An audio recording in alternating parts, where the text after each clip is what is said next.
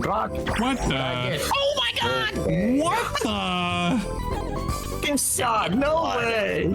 Man. I got it. Yeah, Mario.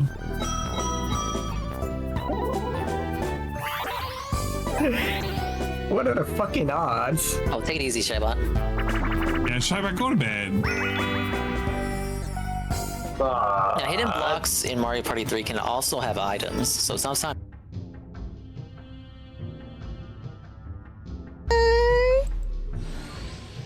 Okay. Ah! Hoo-chow! Woo! Wow, I didn't even need to prepare 50. Yay! Take my picture, Mom. Take my picture. Take my picture. Take my picture. Me with Bay?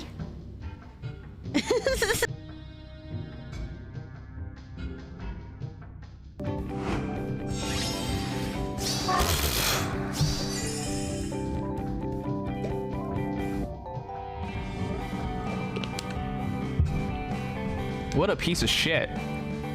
What a piece of shit. Are you guys looking at this? This man is a piece of shit.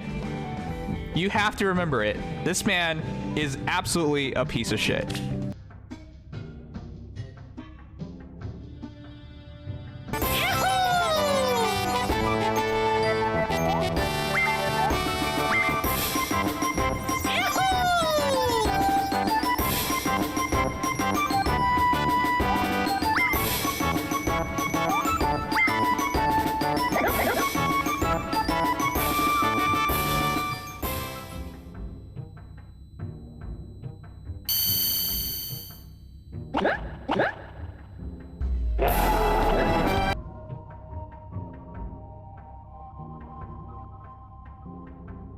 Can I say?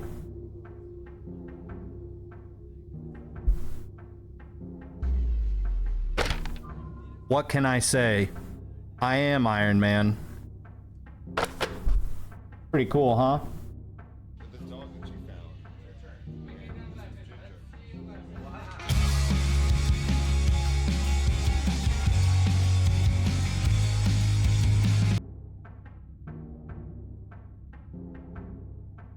Three, two, one, go. Take a sip.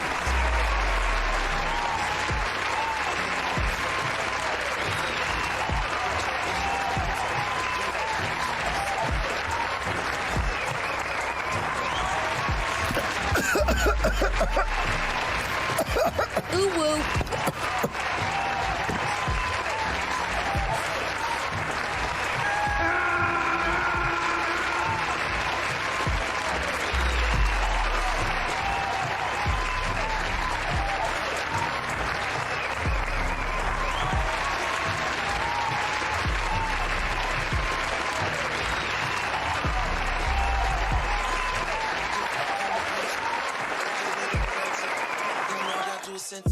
My niggas gon' keep it authentic. They ain't wanna wake the glow up. They ain't wanna wake the blow up. They praying at the trap, I slow up. My thought, I make her eat up the whole nut.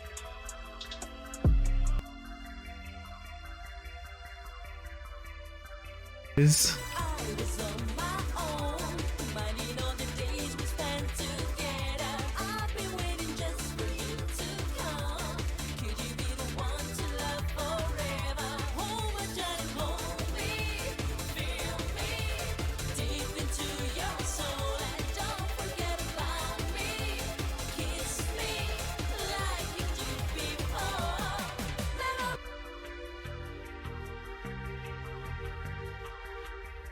Center big cock Amarok. Oh, it even rhymes. I was about to say. I'm gonna Amarok your Amacock.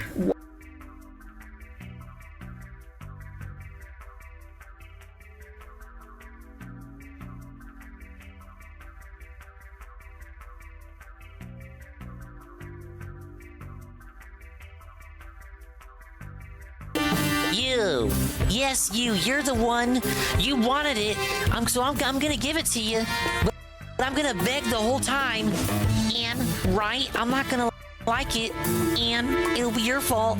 Your fault, right? You're the guy. You, Rue, yes, you wanted it, so I'm gonna give it to you, but I'm gonna be a bitch about it the whole time. I'm gonna remind you constantly, it's not Game of the Year, it's a bad game, it sucks, it's shit, it's trash, and you like garbage, and you're a simp incel, and you're a gooner, but it's okay if you like the game, but I'm gonna make fun of you every step of the way, even though I'm the guy who looks like this, with a sloughy, sloth, slouch, slooch mouth, and a fat wife who looks like a whale, without all the blubber. Without all the blubber, no, with all the blubber.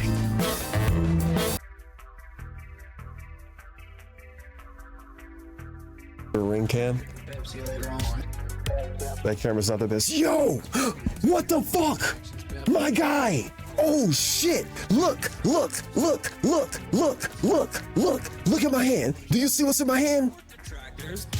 They were right. Do you hear yourself right now? They were right. Bruh, I threw it out the window. I wasn't gonna kill it. You know those bugs that fly around and light up? One landed on my face.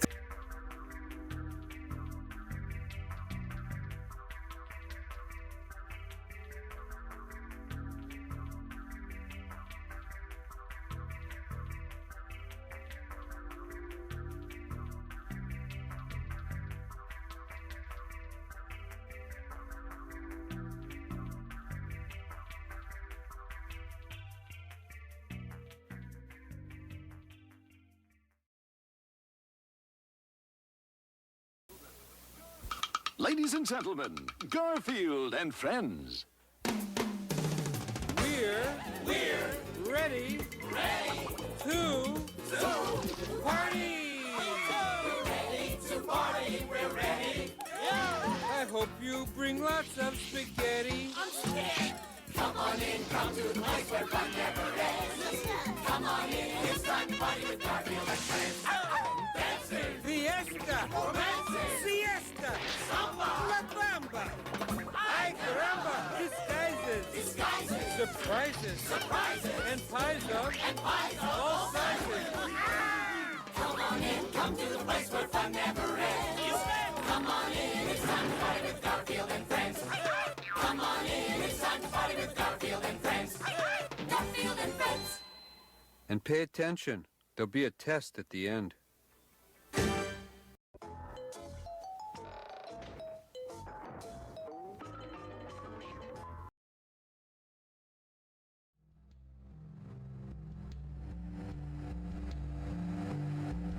Whoa, buddy. Well, hi there, everybody. Welcome, hello, and welcome. Howdy do, hullabaloo, all that good stuff too. Swollen double underscore dingus here for some post-game Jak II precursor orb hunt and chill at like fucking midnight on a Sunday, featuring a lot of sloptuber catch up. We got a lot of videos to catch up. I'm not gonna lie, I'm not gonna front you guys. It's gonna be me putting on a shitload of shit you don't care about. But I hope everyone's doing well. I hope everyone's sloppy Sunday. It's over. We're doomed. I know, right? It's a very fitting alert for given what I just said. Thank you, Zerpachi, to re-up tier 1 for 3 months, and he says this doesn't count. Yeah, the re-ups. No, wait, no, the re-ups do count. You're tricking me. The re-ups do count here, guys. We just hit the sub goal, and I barely just started talking. I hope everyone's sloppy sloptuber schlock Sunday is going about as well as it can. I hope your Sunday evening has found you as well as it has found me. So Jak II is complete, but in order to move on to Jak III, my conscience cannot let me rest well until I know I have done everything in this game, which according to completionism autism just means collecting the rest of the precursor orbs. That's right, I got 151 out of an alleged 286. Will I get all the precursor orbs tonight? Nostradamus says no. Nostradingus says yes. We'll see who ends up being right in the end. But thank you again, Zarpachi. The re-up tier 1 for 3 months. Really do appreciate it. So most of the precursor orbs are ones you can find out in the various levels. A lot of them are one from minigames, and I know these are minigames that like you can't get them on your first attempt. So I figure some of these I'm gonna have to replay, like the jetboarding game. And then I'm gonna have to revisit some of the levels and find out which ones that I haven't gotten. Hopefully these aren't hidden particularly. Look, hopefully these aren't ones I gotta go like jumping around out of my way for, you know? Hopefully the precursors of Neil Druckmann thought to hide these orbs in places that aren't too, you know, difficult to get to. Hopefully it's not like, you know, you gotta go and jump and basically boundary break the game to go find this egg cleverly hidden behind like a fucking pillar or something. Big ups to Red Animator. We all hate Scoplay right now. They messed up Pokemon Go rates today. Did 80 plus rate, only showing 1 Palkia. The rates were supposed to be 1 in 10. Even they admitted they screwed up. I don't play Pokemon Go, Red Animator. No, I can't say I don't play any Kusoge Mobage, but I do. I just don't play that one. But that's a shame. That sounds like that. I know that they usually do community days where you can go hunt Pokemon together with your IRL, in real life, reality style friends. I don't know if that's what you're referring to. But yeah, that's a shame. Selfless Copley. They shouldn't have taken the game from Niantic. Oh, Niantic didn't want to be responsible for that nonsense anymore. Big ups to the Dingers, Dongers, Swollen Double _ ones, Dinguses, Ding Dongs, and all of the above existing in the now. And the Dingers, Dongers, Swollen Double _ ones, Ding Dongs, and all of the above will be existing in the immediate and far-flung future. Like J Frosty, the aforementioned Zarpachi with the re-up. Thank you again. And Red Animator, and anybody else coming in. I was doing the wheelchair basketball Jade game with Cerulean, Shroom, and UNF yesterday. If you missed that stream, it was very fun. It wasn't fun for my legs though. It wasn't physically fun for me. I got no. I cry about it all the time on the stream, so this isn't news, right? But I got no space on this desk to work with. You know, the laptop. The old MSI takes up a good chunk of space here. Then we got the monitor. Then we got the phone. Then we got my tall glass of Mr. Pibb Extra. And then we have all my other nonsense. Let's be off. It's like, whoa, Kapow Buddy. And I went, whoa, Kapow Buddy again by looking at DJ Filthy Rich's re-up. 42 months at Tier 1 for a total of 42 months. And he says hello. Hello, DJ Filthy Rich. And hello, Discord Merchant. Big ups, big ups. We were just talking about how I was playing Drag and Drive, or as I like to say, Drag X Dent, the wheelchair basketball game for the Switch 2. Now, I didn't buy it. It had a free online global demo this weekend. In fact, I think it ended today. So I was like, Saru, I think it would be super funny. Haha, we're detractors, and we like, you know, we call dense wheelchairs, so we should play the wheelchair basketball game. Now, I had already seen the trailer footage beforehand, and I was like, yeah, this game will probably be pretty mediocre. Even as Nintendo's strongest soldier, you know, I probably can't sweep for this game, but it'll be pretty funny to play this game just for a little bit. And, you know, it's a free Nintendo thing, and it's on the Switch 2, and only on the Switch 2, so you won't get many opportunities for a while, I'd say. Maybe a couple more months to play games that can only be played on the Switch 2, outside of the two that have just released. So I was like, okay, this is a cool Switch 2 thing to do with your friends. Let's go ahead and play it. So me and Saru and Shroom, and then later UNF joined. We tried it out, and I'll say the actual gameplay was more decent than what the trailer showed. But it really hurt my legs to use. So I got no space on the desk. So I opted to use my legs because that's what Saru suggested that he was using. Now, Saru was using his pants because Saru had pants on. So he says the pants had fucked up his control scheme a little bit. Now, I had shorts on. I didn't have pants. So I was working with the bare hairy dingus legs here. But the problem, chat, is, you know, it's bare controllers on your bare skin.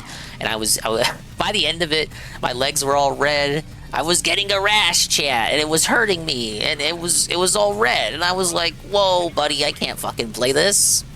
I gotta go put some pants on. But if I put pants on, then it's gonna fuck with the controls, like Sarah was saying. I was like, well, fuck, the game just doesn't work. Fuck this shit. I need to know who developed the game.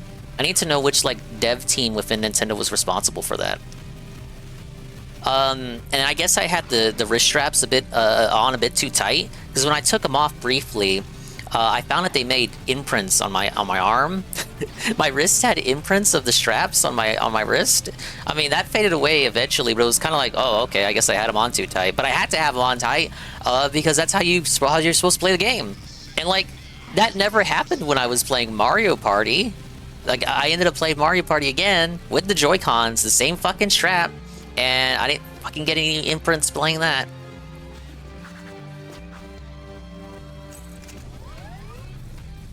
Saw you play a bit and looked pretty mid. Yeah, I mean, again, it was more promising than what the initial trailer reveal had showed, but you know, that novelty kind of waned after the first or second game. Like, I was like, oh yeah, wow, cool, it actually works. Whoa, the gimmick isn't dented on fight like Skyward Sword was when it came out on the Wii. The problem is, you know, it's like a DSP playthrough. The interest in it wanes, and it's like, okay, is that really it? And, you know, looking at the price, $20, which is kind of wild because Nintendo usually drops something for the full 60 or the full 70 now, or the full 80 of your Mario Kart. But usually their price scheme for, say, the Switch 1 era, the price scheme was $60 for the full release, $50 if it was considered a budget title. This price scheme on Switch 2, I would assume, is going to be 70 standard and then 60 for the budget title. Like, you just, you know, just up at $10 more. And then you had Tears of the Kingdom on Switch 1 was like $70 because that was like a, you know, the AAA fucking big dingus title. And then Mario Kart, which is 80. So guys, it's, you know, $10, upping it up from one generation to the next. And then you have this game, eShop exclusive game. It is $20 on Fight. And, you know, we were playing it for like an hour, and there were some mini games that we were locked out of in that demo area, but you know, beyond that, I think we had experienced the core game in just an hour and a half. Now, I don't want to be a Philbert about it, because Phil was like this with Mario Kart. He's like, oh, I effectively experienced the entire game in just 3 hours, right? When there's just legitimately not the case that he experienced all of what Mario Kart World had to offer in 3 hours, because that's the kind of game you pick up over time. You play with your friends whenever you're hanging out with them. It's just like a foolish comment. There's like objectively more content in Mario Kart World that would last you, you know, for eons than just 3 hours. But for Drag X Drive, I think the problem is, you know, it's not based on the Mario Kart IP. You know, it doesn't have any familiar characters. It's a new IP, which, you know, you can have a new IP and have it be successful, like Splatoon, or even ARMS. When ARMS came out, ARMS was not a failure. ARMS worked, it just didn't have any legs. But no, ARMS at release worked, and it sold well. You know, I've talked about, you know, how ARMS sold in the past, and it did pretty okay for like a decent new IP, new fighting IP. Did pretty well, all things considered. Comparatively, I think the problem with this is you don't have familiar characters, so you gotta work on the new characters. You gotta work on what you have, and I don't think they have enough. Is the problem. If your characters aren't familiar, they need to be appealing. You need to have an appeal to draw you in. And, you know, the characters are just generic robots, and there's really no context for what you're doing. There's no world, there's nothing to immerse you in. And this was the issue I found while I was playing. It's like, okay, well, this is kind of, the core concept is fun, but I feel like I'm playing a prototype for another game. Like, when they were developing Splatoon, the characters were tofu blocks. They were blocks of tofu. That was just the prototype before they put in all the, you know, before they implemented the aesthetic. It needs an art style. It feels like I'm playing that tofu block demo of Splatoon, but like for a wheelchair basketball game. I'm a robot in a wheelchair, but why? I looked up at the skyline, you know, the ceiling of the fucking arena we were playing the game in, and it's like you can see a skyline for a city up there. I'm like, okay, but what's that city? Like, where am I? What is my character? What is my motivation for playing wheelchair basketball?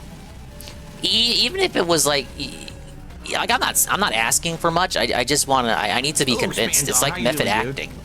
I need my motivation here. It would be one thing, like, here's how to fix it. You give the characters actual personality. You make them humans.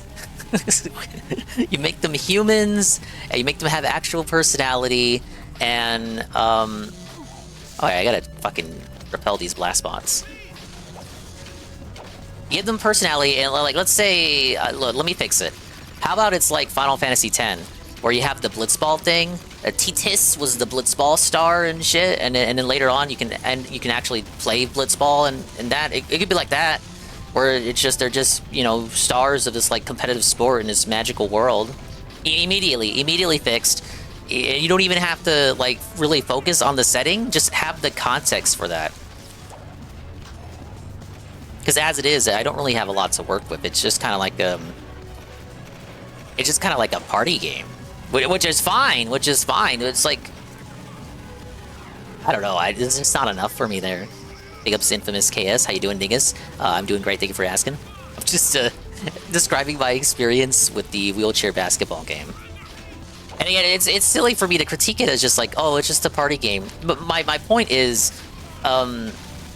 you need to have that world. Like, Nintendo is known for their IPs and franchises with all these worlds that you want to lose yourself in. I just didn't get that out of that game, which is why I want to know who developed it. I don't want to blame Nintendo if it just ends up being some like third-party slop that they just put their name on. It didn't feel like an EPD title that like the core developers had worked on. I need to know who developed it so I know who to blame. But after we had experienced all the content that there was, you know, we just rage quit and did some Mario Party, which ended up being more fun.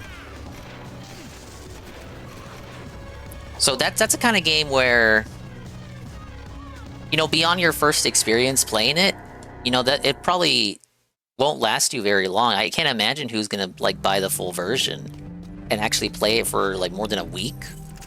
And that's the thing, you're selling it for $20, but is it going to be games as a service? Like, are you going to update it? There's no indication of that. Like, I looked at all the advertising. There's no indication that it's going to be games as a service, where you're going to have battle passes and updates and shit. There's a little bit of customization in the demo, but is that all the customization that there is, or is it just limited customization for the demo? I don't really have a lot of answers for all these questions that I have, and the game is almost out, and it doesn't seem like they have it together. It's just kind of whatever. Not upset so much as just confused. The real question is, as Seru has indicated, where is the Arlo video? Where is the Arlo video at? Arlo bros, please respond. Arlo bros, please respond. Arlo bros, please respond. Where is the Arlo video? Arlo had 3 entire days to play the demo for free. He had no videos come out over the weekend. Where's the video at? He didn't live stream it. He could have live streamed his experience playing the demo for an honest review. Where is the Arlo video? Sweep this up, Arlo. Sweet. He doesn't even have to play it. He could just like report on people crying about it on Twitter. Where is the Arlo video? Arlo said during the Pikmin 3 controversy that if Nintendo does shit that they need to be called out for, he will actually call them out for it. Not on this Pikmin 3 nothing burger or whatever the fuck he tried to paint it as. A first-party game not working on the Switch 2 backwards compatibility. He called it a nothing burger. But this new IP, this new underperforming, underwhelming, overpromising, and underdelivering new IP that's just a bunch of DI robots playing basketball, he has nothing to say? Nothing to say. He'll make a video about like fucking anything tangentially Nintendo related, like casting Zelda and Link in the Zelda movie, or Mario and Peach are no longer friends, or no, they're no longer love interests. They're just friends. So like, he'll make a video on that. He has nothing to say about wheelchair basketball. It's quite intriguing, chat.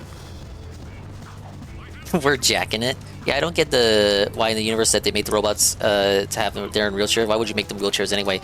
That's the thing, right? Robots cannot be crippled. I'm gonna make an autistic argument here. Robots cannot be crippled. You know why? Because the robot, why doesn't the robot just fix their legs? The robots can be fixed. They can be operated on by mechanics. Why? If the robot can never be crippled, because the robot would just go in and fix its legs. And if they're not crippled and they're capable of using their legs, doesn't that send out the wrong message that they're using wheelchairs for amusement and not like empowerment? They're using it for amusement and sport to mock people in reality. The robots should be crippled because it would be offensive otherwise. But if they are crippled, it doesn't make sense because a robot who's crippled can just fix their legs. They can go to the leg mechanic. Why did these robots skip leg day? Maybe the robots have broken legs because they know the game will have no legs. Ba-bum-bow! I should just get shot here. You're gonna go Chad Warden on this dude? Fuck this fucking puppet. Dingus expects a lot from his wheelchair basketball game. Look, it's the only time I'm gonna play it. You know, I don't foresee myself ever going back to it again because I'd rather not play that again, let alone spend $20 on it. So I just thought, you know, I give my over the credits review on what I had played yesterday, because I feel like I couldn't go in depth on it because of the purposes of the collab. But now that I've gathered my thoughts together after 24 hours, I could say, you know, that felt like a prototype for a game. It felt like a prototype for a game that hadn't got its shit, that had not gotten its shit together. It's missing a world. It's missing characters that I want to play as. They were big fans of that real manga with the wheelchair basketball. Should have made a game like Vagabond instead. You know, wheelchair basketball is a sport in real life, so like it's not like they pulled it out of their ass. But you know, the sport in real life, even the sport in real life looks more interesting than the game. Oh yeah, Jay Frosty just said it. I mean, wheelchair basketball exists. Well, I don't know why you wouldn't play it in the game. It is something that already existed in reality, but it's still just like, I don't know. It's like, you know, a fake rage baiter. He ain't in it for the love of the game. No, he's in it for the love of the sweep.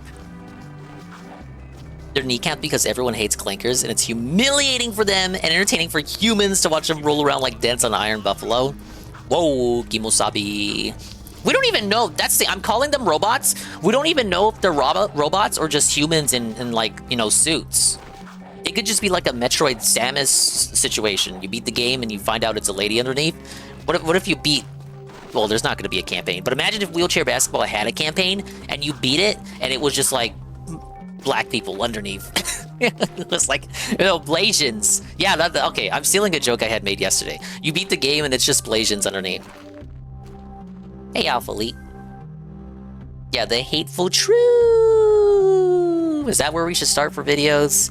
We're gonna start on videos while I look for precursor orbs, of which we have many to find. Many to find.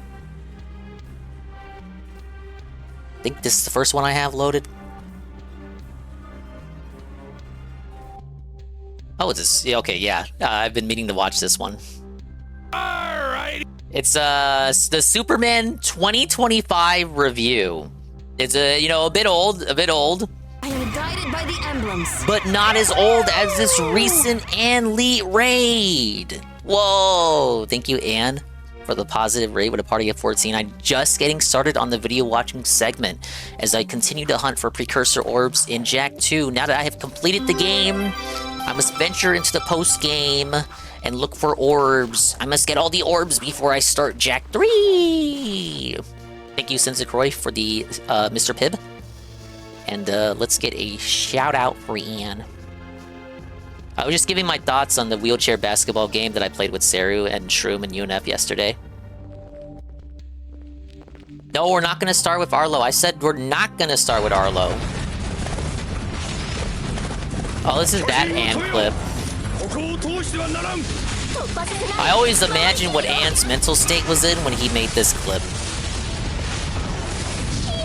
The mic's not even on. There's no VTuber.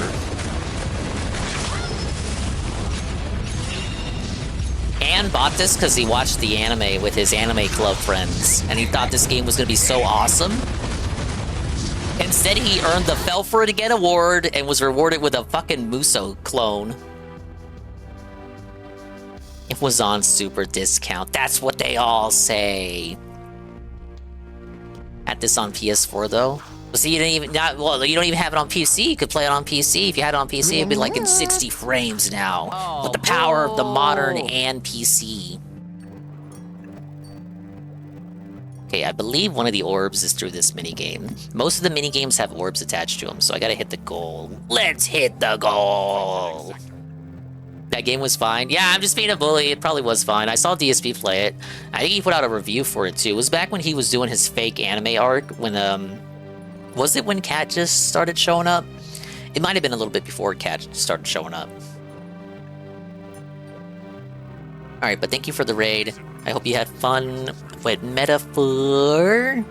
But now we're gonna go to a simile. We're going from a metaphor to a simile, and we're gonna compare the Superman 2025 film to a pile of garbage, featuring Triple P. That's what I call him. It's time for the Superman review. This is an interesting movie because there's a lot riding on this movie. There's a lot of stakes to this movie that normally, you know, with the average summer blockbuster, you don't have. Oh, they give me the Where hand this check. movie may determine not just the future of like the DC universe, not just the future of Warner Brothers as a studio. Well, Anne says, Sinzacroy, with Redeem to find out, I am now getting ready to go scavenging at the fridge for some food. I'm currently in a positive mood, thinking about how Metaphor progressed and how Yufa is quickly climbing the ranks of cool characters and maybe even possible waifu-style status. See, I've not played Metaphor myself, but I've seen discussion and fan art, and this Yufa character seems to be a beloved character, from what I am to understand. Studio, but the future of Hollywood. Oh, P5 Strikers? Jay Frosty says, I think out of licensed Musos, it was one of the better ones. I still think P5 Strikers, it was probably one of the best Musos I've ever played. I like how Phil scammed the audience into thinking that he was going to play that one, but then he didn't. And then he didn't even play Royale or Tactica or any of the other fucking spin-offs that came out for P5, but he's such a big Persona fan, guys. I think my favorite Muso, I haven't played very many. I played a couple on PS2. I can't remember which one, though. Maybe 3? It was one of the earlier ones that came out on PS2. I had a demo for it. But I thought Three Hopes was a good attempt at like expanding behind the traditional Muso formula with like the hideout you would wander around in. Taking the Fire Emblem supports and like transitioning them to a Muso format. I heard P5 Tactica was rather mid. Oh, that's a shame. Well, it was Persona Fire Emblem. What could have gone wrong? Of Warner Brothers as a studio, but the future of Hollywood in general, in terms of whether this superhero cape shit zeitgeist that we've been in for the last 15, 16 years or so is going to continue, or whether or not superhero movies are going to be dead altogether. This movie, along with Fantastic Four, releasing in 2 weeks' time, really feel like the make or break moments, to me at least, for their respective cinematic universes. When you look at how Marvel's been doing lately, the last few phases have been garbage. I can count 2 movies that were really well received, and both of them are more standalone than cinematic universe shit. I'm missing some. Where you had Deadpool and Wolverine that was well received. Oh yeah, people like Deadpool and Wolverine, which was like fan servicey kind of standalone Spider-Man stuff. As he talking about the one with Doc Ock? The rest of the MCU, they were successful. Pretty much everything else. The last of any of these movies I've seen is Age of Ultron, so don't look at me for the catch-up. C-list shit tier offering. Nobody went and saw that. The movie tremendously underperformed. And what's scary is that movie had like positive buzz and good reviews. People still didn't go see it. And as so far as I heard DC people say it was kind of good. concerned, Thunderbolts. like DC never really got it going. But after Aquaman, there was like this period of hope that it was gonna turn into something or be good. And oh my god, I'm fucking up. Black just have me try over. Basically try over. the whole try again. fucking franchise from orbit. They thought The Rock would save it. The Rock basically doomed it and led us to the... It was more like Persona X Tactics Ogre Dinger. Oh shit, I didn't play Tactics Ogre. Or Final Fantasy Tactics for that matter. I know that's getting a remake. Apparently a demake if you care about the localization script. Point we're at now, where there's like a division within the fan base, where a certain portion of the fan base are like Snyder jihadists who are determined that this movie needs Where's to my fucking Snyder fail cut? so that we restore the Snyderverse and bring Snyder back, and this movie has to bomb, which I'm pretty sure even if this movie does totally fucking bomb and everyone hated it and it made no fucking money, I still don't think they'd bring fucking Snyder back. I think that they would just nuke the fucking franchise and say, listen, we're just gonna make Batman movies from now on, and maybe fucking 10 years from now we'll try with Wonder Woman again or some shit, right? But that's what's going on. You have like the Snyder jihadists who are like determined to destroy this movie to restore the Snyderverse, and then you have the other DC fans who are, some of them are gun worshippers who like Guardians of the Galaxy and want to see that going on, and you have like the Angry Joe type people who are just desperate for Superman to succeed, and you're kind of in a civil war there. And what's interesting is the way that James Gunn has decided in this movie to tackle the difference between these different camps that exist within the DC universe, which is essentially to say fuck you to all of the Snyder fans and faithful. This movie is a complete rejection, like a complete rebuke and repudiation Snyder Bros, of everything that Snyder's vision stood for. Everything that like Nolan and Snyder wanted to do that was grim and dark and gritty, and a Superman that kills, and a Superman that, you know, there's wanton destruction and chaos and mayhem. The whole movie is just a total rebuke of Man of Steel. And I'll just give you an example of what I mean by this. And this doesn't necessarily spoil the movie. I am going to spoil this movie. So if you haven't seen it yet, I'll just tell you my general recommendation on this movie is to go see it. I feel like it's 2 fun hours at the movie theater. Good well, he likes it enough to recommend it. Bubblegum movie. Now, is it true greatness? Is this going to be the definitive version? Is it the best comic book movie ever? Hold up on No. rewatches? That's to be determined. I don't think it's the definitive version, and I don't know how great it is, but we'll get into that in a minute there. But I'll talk about this repudiation, this rejection of Snyder and that part of the fan base. There's the scene you've seen in the trailers where Superman is fighting the kaiju, and it feels pointed, bro, in this movie. Like the kaiju is about to fall into a skyscraper. Superman rushes to stop it from falling into the building so there's not collateral damage. He does that several times. He's saving just people on the street from being stepped on. He saves a dog from being stepped on. He's saving little girls in this scene. At one point, he's even saving a squirrel. Okay, he saves a squirrel for What's wrong with fuck's saving sake. squirrels? That's how dedicated this Superman is to the preservation of human life and no casualties and no collateral damage. There's a scene in the movie where Superman, there's like this black nanobite technology or goo or whatever that's going into his lungs and stuff. And it looked a lot to me like the stuff from Krypton in Man of Steel. Oh, or at least so that's how close. I felt. And there's a scene where he's literally regurgitating it up, like he's puking up Snyder's vision onto the ground. Okay? So this movie did everything in its power possible not to just go as far away from Snyder's vision and the gritty and the dark and the grim and the dour version of Superman that we were given, but it felt like it was a rebuke. It was like, fuck you. You've almost, it was like, you've ruined Superman and what he's supposed to be, and this is our vision for Superman. And it really is a Silver Age style Superman. It's almost, you know, it's like a campy kind of return to form, sort of Richard Donner-esque. Not Richard Donner, because his wasn't as campy, but it almost felt like a Superman 2, Superman 3 level of camp that they were trying to inject into this movie. And I like that. I like that Superman is like a goofier or campier character.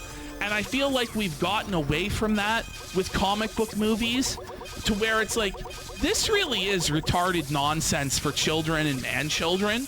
and I feel like it should be treated as such, and not this we are the mythos of Greek gods in the modern age fedora tipping shit or whatever. So I kind of appreciate that approach to the movie. I'm gonna start spoiling the movie, so spoiler alert if you've never seen Superman. Okay, I'm gonna talk about the various actors and what I thought of them. This version of Superman, I thought he's better than Brendan Roos Superman. Is he better than Henry Cavill's Superman? Yes and no. I would say no in the sense that he didn't have as good of a look as Henry Cavill, and I don't think he had as much charisma as Henry Cavill. And also, like, when this Superman flies toward the screen, he kind of looks like a goofy motherfucker. Like, I don't know what was going on there, the way that they were filming it, but he looked kind of like a Down syndrome hammerhead shark or some shit. Like Brittany Vensey? Yes, and that he's better than Henry Cavill's Superman, and that Henry Cavill's Superman was never really given anything to work with. I think he got something like 46 lines in the entirety of the 3 movies that he was in. He never really got an opportunity to emote in any way. We never really got to see him as Clark Kent in any way. So, I don't know. Compared, of course, to Christopher Reeve, it's a pale imitation. You know, Christopher Reeve is Superman. So iconic, so charismatic. The look was perfect. The way he played Superman was perfect. The way that he played Clark Kent was perfect. The transitions between Clark and between Superman that he was able to do without costume changes, just subtle changes in his facial expressions or in his posture was excellent. 300 to go. I think it's pretty much impossible to top that version of Superman, and I don't think we've ever had a Superman since that's even been close. Because we've had in Batman's, like, you know, when you look at what's his name? Michael Keaton's depiction is somewhat rivaled by Christian Bale's depiction. We don't really have a Superman that's iconic enough to compete in any sense against Christopher Reeve, and we still don't with this version of Superman. But I thought he was serviceable and he was adequate. I thought he had good chemistry with Lois Lane. This might be, and there's not a lot of competition for me on this front, the best version of Lois Lane that I've seen. Now, mind you, I've not watched Smallville or any of the CW versions, which I probably should do because I've heard that they're I was in the zone Smallville, for that. especially people really I think we got sing the 3 from praises that. of. Pretty good. But I always thought that Margot Hey, Night Kidder's Zoomer. version of Lois We're Lane listening is to a real Triple P bitch. review Spider. To me, Not it never seemed like Spider-Man, she was ever Superman. actually in love with Clark Kent or Superman. Why is it Henry Cavill? He was the Witcher guy, right? Isn't he the one that got fucked over? Why is he always getting fucked over when it comes to Hollywood? Do they just hate him? Whatever, more just in love with the idea of him having powers and stuff like this. And that she didn't really like him for him. And so in Superman 3, when they brought in the new love interest, I was kind of excited for that. Oh, because he's a gamer? It can't be because he's a gamer. Fucking bitch. He's Then too masculine. Got, like the Superman yeah, he goes Returns Lois. The original controversy was that he was recasted in The Witcher, right? They got rid of him, and now he was Superman. He was Superman, but they don't give him any fucking material to work with. Unfortunate. The Lois from Man of Steel, both of those Loises are just, I don't know, man. They're just very boring, dry, dull as fucking dishwater. Didn't think they had any chemistry with Superman at all. So this version of Lois, you know, the scene where her and yeah, Superman you're right. That's have what it the was. interview and the I watched a few videos on it, I think by... who would I have been watching at the time that would have talked about that? Maybe Diversity in Comics? And, you know, you're unlocking core memories within me. Yeah, it was because he wanted to be more close to the source material, but I assume the producers and the writers wanted to just do their own fucking thing. Argument, and it starts as something playful, right, and fun, and then it turns at a certain point into something where, you know, they're fighting, and it's like it's the issues in their relationship. It felt to me like a real life relationship argument. It did feel to me like there was actual chemistry there, and it felt like a real relationship. And I think that's the first time in a Superman movie that I've really seen that, and I like that. And also the scene between Superman and Lois, where there's the I didn't fight even know going on in the 40K had a background, show. and the Justice Gang are handling it, and it's just an everyday occurrence in Metropolis. Political wind shifted. Ah, yes, the pendulum has swung. Between metahumans and superpowered entities, and you had Peacemaker on the TV. And that scene has a line that made me laugh. You know, when they say that maybe that's the new punk rock. I like that. I fucking died laughing at that. And I felt like that scene really contained the seeds for the tone that this universe should hit. And it was at that point, it's not always that hitting that tone of where I think it should be. In a lot of parts, it goes too far and it's too quippy and too James Gunn in style, but it never went too far with that where I was like, okay, this movie's a fucking total Marvel clone. Can't say I'm a fan of the quippiness in superhero but that scene, movies. I think, hit the right As of tone. late. And No, I they thought weren't that always was like a that. really strong scene. Some of the strongest scenes Marvel in the humor, movie as they actually call it. are Superman and Lois together. Which is odd, because I And consider think myself a one pretty thing is quippy I fellow. wish that they had more time together. Lex Luthor, I think this might be Phil my wage quitting Mafia favorite already. He's not going to wage quit version it. of Game's Lex too Luthor. short. Because when I you will not be look at gaslit into Kevin believing that he's going to Spacey's wage quit it. version of Luthor, Well, so we can play it's more basic Donkey Kong? Kevin Don't make me Spacey laugh. playing Kevin Spacey. I was kind of disappointed with it because Kevin Spacey as Lex Luthor should be the dream casting. He's got the look. He's great as a villain. He's got the voice and everything. But it didn't feel like Kevin Spacey playing Lex Luthor.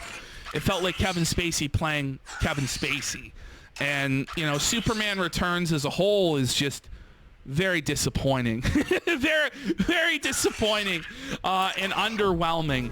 And, you know, Gene Hackman's version of Lex Luthor, I love, you know, the obsession with real estate, wanting to be king of Australia.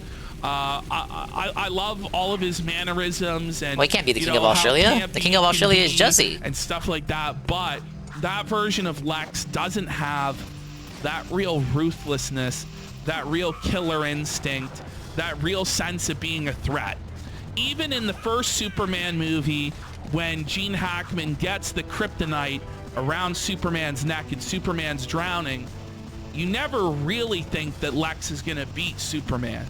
Whereas in this movie, from the beginning, they do so much to establish Luthor as a credible threat, as somebody who could defeat Superman to the It's point Jesse's where, Xi Jinping. you know, it almost goes too This far. explains in Jesse's the other appreciation of direction Winnie the where Pooh. Superman just feels weak as fuck. But Lex, they do a really good job of making him a big threat, making him ruthless.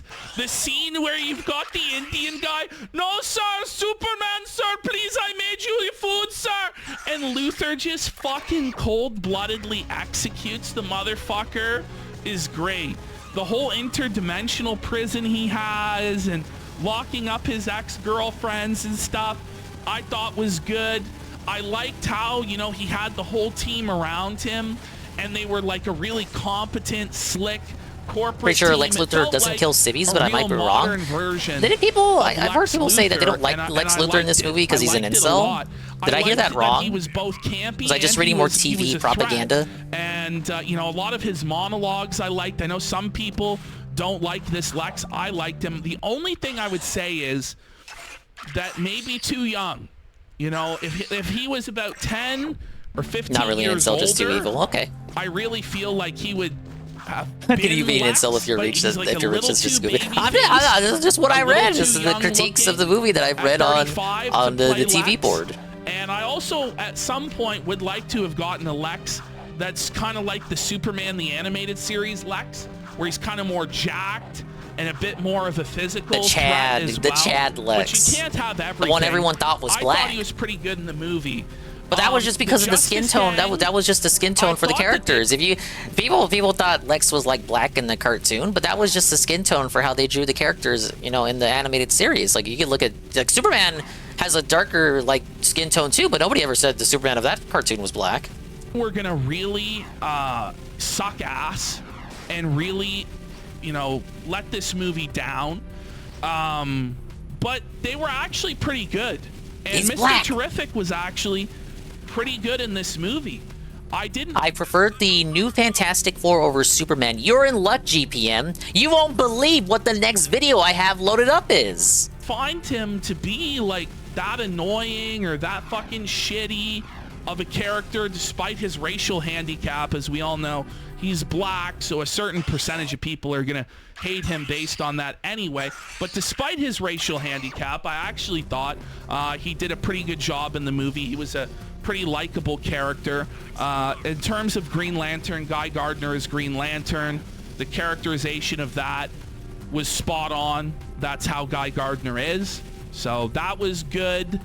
He didn't have a whole lot to do in the movie, and I think when I was growing up, Papa Dingus took me to see Fantastic Four Rise of the Silver Surfer. Like, so not even the original one, but like the sequel. This was during that era where Papa Dingus and me would just go to the movies every Sunday and watch the popcorn movie slop that was like available to watch. And then afterward, we would go to a CC's and have a big old slice of pizza. I remember thinking it was pretty alright, but I was a Billy Dingus, you know, so, you know, your mileage may vary for how trustworthy my reviews may be, but I remember thinking it was not that bad. will say Mr. Terrific got way too much screen time and was way too involved in the movie to the point where it almost became a Mr. Terrific movie instead of a Superman movie. Yeah, it was our weekly thing. Or just go watch, see what movies are out. Of Mr. Terrific and the rest of the Justice Gang and how much they were in it, there would have been more time for more Lex Luthor. Like, he took me to see Dredd. Like, dude, Dredd was fucking awesome. Seeing Dredd in theaters. Said, I'm glad that they are. It was fucking amazing seeing Dredd. But sure, there was like nobody in the theater but us. But it was still a good movie. Are in the movie because I'm really, really fucking tired of it just being the same. We've seen some stinkers too. Like, he took me to see Kingdom of the Crystal Skull, Indiana Jones. He took me to see Force Awakens. So, you know, not every movie we saw was a banger. We saw Rango in theaters. He really liked Rango. He kind of, if I recall, he had a pog out moment when Clint Eastwood appeared, and then he explained to me who Clint Eastwood was, because I guess he thought I didn't have the context. He was right. I did not have the context. He was like, that's supposed to be Clint Eastwood there, bud. I was like, oh, okay. In shit over and over again. The same reboot of Superman or of Batman. Oh my God, oh fuck. GPM, we did see John Carter. We did see John. I remember being so confused by John Carter because you have the whole preamble of him being in his like original world, and I think he's doing like a chase with this police officer. Then they get stuck in the cave, and then he teleports, and then the whole movie happens. And then the movie is like near its end, and he has his like babe, and he's hanging out, but then he accidentally gets sent back to Earth. So he returns to where he was at the start of the movie, and then you see the officer from the start. He's like a skeleton. That's like, well, that's kind of morbid. He fucking died there. I remember not liking the movie very much, but then I heard it was a poor adaptation in it anyway. Batman, where we never truly get into the universe. Where, you know, with Batman, we're never getting to the point where he has Robin or he has Batgirl around or Nightwing exists, or, you know, and with Superman, we never get to see, like, Brainiac. We never get to see Bizarro. We never get to see anything else other than Lex Luthor. And I still think it was weird to put Cyborg in the Justice League. So you see, I'm like toxified like every other kid in the 2000s. Haven't seen Teen Titans, so like Cyborg fits in the Teen Titans more than he does in the Justice League to me. Maybe he was always supposed to be in the Teen Titans, so it's like, well, duh, dingus, did you read the comic books? And I'm like, no, I didn't actually read the comic books. But the Cyborg character resonates with me as a member of the Teen Titans. So you put him in the Justice League, and none of the other Teen Titans characters are in the Justice League. It kind of feels to me, it's like, okay, well, what did Cyborg do that was so great to justify being in the Justice League that these other characters didn't do? And apparently the answer is he's black. in Zod, and that's one thing where I was disappointed when it was first announced in this movie that Lex Luthor was going to be the villain again. Mafia like, looks okay. Please, can we? But I said this I said this to Saru today in Baby Park, but I asked, like, I don't want to be too mean to the game, but it feels like Mafia, like, do you ever see people say, oh, like, oh my god, Mafia is such a great game? I don't want to be too mean, because then it's gonna be like I'm shitting on it, like, oh, you're being a Phil about it, you're disregarding and dismissing the game. But it feels like Mafia is that series you play when GTA isn't doing anything new. It's like the benchwarmer game. You're playing this because you know GTA 6 is coming out in May, but you can't wait that long. Now, I might be a negative Nancy about that, but if I recall, people did not like Mafia 3, and Mafia 2 was like the really good one that people liked, and Mafia 1 was okay, but like kind of buggy. And then, of course, 1 got a remake. I believe Phil played every game in the series. I don't really have many thoughts on it, you know. Oh, I completed the mission. My thing about it is, it's probably an okay enough game, and we need more games like it. You know, AA, you know, middle budget, because we kind of lost that after the PS2 era. So I'm fine with that. The new game is $50, a very condensed piece. You know, it's fine if it's not 80 hours with a shitload of nothing burger nonsense that you want to do, like the content I'm doing right now in this game that I'm playing. But you know, there's room for games of that nature to exist. So, you know, while it may not be a game for me, I can respect its existence. It's all about the how Phil would say, the value proposition. You know, Phil sieves at Mario Kart World because although he prefers shorter games, he got only 3 hours out of that game, despite it being an $80 game. But that was the problem, that it was $80. If it was maybe $40 or $50, maybe Phil would be willing to swoop for that. Now, Bonanza Donkey Kong is $70. You get all the content you could ever want out of that game. So it's high value proposition, but Phil considers the game not fun to play, so he thinks it's still not worth his money. So even though you get a lot of content for your money, the content is not fun to him, so it's not worth the money. You know, conversely, you have Mafia, which is $49.99 USD, and it's probably like from what he said, a 10 to 12 hour game. This is before DSP streaming bonus comes into effect, but 10 to 12 hour game, $49.99.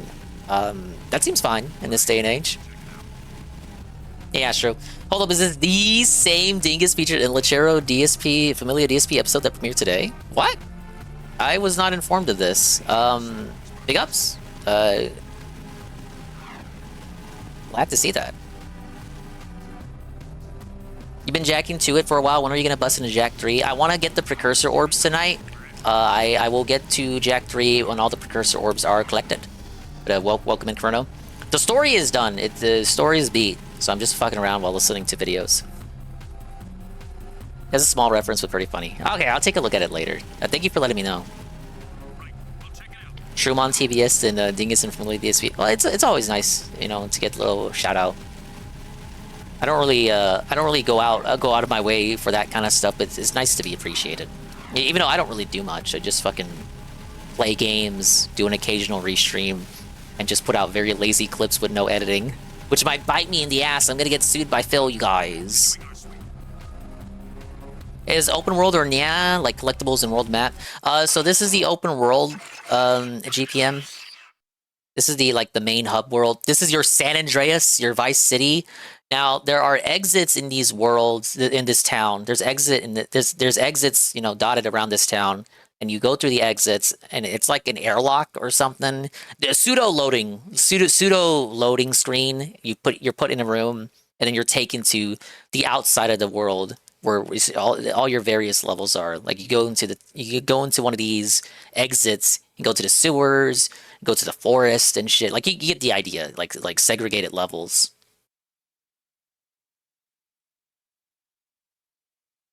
Get Brainiac, please. Can we get somebody else? So I was glad that right away, hey, Jobla. we weren't. Yeah, you missed the doing ending. I'm origin sorry. Story again. Last stream was really short, and but 30 I did the minutes ending of in that stream. Superman growing up in Kansas, which, by the way, you're How many never orbs do you gonna need? A lot. compete with Richard Donner's 1978. I know many of them are tied to mini origin games. in Kansas. Some of them I might have to backtrack for. So well done, the shots and everything. Let's see. And that movie really doesn't Yeah, it's not get looking pretty enough good for me. credit because that movie is really shot in a really artistic and really excellent way. That Oh no, I accidentally fucking changed the thing. Ah, I was trying to pause so I could respond to Jay Frosty. No, but he says like it always seems like a get on sale type of game. I'm gonna clip it and then pull up the clip to see where I was before I hit the thing.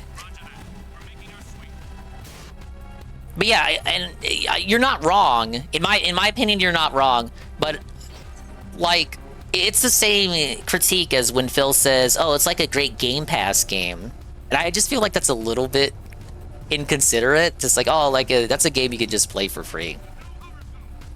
Okay, where was I on that video?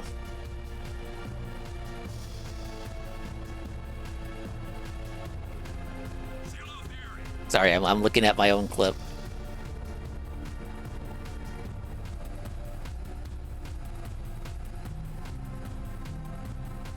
Okay, I got the idea for where I am.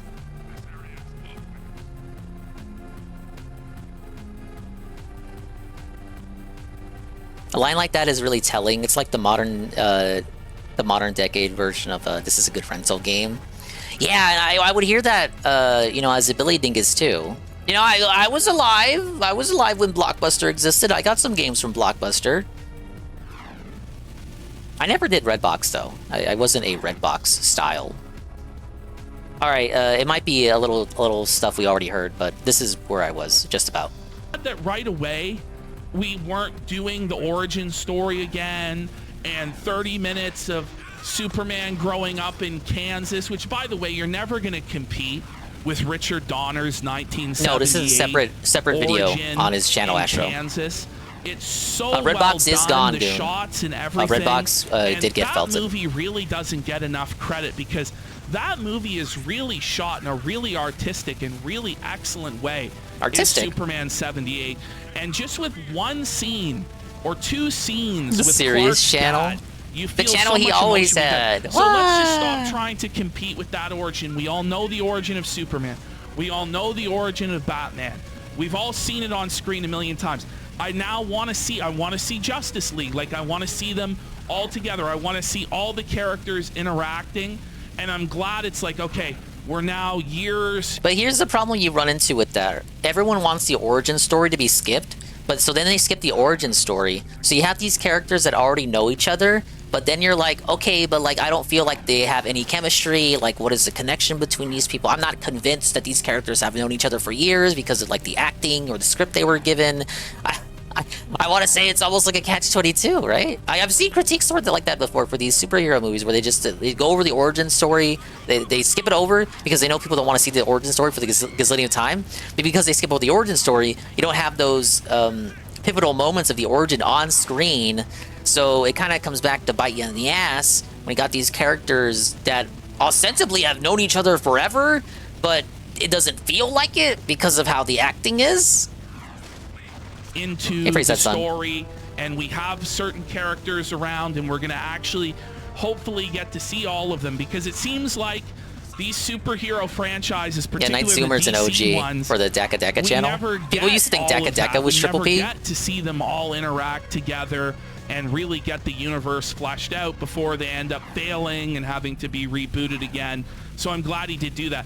Crypto, which everybody was shitting on Crypto and wanted, you know, I hate Crypto being in this movie. I was at the opposite camp where I was actually excited for Crypto to be in this movie because I wanted it to be just the goofiest, silliest. And yeah, it's not helped. Anne's right. It's not helped that these universe ideas keep failing, especially for DC.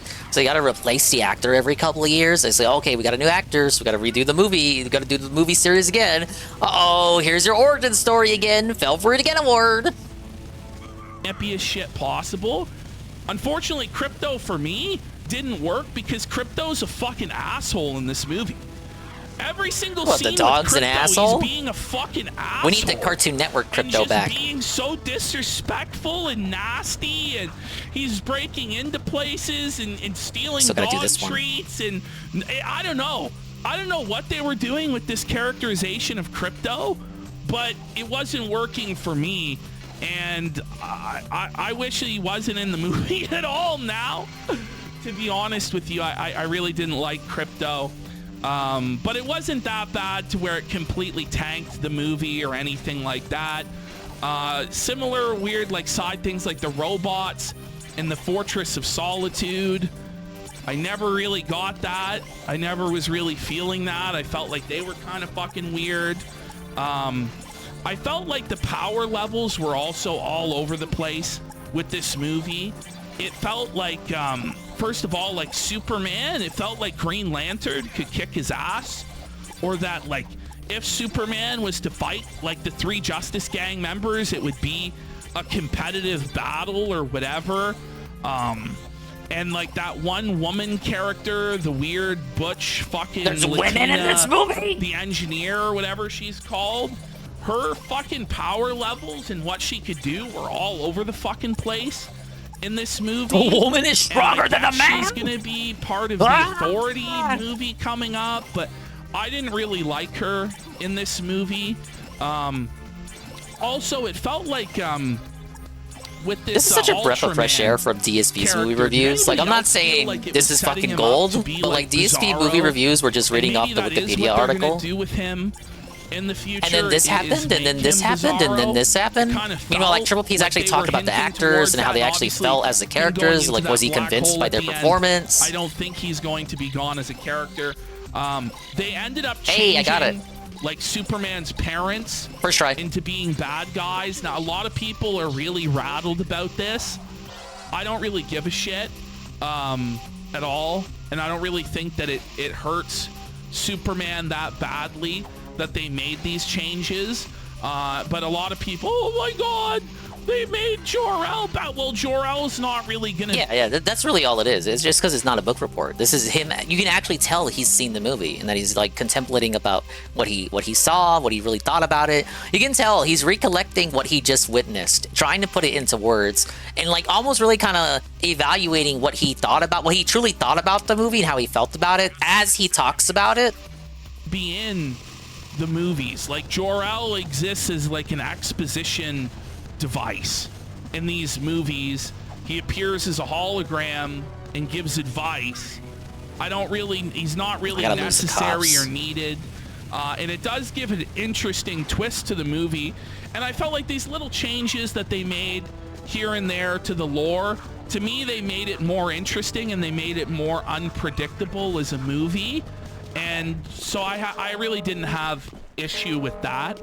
Hawk Girl sucked though. Hawk Girl was fucking brutal. Sup, a Hawk Girl? She really had nothing to do in this movie. Oh, Probably what? They could shouldn't follow have me over been here? in the movie, maybe get a more interesting character. But the thing is, nobody's ever really cared about Hawk Girl anyway, so like it's no real loss that she was kind of shitty. They gave her one moment killing the leader of Baravia, which, by the way, I liked him. I really liked the dictator of Baravia and just how over the top and campy he was. And people, you know, are like, is this Israel, Palestine? Ben Shapiro's crying his eyes out. No, Did I watch the they're movie? I did not. criticizing I did not. Israel. I saw a lot of the discussion about it. Like I said earlier, that apparently people were equating Lex Luthor to like an incel, and there was like a movie. There was a joke in the movie about monkeys with typewriters that people got really upset about on Twitter. The Zitter people were saying like, no, it's a fake leak. There's no way there's a scene like that. And then the leak came out, and the hand cam version leaked and revealed that was in fact the scene.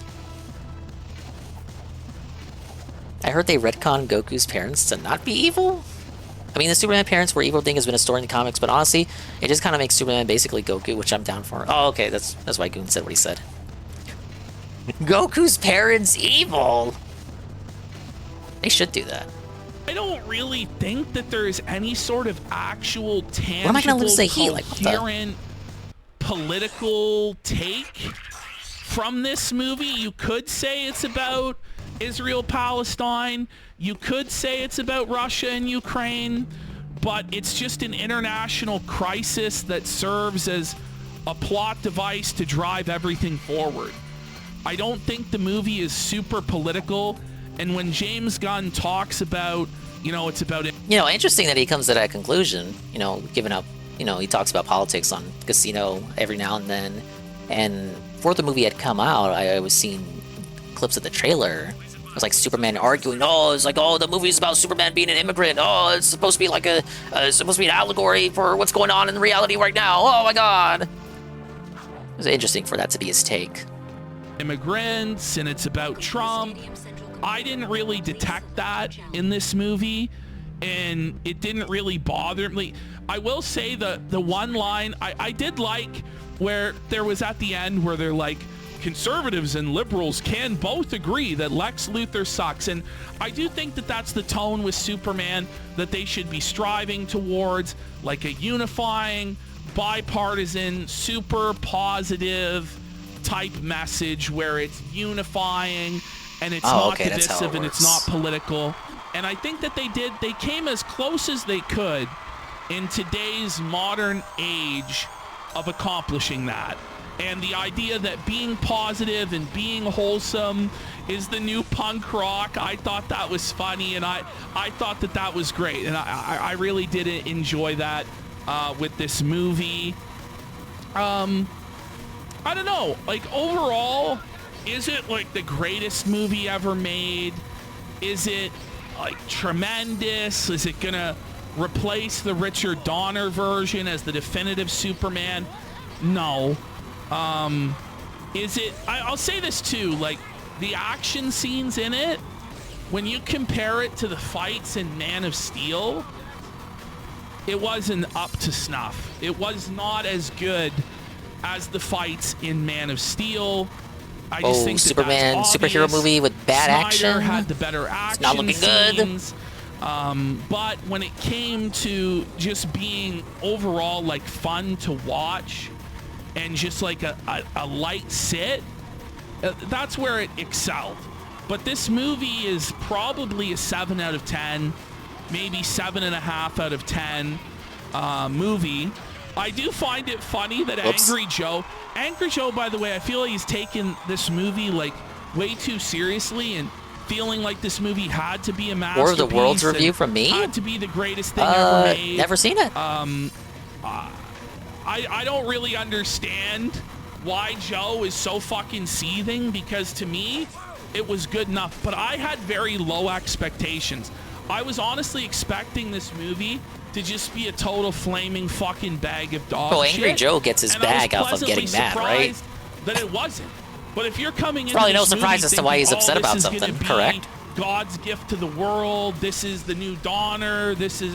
You're obviously going to be disappointed. I don't know. I'm pretty high on this movie. I think it was pretty good, especially Lex Luthor in it and all of that. But my hopes for the universe of it, I don't know. I hope we do actually get to see it, and I hope that James Gunn does get a chance to put together his universe. But at the same time, I also would like for the Pattinson Batman to also get to exist. And I have a feeling those two are going to collide. Whoa, if buddy! Given the choice to see that develop or the Batman develop, I would probably choose the Batman because I really liked the Penguin show and what they were doing with that. Joe was the movie's greatest soldier online. Didn't he went to see it? And it was meh. Than I really do. But why though? though? The rest of the DC is it just that he wanted it to own the Snyder chuds? I'd like to be able to see it. Why care that much? I don't know if we're gonna get to see it because it looks like the movie might be underperforming some, but hey, AJ, we'll just have to wait and see. So that was basically my thoughts on Superman. I don't know.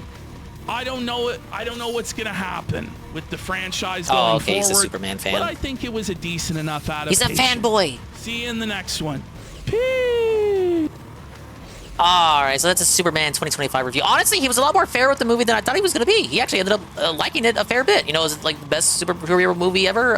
No. But going in with what little I knew about the movie, that was like, oh, it seems to be a little politically politically aware of what's going on in the now. Oh, it's like raising these questions and like about how we treat our people nowadays and trying to equate that to the Superman question. You know, Superman is both an alien in multiple contexts. He's an alien, he's a leaf blower alien and an actual tentacle alien. Oh, how are we gonna treat Soups, you guys? But no, he ended up you know, talking about it with nuance, and I would say he thought that was fairly decent. No, he didn't defend. Oh, yes, he did. Well, he didn't like it, but I think he swept for it in the sense that he thought it was like a joke. I'm trying to remember what he thought of it, but he definitely didn't think it was good, but it was more like he thought of it as like a joke on the fans, and that's why he swept for it. Like it was like you guys, you don't get it, is what he tried to rationalize it as. You guys just don't get it. You don't get the masterpiece of Joker getting bent over and graped. Okay, so as I promised, we're gonna follow that up with what he thought of Fantastic Four. He released this one a week later. Just give me 1 second here.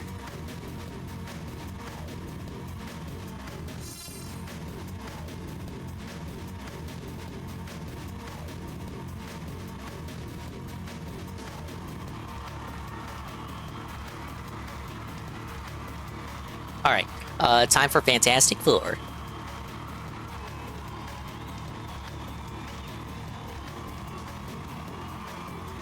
If it'll load, what the? There it is. Oh. Age restricted? What is he saying this? What?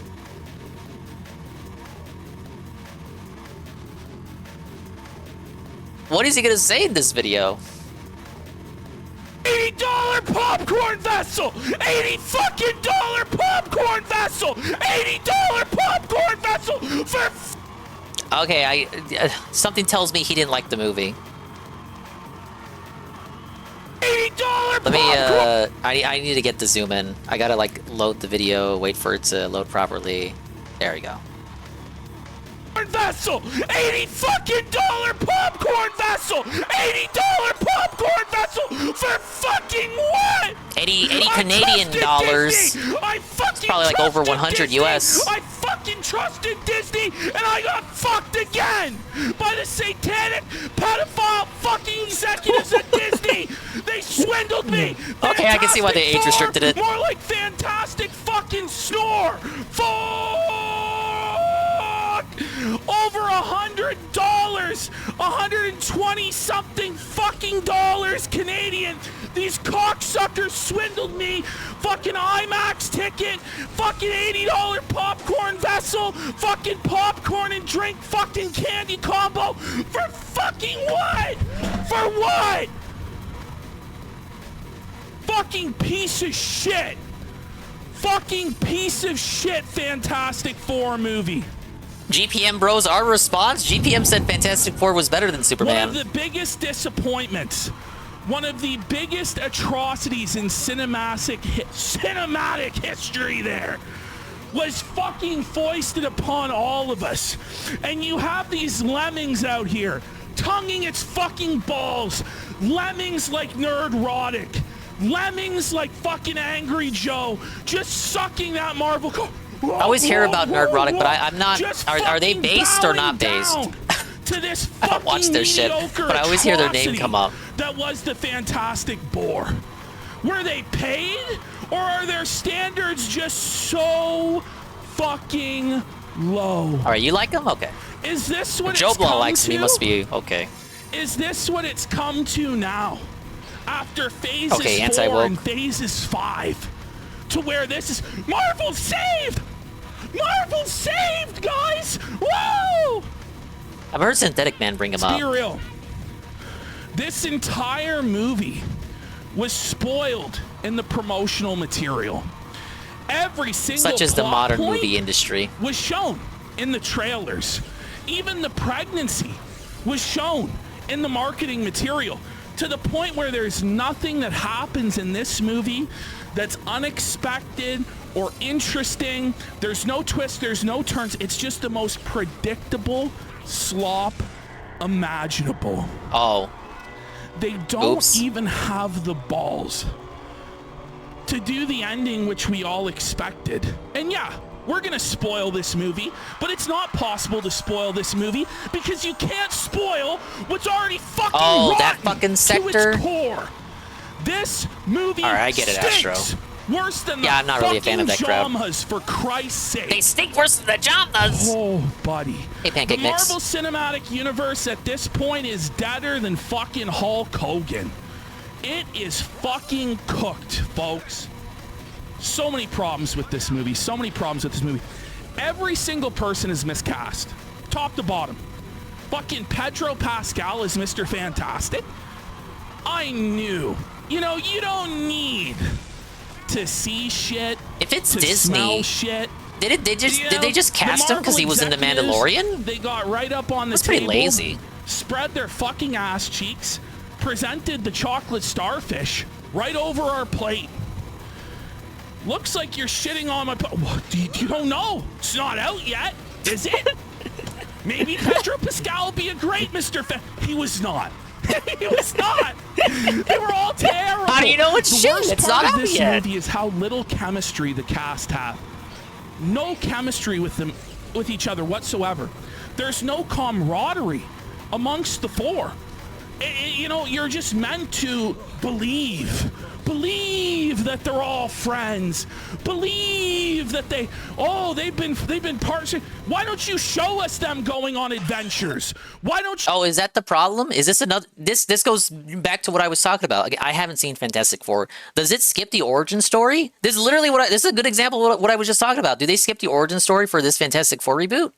So you're just supposed to be convinced that they're all good friends, but you don't see it, but they want to skip over it. So, you know, runtime of the movie isn't wasted on the origin story. So you don't see them with the camaraderie and the chemistry. You're just told that it's there and you're supposed to believe it, but the chemistry isn't there between the actors. It's literally what I was just talking about. You show us the camaraderie. Everything in this movie feels so cheap and so unearned. When they finally, it's clobbering time. It was so lame and so unearned. You want to know you want to know why this movie's so fucked? Fucking piece of shit. They sold at least 6 of these. 6 of these. Did the theater have 6 people? In the theater I was in. Okay? So you know, the preview screening I was at was full of the most soy-filled bitch fucking consumer Marvel fucking homos on the earth. Right? That wasn't bad enough. They were Canadian. No one laughed the entire movie. Really? It was quiet as the grave. Because none of them had any comedic timing with each other. Every piece of dialogue felt so clunky. All of the jokes fell so fucking flat. Human Torch miscast so bad. We're supposed to believe that this butt-faced bitch, this ugly dime store generic fucking jabroni that they cast for Human Torch is the sexiest man in the universe. That he's just so fucking dashing and sexy and charismatic that out of all the planets and all the galaxies that Shala Balahala went to, her fucking icy cold silver heart melted for this butt-faced jabroni bitch. That's what we're meant to believe. Maybe if it was Chris Evans, we might believe that shit. But not this fucking bum. And the movie relies on that. And it's like Human Torch is fucking decoding the language. Doesn't that seem like a role more fit for Mr. Fantastic? But you know, that's a nitpick, whatever. That's not really why this movie is such a fucking atrocity. It really is the casting. Buddy, we've got fucking Rabbi Thing out here. Look, I get that Thing is canonically Jewish, but did Thing need to grow a fucking rabbi beard and wear a fucking yarmulke, an Orthodox fucking Jew club in the midst Maybe it's of the this movie with the Israel-Palestine commentary. Don't know how well that one's gonna go over there, Disney executives. Holy fucking shit. I did not know he was canonically But Jewish. it's not even that. When you look at Thing, and there's not one moment in this movie that has the emotional resonance of the campy, cheesy 2005 version of Thing, when Thing's wife throws down the wedding ring and he can't pick it up. There's not one moment in this entire movie that resonates like that. There's no emotion to this movie. It's completely hollow. It's spiritually dead. This is a movie that I had a lot of hope for. This is a movie where I was like, you know what? This is where Marvel's gonna turn it around, because you didn't actually think that, did instead you? of making the same bland corporate slop, decision by committee, safest I gotta beat possible 219. choice, It's appealing to the doable. lowest common denominator. Here we have a Fantastic Four movie that's going to have a style to it, that's going to have a vision for it, that's going to ooze style and ooze having a vision, because it's set in this retro-futuristic 1960s world, and you have the Fantastic Car, and you have Herbie, and those are the best parts of the movie, by far. The best parts of this movie, sadly, are the robot, the car, and the backgrounds. Fantastic Four's P's Comfort series. Those Fantastic are the Four is best. kind of a main pillar for Marvel Comics. It was like that in pop culture too, before all the chicanery happened with the rights and the legalities and whatnot. And then out of nowhere, like Iron Man took over because of the success of his shit, and then the Avengers really kicked off, and the Fantastic Four were period, all caps, forgotten parts of the fucking movie. At least as far as the movies go. What we got was stylistic vision by committee. It was soulless slop. It feels like this whole script and everything was developed by AI. This makes me miss Superman. Because even though James Gunn is not the most talented or incredible auteur director in the world, at least he has a style. At least he has a signature style that he can deliver on. And with Superman, he did that. This movie would have been better off being made by James Gunn. Okay? Would have been better off being made by James Gunn. But the truth is, no matter who makes these movies, they get lobotomized. They have no real control. We saw that with Sam Raimi and the Multiverse of Madness, the Multiverse of fucking Copeness. It was fucking trash. You could barely see any fingerprints or any semblance of anything that Raimi has in his style.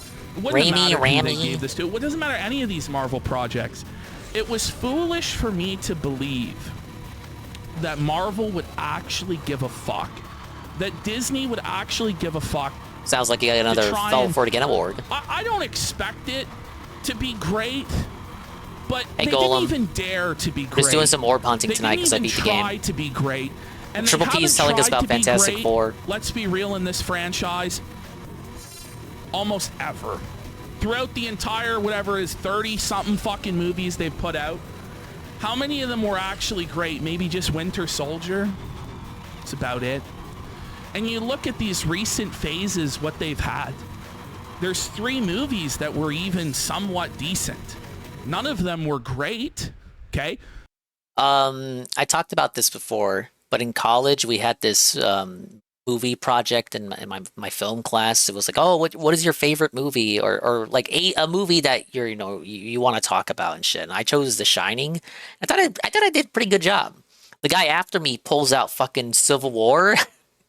And it's a very unconvincing a very unconvincing speech that fucking Civil War was the greatest movie of all time. They attempted to have great fan service, which would be Spider-Man No Way Home, Deadpool and Wolverine.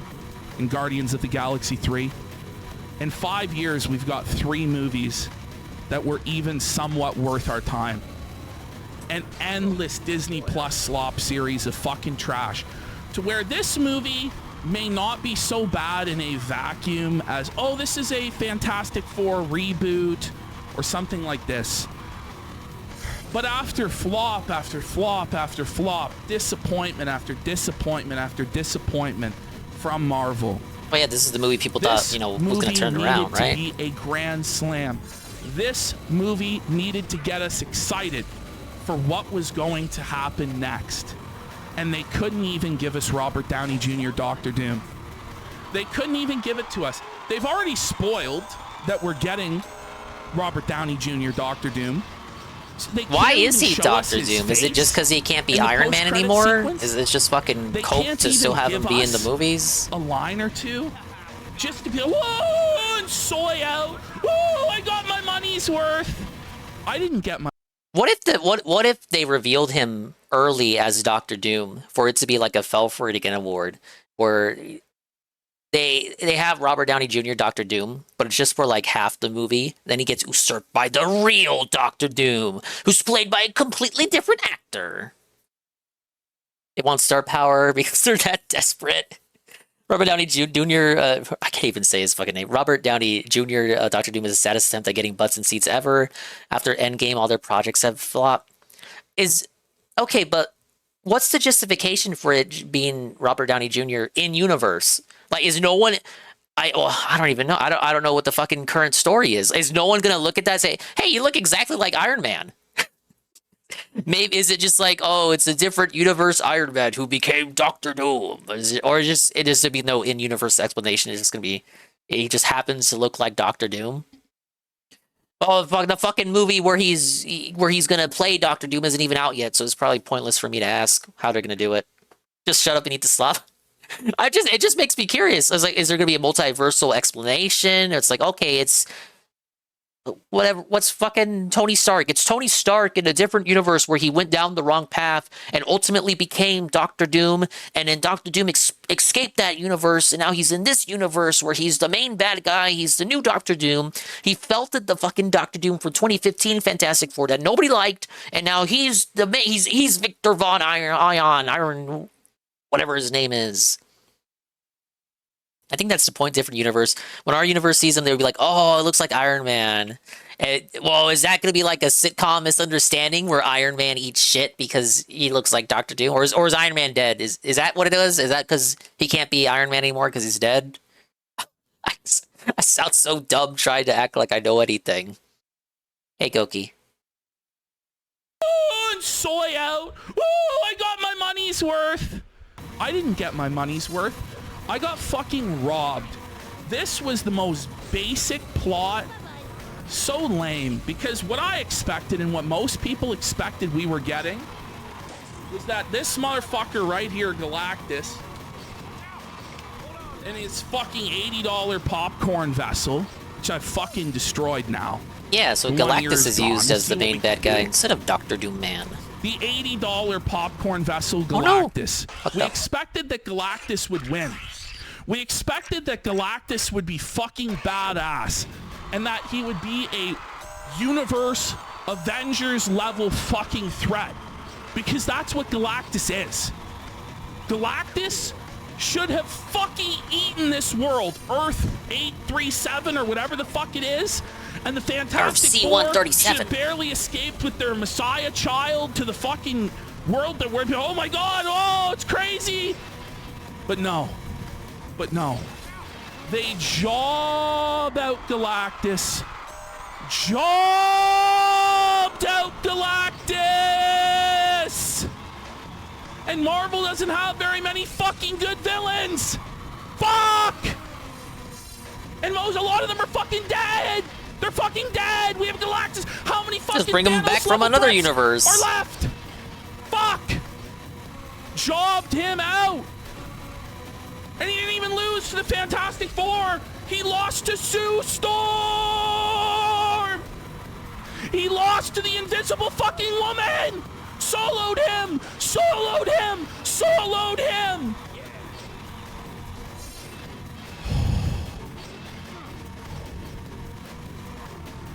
I can't even believe it's real. I can't even believe it's fucking real what we saw. And the fucking Silver Surfer turns on fucking Galactus. Silver Surfer Indian in the movie? But ugly, fucking charisma-less, dime store, Human Nurgle. Torch was so sexy. Sar! And they have one scene together. Oh my god. And the worst part of the whole movie, and it's just where none of these movies have any stakes. None of these movies have. Well, Phil told me nothing there that are no happens in them stakes, so that's matters. fine. The multiverse has already made it so bad. To where it's like, okay, there's countless universes. Yeah, I fucking despise multiverses. What does it really matter multiverses. what happens in this universe or that universe? Lazy and cop-out. This person can die Cop and this out. person can be Cop brought out for back. lazy bad writing. But you can't even let a sacrifice have meaning for even one movie. Sue Storm gives her life to solo Galactus with the help of a kick from female Silver Surfer. Okay? And immediately gets resurrected by the Star Child, fucking Franklin Storm. And we're already doing Franklin Storm in the first Fantastic Four movie? Already? That's what happens when you skip the origin, Already? buddy. And like, unless you don't know, this person's a fucking god! Is a god! That's going to become Galactus 2 or whatever the fuck. I gotta beat 219.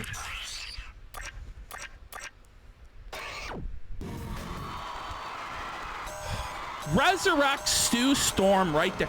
How come I Hulk said never got out his own loud movie? in the theater.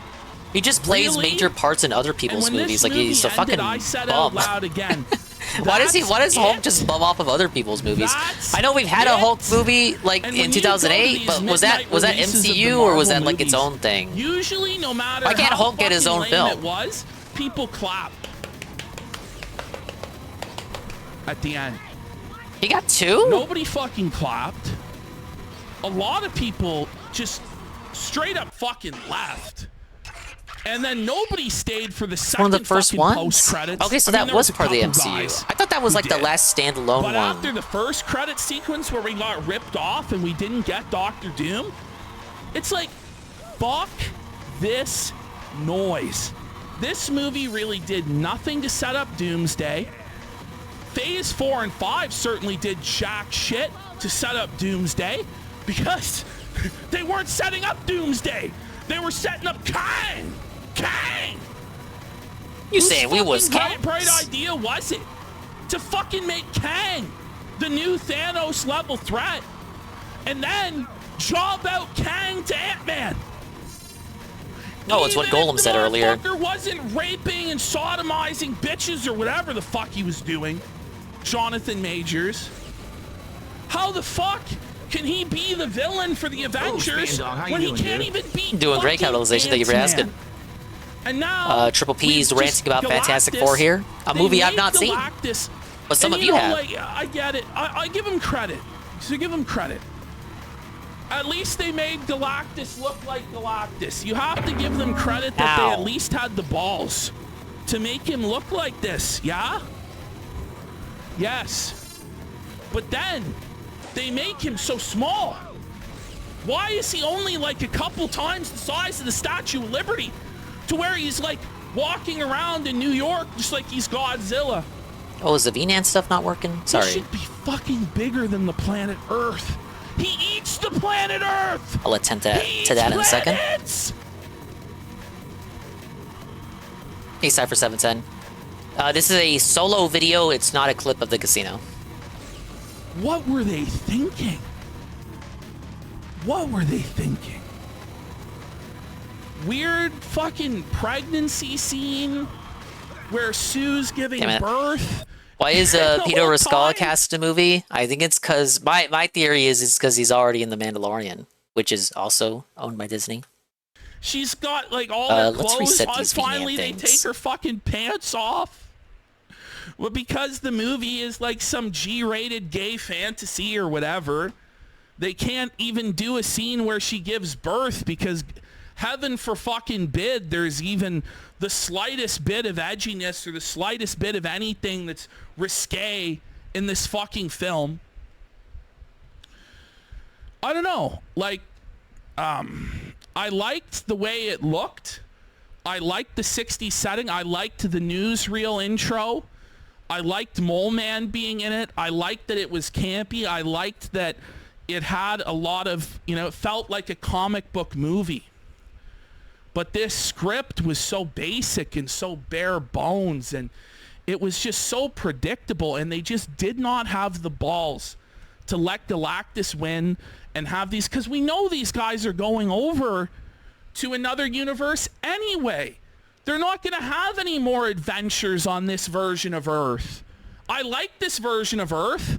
I liked this setting. I liked, the whole world having to come together to build the teleportation device. I liked that stuff.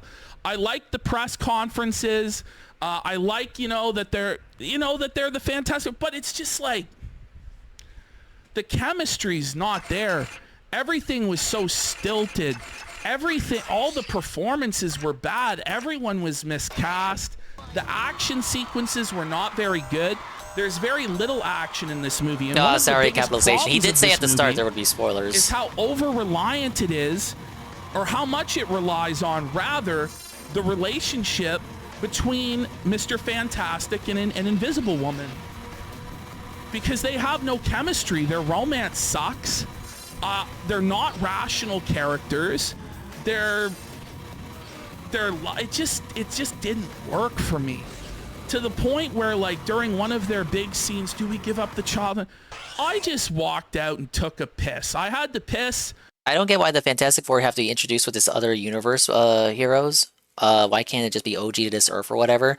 I was about to say, is it just because of the previous Fantastic Four films? But it's not like they've confirmed that that's like the same universe as the MCU. Wasn't that just like it's always its own thing? Yeah, there's really no reason why they couldn't be from this Earth. And I'm like, Well, I guess then you could say, oh, if they were from this Earth, where were they during any of the other crises from the previous phases?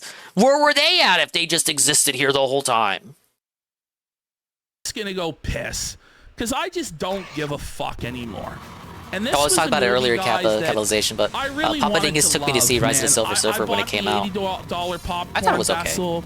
I was so excited for it, so excited for the 60s, so excited. Oh, to we see saw the The Dark Knight as well. I really like The Dark Knight. But I knew. Most people did. I knew that this movie was probably going to be a total flaming pile of shit when Pedro Pascal did an interview and said, I was doing a transatlantic accent. I was acting in the period, and I was trying really Pedro hard. Pascal is trans! And the producers told me to try less hard at acting. And the producers told me to drop the accent and just be Pedro Pascal, just be myself. Oh, that's fucking sucks. It's called acting, doofus. That, but I'm like, oh, just be yourself, Marvel bro. People just want to see you because you're Pedro Pascal. Right? No. Fucking play your part. The franchise, that right? actually bugs me. Like, he was actually trying, and they told him no. Worth, right? This is why? The Fantastic Four. This is the flagship of Marvel, or at least it was before all this cinematic universe fucking bullshit. And suddenly, Iron Man was the flagship of the fucking universe, and all this shit. Fantastic Four should be the fucking cornerstone, the rock upon which Marvel is built, along with Spider-Man and Incredible Hulk and the X-Men. But all of these franchises that once were the most popular in Marvel have been fallen by the wayside so long that no one even gives a shit. And they have these franchises available now to build out the post-Endgame universe. And they haven't been able to do anything with it. They haven't been able to do anything Damn, with it. I was 1 second off. They were able to do things with Iron Man and Thor and, the C-list, the D-list, fucking Guardians of the Galaxy. And yet here with Fantastic Four, we really just can't get it right. And this is the third reboot, the fourth, if you count the movie that never came out in the 90s, of Fantastic Four. That movie was completed. Really it leaked, right. didn't it? They've never really got it right. And this one, they still don't get it right. They only made it so they could keep the rights, it's if I recall. so disappointing. And I just expected way more. I guess that's on me for expecting them after, you know, how disappointed the fans have been for so long now, the last 5 years. This movie should come out and just be said. And I don't understand all the people who are just bowing down to it. Angry Joe just bowing down to it. Nerdrotic just bowing down. I'm sure Critical Drinker is going to bow down to it. And all these guys are going to bow down and worship before this $34 movie. night stream? Oh, and it doesn't shit. deserve it. Maybe It Mafia doesn't might actually deserve get rage it. quit. I'm giving this movie a fucking 3 out of 10. It would be a 4 or 5 out of 10. Probably a 5 out of 10 in a vacuum. But when Nerdrotic's you fallen? consider the dire straits that this universe is in right now, and how we need some hope. Old country's that on they're thin gonna be ice. It able to wasn't turn authentic around. enough. Some hope that they can The strive authentic to Italian deliver could tell. greatness, that they can strive to deliver something iconic, something that's going to make us go, wow, something that we're going to remember. Nobody is going to remember this. Nobody is. This is my favorite movie. Nobody's going to say this is their favorite movie. No one. No one. Is anyone's favorite movie a movie that released, you know, within the past 3 or 4 years, to be fair? I got swindled out of over $100. Maybe. Never again. Never again. Don't trust Disney. Disney are nothing but yeah, this is not within the blood-sucking time. vampires of this world. The pedophile cabal of satanic executives at The Disney Minecraft movie have once again sacrificed another cultural That Mad Max fucking one that people icon like, that was what? on their How long ago was that evil one? Fucking I was being very ritualistic conservative with my, sacrifice 3 fire to 4 fucking years. Baal and Moloch and God only knows what. Fuck Pedro Pascal. I'm tired of Pedro Pascal. There are 3 movies in the theater right now with Pedro Pascal. It's enough. Hey, he's the It's new enough. Rock. We need 5 years. This motherfucker needs to go away for 5 years. Only do independent movies during that time and then come back. I'm disgusted. The rest of the cast, horribly miscast. As I said, generic, weak, shitty. Don't like Sue Storm's power leveling in this. Don't like female Silver Surfer, shalalala, or whatever the fuck. Oh, but she's in the comic books. Oh, it doesn't make her representation in this movie any more dull and boring. It doesn't make it any less dull or boring. Fuck. I don't know what else to say. I don't know what else to say. The best parts of the movie, as I said earlier, the robot. Yeah. The flying car. Yo, big ups and Wild the Tiger. setting, and 11 months. It's your one for 11 months total. It's the guy. Placement, the Canada Because the Jak quadrility, the Jak off quadrility. I love Jak X Stinger. I'm not on Jak X yet. I'm gonna do Jak 3 after 100% Jak 2. Big ups, welcome in. Thank you for the re-up. An Invisible Woman and Mr. Fantastic. But yeah, Jak 3, then Jak X, then that PSP one that nobody I would likes. have preferred. Because I have never played that one It might just be time that they start outside of a demo. experimenting. Because again, there's no true vision here. There's no true artist behind this movie. There's not somebody who really dreamed of making this, where it came from one man's mind and it's brought to the screen, or a collaboration between a couple of It's people designed by committee, and their it's visions soulless. all coming together. This was all drawn up in a boardroom by 20, 40, 50 people, focus tested to fuck. I would like to see them experiment more with Fantastic Four. If they were going to do this 60 setting, I'm not gonna make maybe it. just have them do 2 or 3 small adventures. Maybe have them fight Mole Man for 30 minutes and, fight a lower level villain for 30 minutes and another 30 minutes.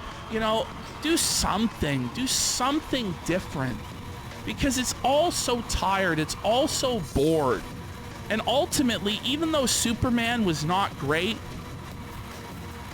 and it at least dared to be something more.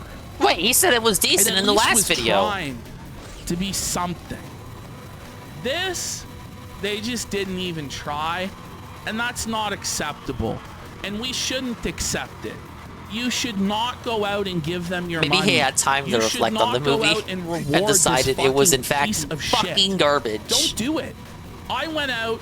I was the mark. I was the sucker I was the big fat soy boy scum-sucking piece of shit who actually thought that Disney would deliver. And when I saw the Galactus popcorn vessel, I marked out, I gotta get the vessel. I'm gonna love this movie. I mean, do we actually and think I'm he gonna marked out, cherish or did he think it would be funny to have it as a prop in the video while telling us he marked out? I guess it doesn't matter either way. At this point. And that's just a sad fucking I'm breaking the place to kayfabe, be I'm sorry. As a consumer. It's tough.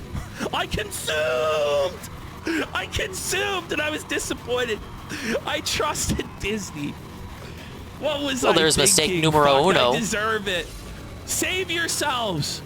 Don't waste your time. Don't waste your money. Fuck Disney. Fuck their pedophile executives. Fuck them. Fuck Marvel. Fuck the MCU. It's not even that they're women. It's just that it sucks fucking. The video ends right there. It just cuts off. He cuts himself off. Maybe he was doing like a DSP style. You lean over to hit stop recording, but he awkwardly cut that off in post. Wow, that really goes against GPM telling me an hour ago that it was a pretty good movie. Ah! Now, why did he say Superman was in fact the bad movie? I gotta fucking rewind on that. Did I miss a movie? Did I miss a video? Hey, the gold time. Oh, I did miss a video. What is this one?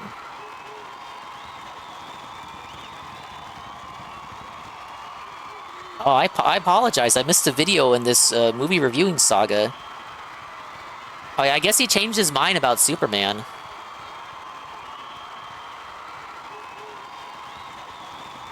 Oh. I guess he says bad words in this one, too. This one is entitled Superman 2025 has bombed! Snyder Chads rejoice!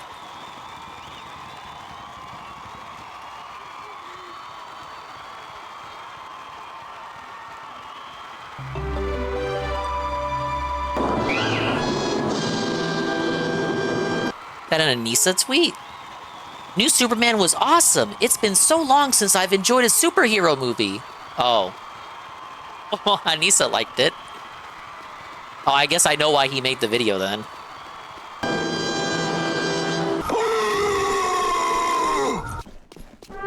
Is it a bird? Is it a plane? No, it's a bomb. A dirty stink bomb atrocity. Superman 2025 has failed. And what a richly deserved failure it is. Superman 2025 has officially made less at the box office opening weekend than Man of Steel. And oh, how the Marvel F-slurs cried. Oh, what a disappointment Man of Steel was, huh? You guys didn't make any money. And all of these James Gunn shills, all of these lemmings, all of these people that rejected Snyder's vision, for them, it was the equivalent of reading Shakespeare to a dog. What was beautiful, what was grand, what was epic, what was mythopoetic, they rejected in favor of the same bland garbage Marvel slop that we have been receiving for decades now. We had a grand, beautiful vision under Snyder. These people who led us to this point, those of you out there who rejected Zack Snyder's vision, you are the same people who killed Jesus. You're the people who, when the Messiah comes, when Zack Snyder came in glory, background music for this one, with his vision for the DCEU, when he performed miracles for us, when he gave us Zod versus Superman in the city, in Smallville, when he gave us epic action grandeur on a scale never No, it's seen grandeur. before. When he gave us the closest thing we will ever get to a live-action Dragon Ball Z. I was trying to make that When shortcut. he gave us first contact between man Snyder's movies and sucked. Krypton. But that can't be. People begged for the Snyder cut. You can't tell me that was all ironic. And it was fearful and frightfully made. He's playing and both struck sides. Existential dread into the hearts of men. He's When being he an gave agent of us chaos. that, This guy just told me Superman was all of you good. said, Now "Give he's us laughing at its Barabbas. failure? Give us the pedophile James Gunn. Give us a Yeah, he said he was lobotomized, excited for James Gunn's vision. Now he's calling them a family-friendly, PDF. Garbage. He did have very Saturday disgusting morning tweets, though. Cartoon fucking Superman. You couldn't engage with what was serious. You couldn't engage with the deep symbolism. You couldn't engage with what Snyder was giving you. Snyder was giving you Arthurian legend. He was giving you Christian theology. He was giving you Nietzsche. He was giving you the Overman. He was giving you the death of God. And you rejected it for Mr. Enrific. You rejected it for Crypto. Did he the just say dog. Mr. You rejected Enrific? it for Superman saving fucking squirrels? And you said, give us the pedophile James Gunn. Well, fuck you. And let's remember, Warner Brothers deserves Your gilded lily, slop eater. this. Warner Brothers and their executives, headed by David the Gimp Slave Zaslav and pedophile James Gunn, deserve this for how they did Zack Snyder and Henry Cavill. They took Zack Snyder's masterpiece, his magnum opus, his virtuoso at the Sydney Opera House, his Mona Lisa. Was Justice League that The good? Snyder Cut. Zack Snyder's Justice League. And they turned it over to a cultural vandal, the pedophile. See, what's the time I need? Joss Whedon. And what they did was the equivalent of Yeah, I believe I allowing have some black delinquent to spray paint St. Peter's Basilica in Rome. Oh, wait, no, I It was the definitely don't this time. equivalent of defacing the Sistine Chapel. And they did all of this because Snyder's daughter died. In Snyder's darkest moment, when our Messiah was in his garden, Was trash. of The Snyder Gethsemane Cut was moment, trash too. sweating. Shame to tears hear of after blood people for his daughter. fucking fought for it so valiantly. These dirty executives at Warner Brothers stabbed him in the back. And by fought for it, I mean bastardized spam his tweets vision crying about it. And gave it to Joss Ah, Whedon, who my we've never Snyder heard from Cut. since because he's a fucking pedophile, just like James Gunn. And now you reap what you have sowed. Get what you Now fucking you deserve. get a bitch-made Superman. Oh, A weak-ass bitch Superman who gets his ass beaten pillar to post from the beginning. Yeah, if you think until about the it, this end. is like Superman Arlo's that gets channel. kicked in the fucking This balls is and gets PvP's called a Ramble bitch. channel. A bitch by Now, Supergirl. in fairness, he was Full-on doing videos like humiliation this ritual. long Let's before the not Kino forget Casino. The fruity patootie version of Lex Luthor that we were given. Gotta stop Zack missing the speed Snyder. boosts. We had Jesse Eisenberg, the definitive Lex Luthor, across all mediums. He was brilliant. His struggle of man against God, of the atheist that wishes to Trying to get kill Ann to watch God, Arlo the videos on his stream. You will undertones never were succeed. going on throughout his Ann knows he can get performance, the all the richness of Arlo its he depth. wants over here. It was brilliant. It was brilliant. And Snyder had so much more to Amran. give us. Big ups with to that Lex Amran. That's here Luthor. one for 11 months. Welcome to the Now Jak we II have nothing but a post-game grind. two-dimensional Featuring comic Triple book P ass, ranting about cape shit. Generic Lex Luthor. There's nothing to this. There's nothing to this.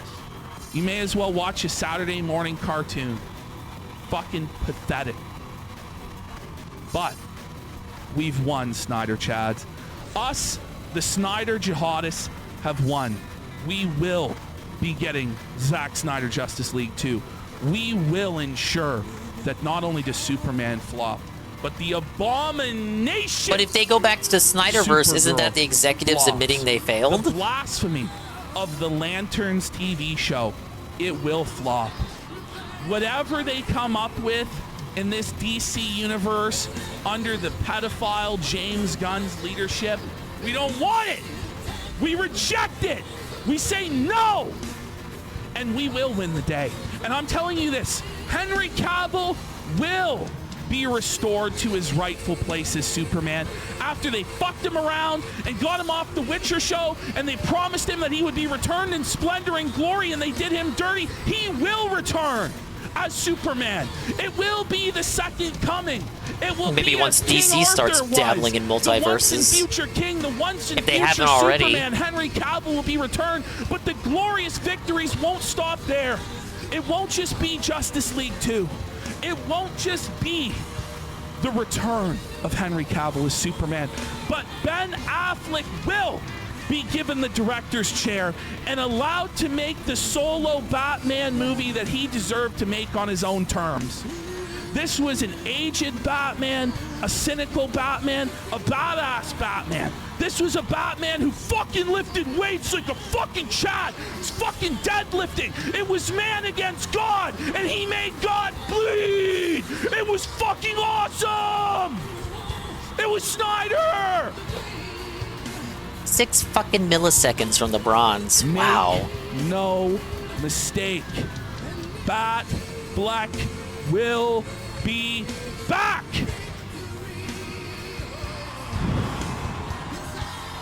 The fuck is Naughty Dog's problem? All of you out there, from the Warner Brothers. What is he on about? They're executives saying they're to gonna the go back lowest crying to ticket Snyder when the new purchasing shit fails. I fucking think. Funko Pop, worshipping, slop enjoying soy boy. Yeah, I got the who were 220. Responsible. 220 is the bronze time, but I'm trying to hit the goal to 210. Understand that in the end, you will have your reward.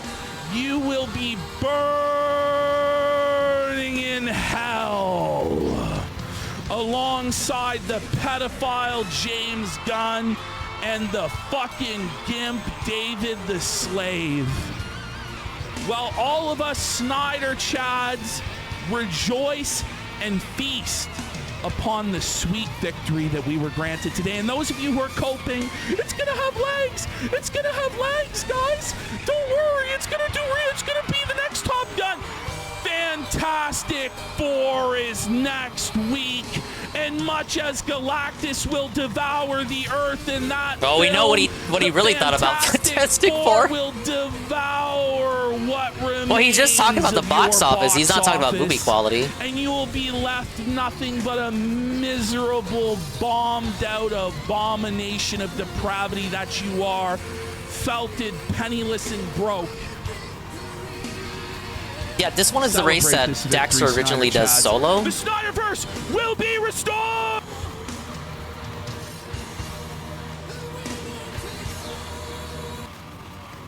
I'm thinking I gotta consistently take the shortcut because they want 210, and all I can do is all I can give you, best I can give you is a 220. Get it? All right. Well, those are his thoughts on movies of the now. You know what? Let's keep it on that. Let's keep it on that. Well, but first, we got one more from him.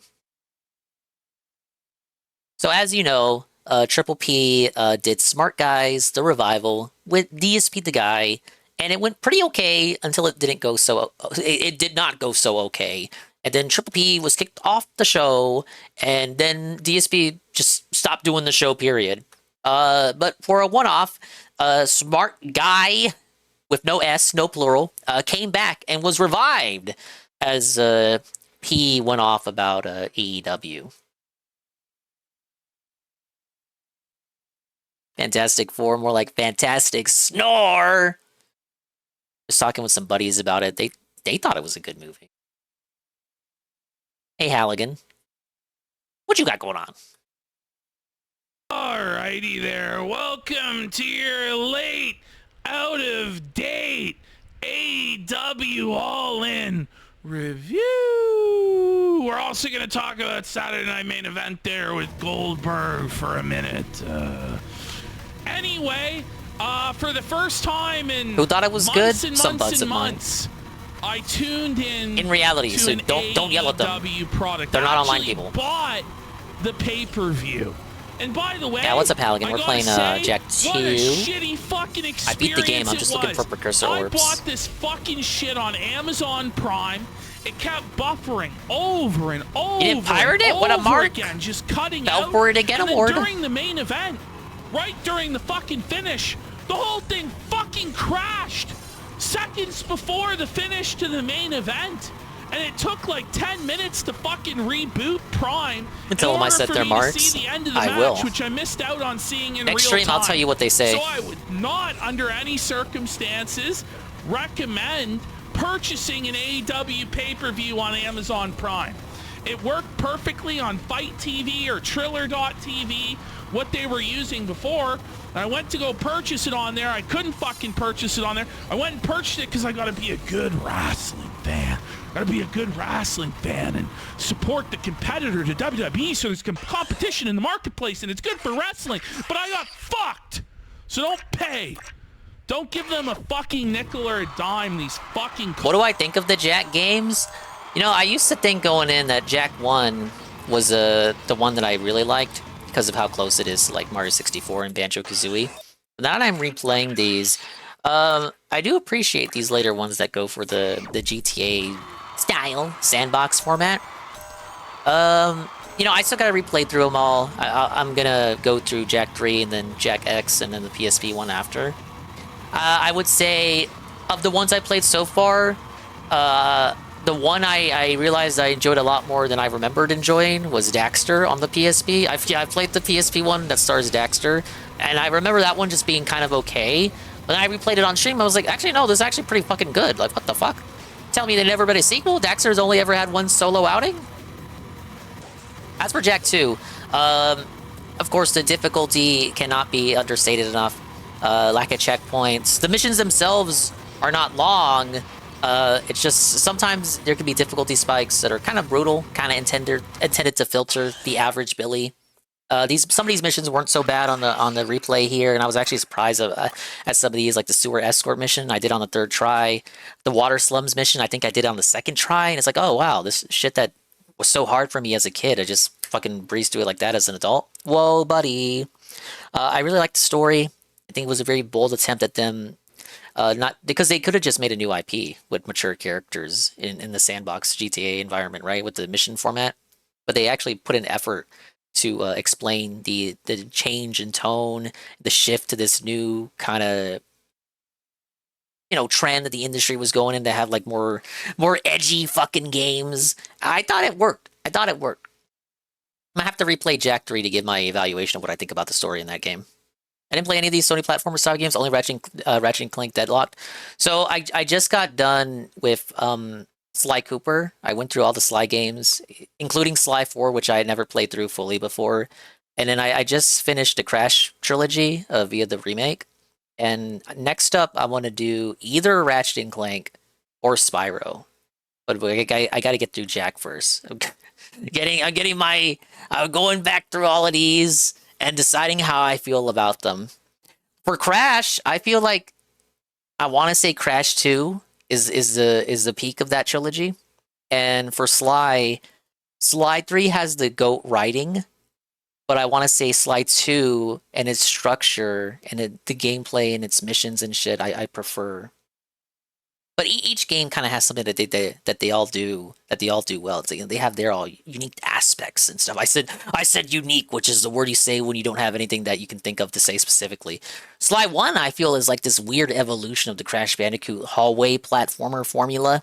I hadn't thought of it like that before replaying it. But yeah, Sly 1 is basically, if Crash continued on the PS2 with Sony and Naughty Dog at the helm, and they just kept doing more Naughty Dog Crash on PS2, it basically would have just been Sly 1. Minus, I guess, the thieving aspect. Ratchet and Clank is pretty fun, too. Yeah, I played through the Ratchet and Clanks before. I see, I would want to do... Yeah, I did all 4 of the PS2 games. If I'm able, I want to go through the PSP games, too. The only ones I hadn't touched for Ratchet and Clank are any of the PS3 games. Never played any of the PS3 Ratchets, because I didn't have a PS3. And I didn't play the PS4 remake, nor have I finished the PS5 one, Rift Apart. I started it, but I never finished it. But yeah, Ratchet and Clank is pretty cool. Think about it, though. You can say Ratchet and Clank isn't technically a platformer. That's more of a third-person shooter. The first game I would say is the one with the most platforming. Jak in particular, especially this one, Jak has more platforming than I remember. Like I always thought that, you know, thinking back before replaying them for the stream, you know, I would say Jak 1. Oh, I used to say, oh, Jak 1 has the most platforming because it's the one that's trying to be like Mario 64 and Banjo-Kazooie and the Collectathons. But looking back, a lot of the platforming in Jak 1 outside of like the linear boggy swamp is just kind of like open worlds with, not open worlds, but like open environments, like big ass fields like the beach or the snowy mountain, where there's just kind of these beacons, these these landmarks, these you travel from point A to point B, right? But the way there is there's not really anything much in your way. It's just like an open field, and you just kind of traverse through. Occasionally, you get something that you got to platform through. Boggy swamp. The swamp level in Jak 1 is structured more like a Crash Bandicoot level, where it's linear and there's always shit in front of you, and you got to be careful with your jumps. And something I noticed playing through Jak 2 again is that you have way less of the Jak 1 style open environments. I can think of a few, like the strip mine, but it's only open because that's the area where you got to do the mission where you got to toss the bombs into the eco wells. But a lot of the platforming stages in Jak 2 are more like the boggy swamp level in Jak 1, where it's a linear, almost Crash Bandicoot hallway style level with like it's like an obstacle course, a gauntlet of shit. But I think they must have realized when they were doing Jak 2 that they wanted to continue the platforming aspects and not make it fully third-person shooter like Ratchet and Clank. They wanted to continue the platforming, but they wanted to make it less like open field with occasional landmarks that you got to go to, and then maybe do some basic platforming on, like in Jak 1. But they wanted to do more linear platforming, like kind of go back to what they tossed away when they had left Crash Bandicoot. You have a lot of segments in this one where it's just a gauntlet of shit, like the sewers, the lurker town, where you gotta go up and you gotta go to the lurker totem pole, and there's like a whole Donkey Kong segment where you gotta dodge the fucking things. The things, I'm bad at describing things. The whole mountain area, the mountain precursor temple is just like that. And there's a segment in the, what was it, the dig? There's no. The ride up to the Baron's Palace. The ride up to the Baron's Palace where you go to the elevator. That's basically what I'm talking about. That whole obstacle course of shit. You go into the Baron's Palace. A lot of the platforming levels in Jak 2 are like that. Sorry, I got so distracted. I'm really passionate when it comes to nostalgic PS2 platformers, you guys. But those would be my thoughts on the series up to this point. We'll reevaluate my thoughts and opinions further as we play through the series. Cocksuckers. By the way, this show was fucking 8 hours long! 8 hours long! For a wrestling show! 8 fucking hours! From thank you, Halligan. Even though you lack the context. After 9. This shit was Play them on your Vita, you'll figure out what I'm talking about. I didn't watch any of the fucking pre-show, any of this fucking dog shit, Sons of Texas match, or Big Boom AJ, boom, boom, boom, boom, boom, none of that shit. FTR relegated to the pre-show where they fucking deserve those bald bum jabronis. Anyway, the main show, I turn it on, it started with a shitty 6-man tag match. And I'll say this, on this entire show, there are only 2 singles matches with men. There's only 2 male singles matches. So there's really only 2 real matches with any significance on this program, which are the 2 main events, okay? Everything else was this hokey, jokey, shitty fucking multi-man matches that I just couldn't give a shit less about. The Ops defeated the Death Riders, and then afterwards the Death Riders took out Samoa Joe. I guess Samoa Joe is going to go film a movie or whatever. This match was very plain, very basic match. Lame, pathetic. Not a whole lot to say about it. Then we had the men's casino gauntlet match. Oh, how the mighty have fallen. I didn't watch most of the first few matches of the main card because I was busy watching Darkside Phil return from his hiatus and crash out in brilliant A sudden surprise fashion. Phil moment. Okay? But MJF went from being the face and the future of this company, the most promising I guess I should prospect, watch the one of rap the too best, if he's if gonna not cry the about best Mafia. promos in the business, a great not hit worker the in the goal. ring, at the top of the card. Neither could to I hit now my goal. Completely My time cooled trial off, money. lost in the shuffle in a gauntlet multi-man match.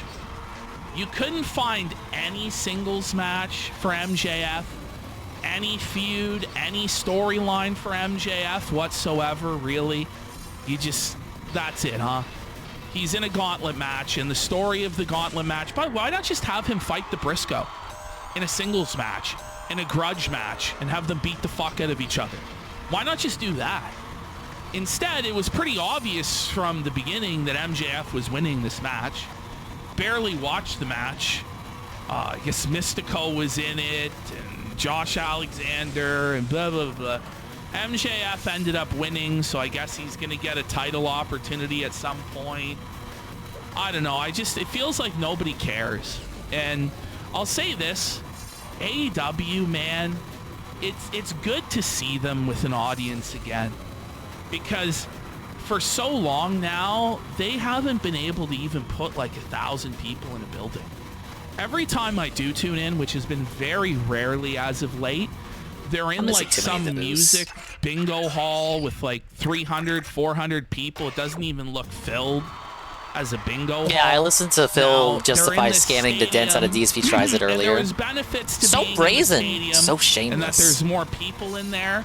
But the negative is that the crowd is so far back. Like in the it's grand hard scheme, to does it pick really them up. matter that much? And I And don't are think they people even gassing it mic'd up the to make building them mad? properly to Yes and begin yes. with, but it was nice that for Doesn't once there matter was that people much. there. And yes, people are I'll making give it them out to be that. worse than Now, what it people actually are is. pointing out But that he a lot makes of it the worse seats by might the have been given reaction. away.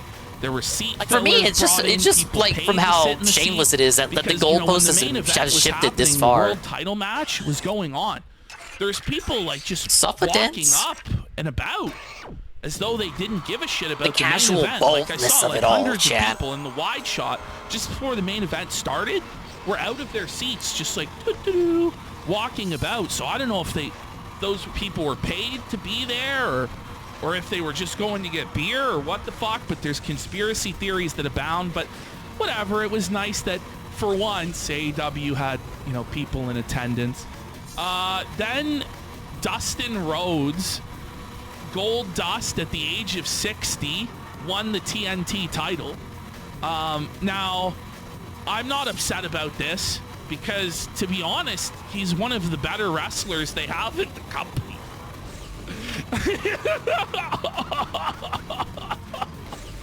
That's how down bad they are over at AEW. But you know what? I don't think that the AEW might be taking acolytes the have wrong much of shortcut. a leg to stand on, crying about fucking Goldberg and how old Cena is and how old Orton is. That's why I and can't this seem to and make the that. goal time. When they have a 60-year-old winning the mid-card title in 2025, and you have Edge coming back and being involved in his 80s, it feels like, okay? So, Christian's old as fuck wrestling over there. These guys had Sting at 62 jumping off the fucking rafters. But Dustin Rhodes defeated Daniel Garcia, Kyle Fletcher, and Sammy Guevara. And let's be real, all of those guys are fucking dimeless bums. And they all deserve to be buried by a 60-year-old Dustin Rhodes. And then Swerve Strickland and Real Ospreay defeated the Young Bucks in a match that I didn't watch. Here and Just there, like the old I smart was guys. tuning in, DSP talks but I about just shit that he give a didn't shit. actually watch. They lost their executive vice president I watched the clips on titles, Twitter. but not really. And I don't really know what impact they'll actually have on the storylines of the show. I was doing so Probably good. fucking none. It's a matter of time now. I know what the what's secret interesting is. all the members of the Elite were fucking jobbing. Like, they jobbed and Kenny jobbed later on. So you kind of had to know that Hangman would win by the end. Then there was the I do what I women's fucking casino want. gauntlet match. You get it, Chief? Which And went you on like it. forever, and there's no reason, Because it's my by the fucking way, stream, that there bitch. should be 2 gauntlet Whoa, matches buddy. on a pay-per-view. We got a tough guy over here. It's just trying to cram as many people on the show as possible that they don't have any... If you don't have creative for people, if you don't have matches, just don't have them on the show, okay? I don't know what to tell you. Then the Hurt Syndicate ended up defeating Jet Speed and the Patriarchy, and you had Edge come out at the end. The match was okay. It was plain. Then we had the singles match for the AEW World Title, Toni Storm versus Mercedes Moné. Mercedes Moné can't cut a fucking promo to save her life. Every bit of promo I gotta work she slow down did that behind I these saw guys. leading Absolutely. up to this match was fucking terrible. I don't think she's really that great as a wrestler either. And when you compare this match to even a broken down Omega and Okada in the next match, you see just how lacking these two are. You know, the match was slow. Thank you for the match puppy. was sloppy. Toni Storm I hit take her that as finisher motivation for 3 me to do better in times, this race. and Mercedes Moné kicked out. And I fuck everybody in the arena, I think, was seething and was like, this is bullshit. That should have been the end of the match, because they ended up having Toni Storm go over anyway. So couldn't that have just been the finish? But no, it has to be a super finisher off the top rope after all of that for her to then finally defeat the CEO. And the whole Mercedes Moné thing, it really highlights how much this is like Impact Zone, TNA-esque shit, right? Where instead of the boss or whatever, it's the CEO. You know, it's like, I don't know. By the way, I also want to point out, like, Will Ospreay's entrance and all of the entrances felt fucking cheap as fuck and phony as fuck. It's supposed to be WrestleMania. The only entrances that were halfway decent was Mercedes Moné's entrance was okay, but it felt like this could have been an Alberto Del Rio entrance on SmackDown in 2012, okay? It wasn't even bigger or grander than her entrances she used to get at like NXT TakeOver, okay? And then you had, the only good entrance was Omega's in the next match. But this match between Mercedes Moné I don't and Toni believe I'm Storm, going to make it this round. I was glad to see but Mercedes Moné I lose. see now that this is But indeed honestly, the route whoever should won, be we taken. lost, because these are two of the cringiest acts in pro wrestling. But at least with Toni Storm's act, I guess it's something original. Oh, hello, Mr. PvP6969. Well, you talk about stream titles. I'm talking about your title. Well, what a name. Love these games as a kid. It's my favorite in the series. Hey, big ups. I'm currently going through all the games in a series while listening to this dude rant about wrestling. I've already finished the story, so I'm using this stream to get all the precursor orbs. Welcome in. Well, I guess it's something a bit different. Whereas all of the stuff with Mercedes Moné just feels so stale. Yeah, this and one's just very cringe bouncy. And lame. But, These you know, fuckers are all she's crowding 7 me at the fucking start. titles I gotta wait still. for them to get in front of me. So I don't know what and they they're always gonna steal do my with that. boost It's kind of a here. mess. Then Omega and Okada, and we all knew Thank you for the hand check. this match would not be up to the level of their previous matches, because these guys' bodies are destroyed. And not only are their bodies destroyed, but I feel like their That spirits jump is are in a dangerous, way, but I too. have to do it to make I feel the like Kenny goal time. Omega really is phoning it in, and so is Okada. I feel like neither we one of want these an guys and really check care. and. I feel like Kenny feels really jaded about pro wrestling, and that AEW didn't amount to what he wanted it to be, and I don't think he's ever been the same since the whole brawl out situation with the Bucks and everything like that, and the video game failing, and the women's division, you know, all that. I think he's Oh yeah, checked the one that out. Ukes made. And then you've got Okada, Bill never played it. who is basically in the retirement home. He doesn't even put in the effort to dye his hair anymore. He's looking dimeless as fuck. His physique is deteriorating. He hasn't put on a single good match since he got there. Well, I mean, like, they've been okay, but it's not the hype that people, oh, it's Okada. We must worship before Okada. He did this thing in Japan that 6 people saw.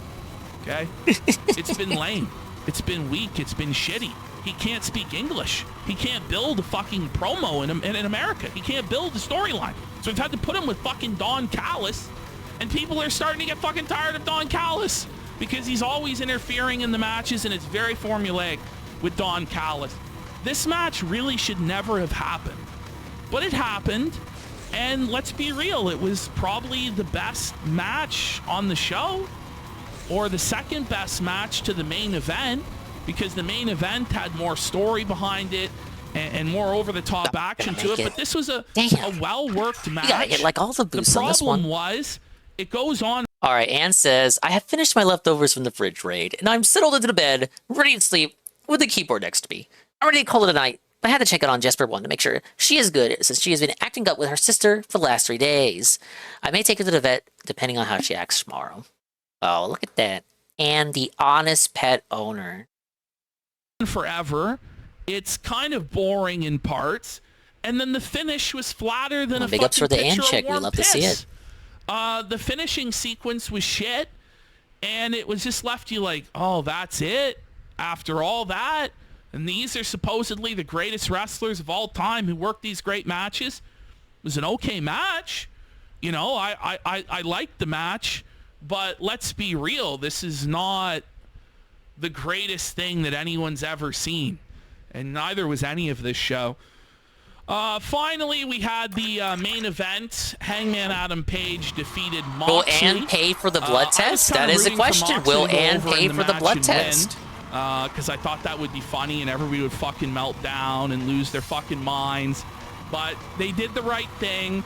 Hangman Adam Page won, but it felt like it was like a ripoff of like the end of WrestleMania 40 with everybody coming out and everybody making an appearance, and Darby Allin had to make an appearance, and the Young Bucks had to make an appearance, and Prince Nana had to make an appearance. All the Death Riders had to come out, and it was kind of overbooked, but I don't know. Anne's gonna buy a statue instead. Brutal, bloody matches and brawls, and I thought the finish with Hangman literally hanging No, him he wouldn't. He would was pay for quite the good. blood work. So, you know, I didn't feel totally ripped off by the pay-per-view because I felt like this match did deliver.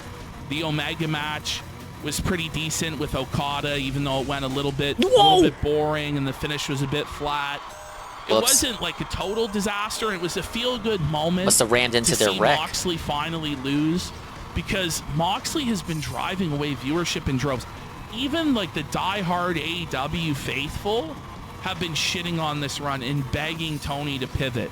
And I honestly think the plan was probably originally to have Moxley even win here and have Darby win later. But they finally had no choice but to pivot away from it. And it was a good payoff. The belt finally coming out, Hangman being coronated. But people forget this isn't even the first time that they've coronated Hangman. And I genuinely don't think that Hangman will ever truly be over and people will ever truly be invested in him and he'll ever truly be a made man. And I don't really have a lot of faith for his title run. I feel like he's going to be a transitional champion for a few months and then they're going to put the belt on somebody else. But, you know, there's a little bit of a reboot here, a little bit of a renewal for AEW, maybe a little bit of hope that they can get something going, because they've been dead as a doornail for years now. And it was getting especially sad like 6 months ago, to where I pretty much have totally turned it off. Saturday night main event, Seth Rollins got hurt. Yippee! Let's hope it's real. Fuck Seth Rollins. His character sucks. Hopefully they can get something else with everybody else in the stable. Maybe Braun Breaker can get a push. Maybe Paul Heyman can do something interesting. Goldberg lost. I was kind of rooting for Goldberg to win for people to see. But Goldberg and Moxley both ended up losing, and everybody was happy. The match with Gunther and Goldberg, though, it really should have just been a squash. They should have just had Gunther squash him, or just had Goldberg go over and squash Gunther. Because this extended 30-minute segment, and it was just constant commercial breaks. And if you were watching it on YouTube like I was, it goes to commercial for like 3 fucking minutes. You're just staring at a black screen. Could you give us something to look at? Anything? Guess not. But there you go, guys. That was your They don't know how to run OBS like Worski. Of All In and Saturday night's main event. We'll see you in the next one. Peace. Another awkward, rough cut at the end. Oh well. Alright, I'll look up for the daily wrap right now. You guys are telling me he didn't hit the goal for the night stream, so we should get an interesting response. Looks like interest in the game has waned already, you guys. No. Dude, I'm about to hit 210 again. What am I missing to where I'm not hitting with the time that they want me to hit? Alright, looking for the daily wrap. Where we at?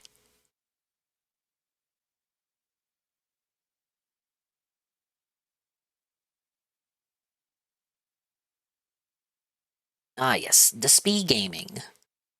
Oh my god, he has a separate Mafia fucking video. No!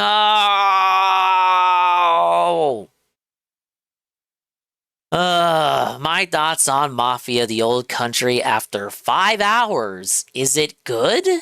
You think 5 hours is enough for you to give your thoughts succinctly for a video like that? Which one do we watch first?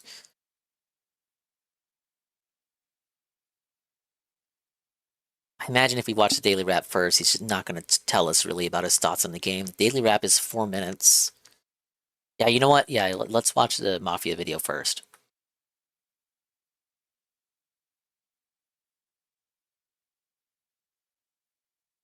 Well, how do I know if it's really bad, Goon? I haven't watched it yet. Maybe it's actually a rare DSP banger video. And I'm just being a hypocrite.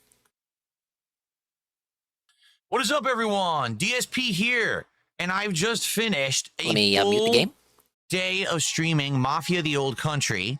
And all day long, people kept coming by my stream asking me, after 5 hours of gameplay, what do I think about the game? So I'm just going to make a very brief video right now to explain my initial impressions. Brief by DSP standards, I suppose. But for the record, the reports are that you can beat Mafia the Old Country in around 8 hours if you just kind of rush through it.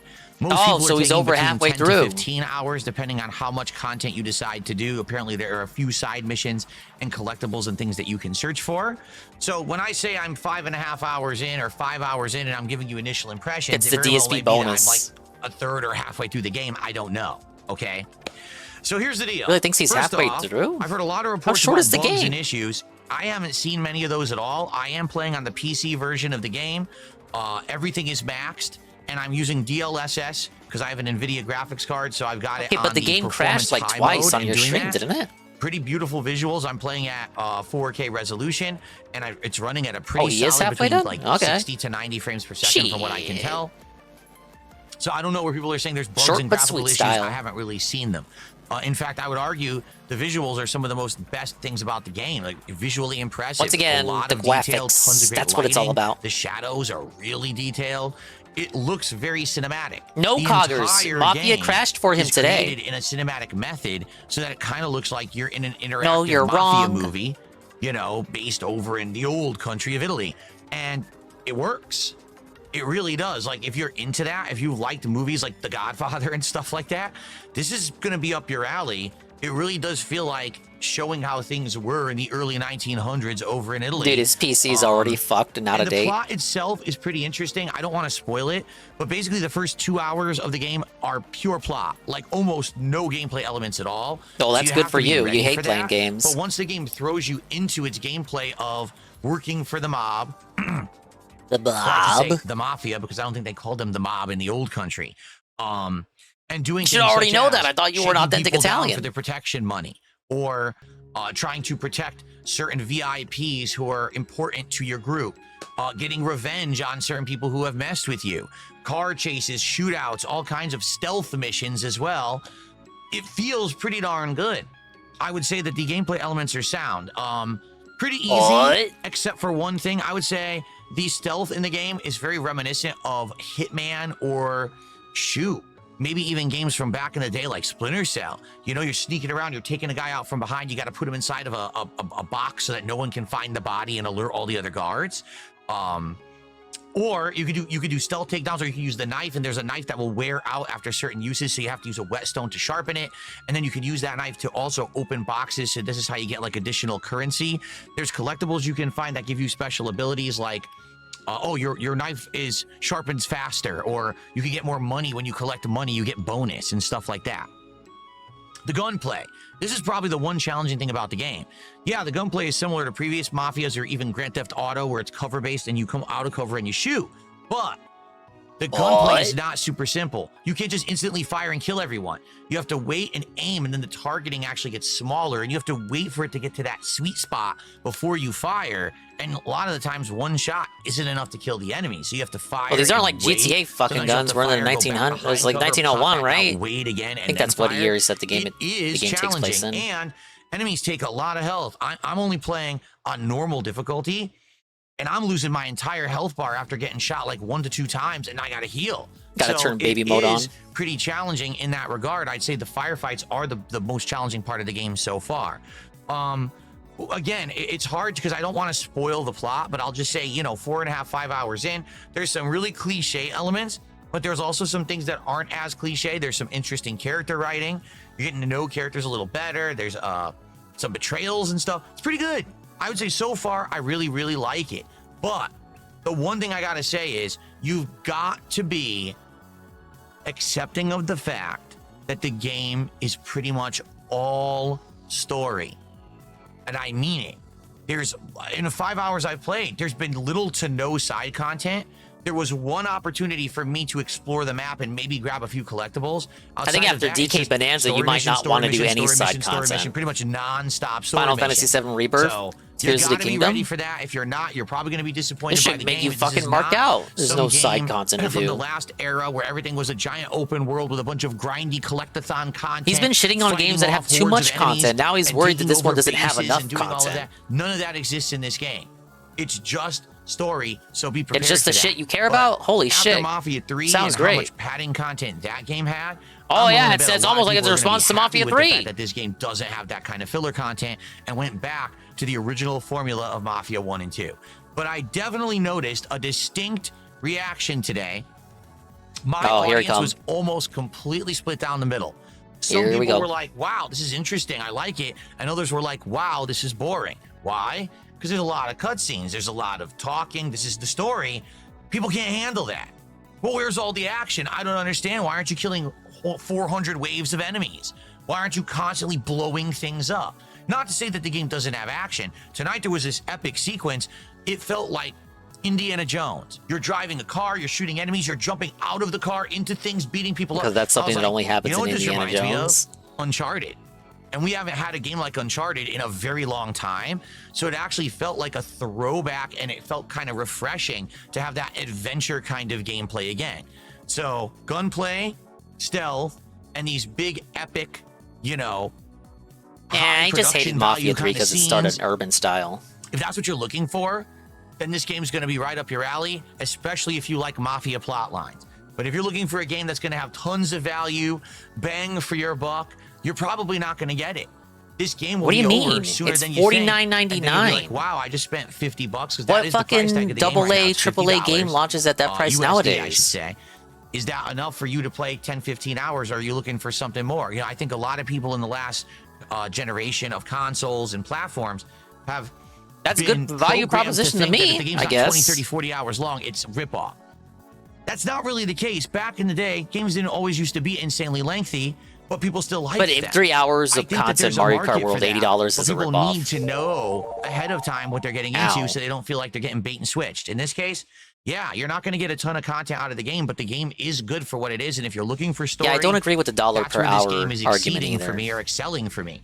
So initially, 5 hours in, Games that should be I like it. salaried. I can't wait to play more. But the funny part about it is, like I said, my audience is torn. Some of them really like it and some of them don't. I tell you this, I'm not going to play it for a whole day straight again. I'll probably do a shorter stream You had no next plans time. on that. That The way game could have people been don't fucking get 10 out of tired 10. it You or would say, not "Oh, have it's changed too your much of the schedule." same. It's just so much story. So anyway, thanks for watching my initial impressions Fucking on Mafia: The carrot Old Country. dangling as I though he like was it. gonna do I'm looking another forward day to more full of next time, Mafia. But be ready for story and be ready for a shorter game. Peace out. See you later.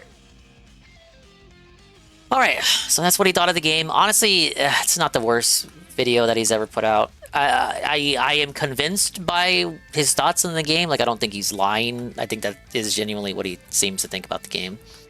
And Daily Wrap is coming up next. A full day of Mafia? How did it go? Daily Wrap, August 10th, 2025. It's quite shorter than the previous video, 7-minute Mafia thoughts, compared to 4-minute Daily Wrap. Good evening, everyone. Phil here, and welcome to the Daily Wrap for what was Sunday, the 10th of August, 2025. This is going to be a very short video. Why? Because all day today, I played Mafia: The Old Country. It wasn't a marathon, though. I already made a separate video. It wasn't a marathon, to explain my though. initial thoughts 5 hours into the game. So if you want to know what I thought about Mafia, You didn't go check work out extra. the video. What I will That doesn't- talk about that doesn't is the excuse you to make a podcast, shorter and Daily also Wrap. How things Yeah, I'm went gonna today, because critique. support was weird, and I think I have come to a determination based on it. Okay. Podcast today was great. Come back, from a day away. Talked all about how well the marathon did on Friday. Talked about some of the stuff I did on my day off. We had some chill interactions. We actually determined what the next DSP tries it will be because we're already 4 goals into it. And it was just a good chill time to start the day. And then I played Mafia, the entire 2.5, 3-hour gameplay segment at first, and then we took a break. And then at night, we played another 2.5 hours of Mafia. So by the end of today, we're 5+ hours into the game. Okay. So again, you want my impressions on it, go check it out. First stream, well, we got outstanding support during the podcast, and then we had more support during the game, so we hit the goal and exceeded it by a bit. Great, now we're at now we're at 5 out of 10 goals towards the next DSP tries it. The night stream, I have no idea what happened. Uh-oh. Now, overall attendance wasn't great. We didn't even have 200 people on YouTube. I even think that Kick attendance was down. Support. One person gifted 5 subs on Kick, and then over the course of the entire stream, 3 super chats. I'm not kidding when I say we made under $35 on tonight's entire 2.5 hours of gameplay of Mafia: The Old Country. This is funny because it's actually a little bit more than what he made on the Donkey Kong stream where he really crashed out. He was $31 for that Donkey Kong stream. That got it banished to night streams. But I bet you Mafia is going to continue on day streams. He's just going to say this weird inconsistencies here. I'm not Chicken Little, though. The sky isn't falling. But I want to tell you tonight's entire 2.5 hours of gameplay of Mafia: The Old Country. But I want to tell you something. I don't think that's representative of the game. Oh, yeah, whatever. But like Donkey Kong's when Donkey Kong makes $31, it's representative of the quality of Donkey Kong. People are getting tired after the first stream, want something else, and they don't come Man, back. shut the fuck up. Moving forward, this just happened with Donkey Kong Bonanza. Now it's happened with Mafia: The Old Country. Unless I'm playing an insanely high-profile release, like a super hyped FromSoft game, or Grand Theft Auto 6 or something like that, I don't think I'm gonna come going back to this when GTA 6 starts failing on his streams. I think I'm just going to be doing one stream, something different on the late stream for variety, and then play it again. If it's a really hype game, play it maybe 2 days in a row, but it just didn't work. I was disappointed because I was really liking the game. By the way, I did not spend the entire late stream complaining about it and begging for contributions. I mentioned it a few times. I said, I don't know why I think this this is going on Momology again. video that I'm about But to at watch the is end going to be the night, I was judge of that. What are you going to do? I don't think it's representative of the game being bad. I just think it's a weird situation where I can't play a game for an entire day and expect that people care unless it's a marathon or an exception. In this case, the first stream did really well. The second stream did horrible. So I'm hoping that when I play this again later in the week as a first stream, it'll do well again because I do want to keep playing it and I want to wrap it up. It's a shorter game. It would be a no-brainer to play it again in just a couple of days. Okay? So Yeah, see, like I said earlier, folks. this is not a game The that will be rage streams quit. were fun. The game was good. And if you want my full opinion on the game, definitely check out the special video that I'm going to upload tonight. But it didn't work support-wise. Therefore, I'm not going to be doing entire days of it again. Or any You game for that exceeded matter, the day unless it's a goal. special exception. Okay? Okay. So tomorrow, there is no podcast. Allow me Great. to repeat myself. Tomorrow, there is no podcast Yeah, on lean into the mic Tuesday, and say it. August 11th, because I am going to be doing a major stream of Death Stranding 2. We are now into the end game. Another 1 to 2 streams, and we actually should beat Death Stranding 2. So I want to get as much gameplay in as possible on that first stream. So don't Billy. expect a ton of, podcasting and hanging out. Instead, we'll do a shorter hangout session, probably, maybe a half an No hour. pre-stream, and then we're but gonna there jump will be a right in pre-stream. and get as far as You we get it? can. The Death Stranding streams have been doing great, so I hope you'll come by for that tomorrow as we approach the end game. Then tomorrow night is American Truck Simulator. And again, American Truck Simulator has done absolutely outstanding. Every single time that I play this game, people show up, engage, and support with it, and we've hit the goal every single time we've played it. How does he know So that? here's How much is hoping, left in the game? despite the fact that tonight was a Because he looked it pretty up, dead stream for obviously. support, tomorrow Or, we'll have Monkey 2 great told him. streams, and we can just continue on positively during this week. All right? Bill, you Everyone, only thank have you. Have a good five night. See you tomorrow. fucking hours Peace left. out. Bill only has 5 hours left to live. All right, now I'm glad he said that he didn't beg on the night stream, because I'm actually gonna debunk him right now, or maybe I'll get debunked. You be the judge. We got the guy Mamology 101 coming at us, holding it down. DSP holds the stream hostage on Mafia's premiere after just getting 2 donations all night. So this is the night stream, not the day stream. Let's see. He claims he didn't beg. I love it, and you know, it's that stuff's positive, and there's other stuff that's positive behind the scenes. But the fact that I might lose my fucking house, fucking house, over something that I have nothing whatsoever control over or to do with. Do do do do do do do.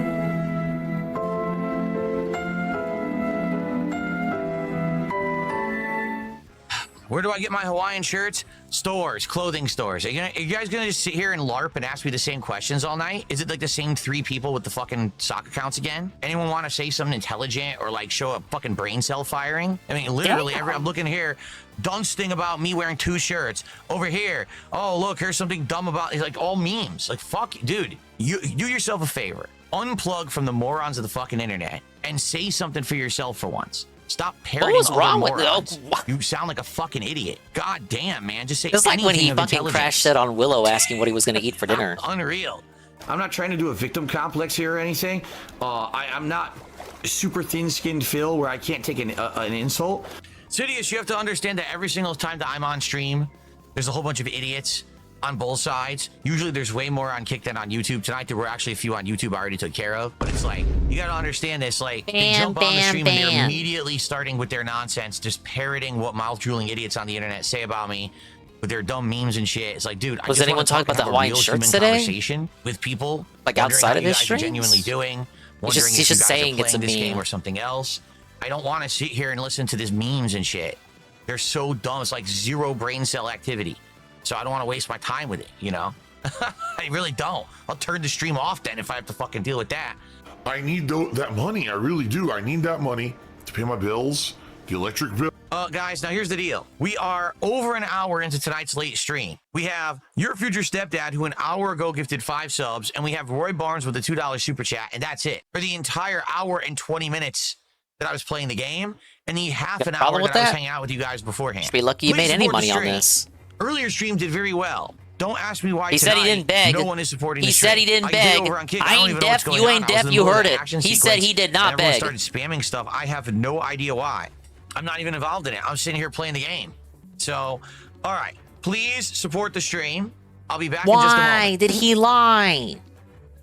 All right. Well, here's the deal. We have 1 of 2 options. I've already played this game now for almost 4 hours today. I have a good amount to say about it. So we can either play it for another hour, or we could just chill for an hour. I'm okay if you just want to hang out for an hour and talk instead of play the Chill game. If you think Q&A? you're bored of the game. Because Where this the is what fuck happened was this on mentioned launch on a day for daily Donkey wrap? Kong He was Bonanza, and I threatening played it all chill day, and people said Q&A? By the end of the day, they were bored. He was I'm not threatening bored. chill I'm Q&A. enjoying it, but we're not getting I'm any not bored. sport, I'm and enjoying wondering it. why. I I'm like having the a good time game. with it. I wanted to do this mission He right threatened now where chill we take out the Q&A. camp and everything, I did but not hear him is anyone threaten going to say support that the he stream threatened chill tonight? Q&A on the daily wrap. It's gross. It's for this. It's not because they love what they're doing. It's not because for the love. I don't know what you're talking about on Kick. I was playing the game. I don't even know what you're speaking of. So stop yelling and screaming. I don't know. I was playing the game. I wasn't involved in anything you're talking about.